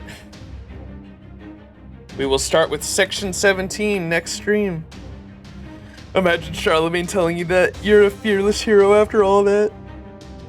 You actually think there could be similar versions of King Arthur that could exist as well, that are more of different stories made of them that aren't exactly historical versions? Oh yeah. There's so much you could do with Fate, man, when it comes to servants and different aspects of different legends. Alright. Oh, I'm tired. Should we do a daily disappointment on one of these?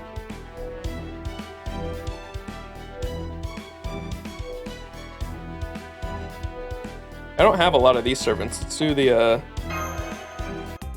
LB3 one.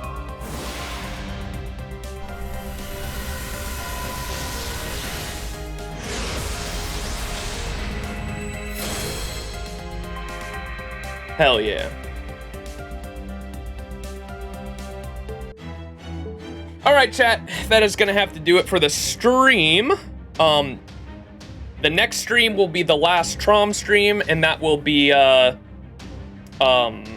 probably be this weekend. So we'll plan for that. I don't know what day yet, but it'll probably be this weekend, and it will be the last Traum stream. We will definitely be finishing it all up then, so look forward to that. You got Yume Ren on your first daily disappointment? Hey, congrats. There you go. All right, peace everyone, though. I love you all. Let's see if we can host someone real quick in the FGO category. Oh yeah, Tolo's streaming. In which we now find ourselves. Now that we have escaped. Oh, he's just starting 6.5, it looks like. Currently using Thrice Becky's second studio. I think. Yeah, it looks like he's just starting LB 6.5. So we're gonna raid Tolo.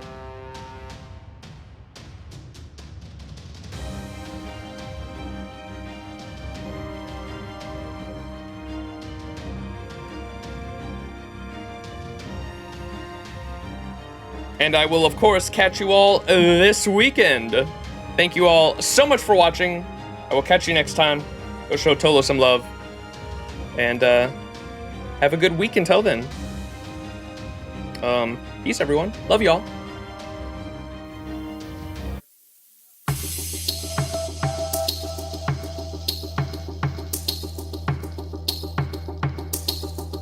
I think a second suggested it was the safest way.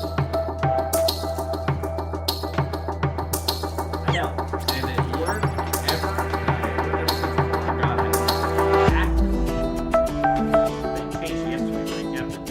It's just about to be where bananas is essence secret sword we obtained in this lawsuit. Thank you so much for the raid, I maximized. We are having AMA on 6.5, so do be careful. I hope you had a wonderful stream, and if you have any questions, ask away. Right? I will answer 6.5 for you as best as possibility without spoiling LB7 and beyond content. Right? And I hope your stream went well. Welcome, Raiders! You do not know who I am your analyst, your translator, and your theorist, and trying to make sure that everybody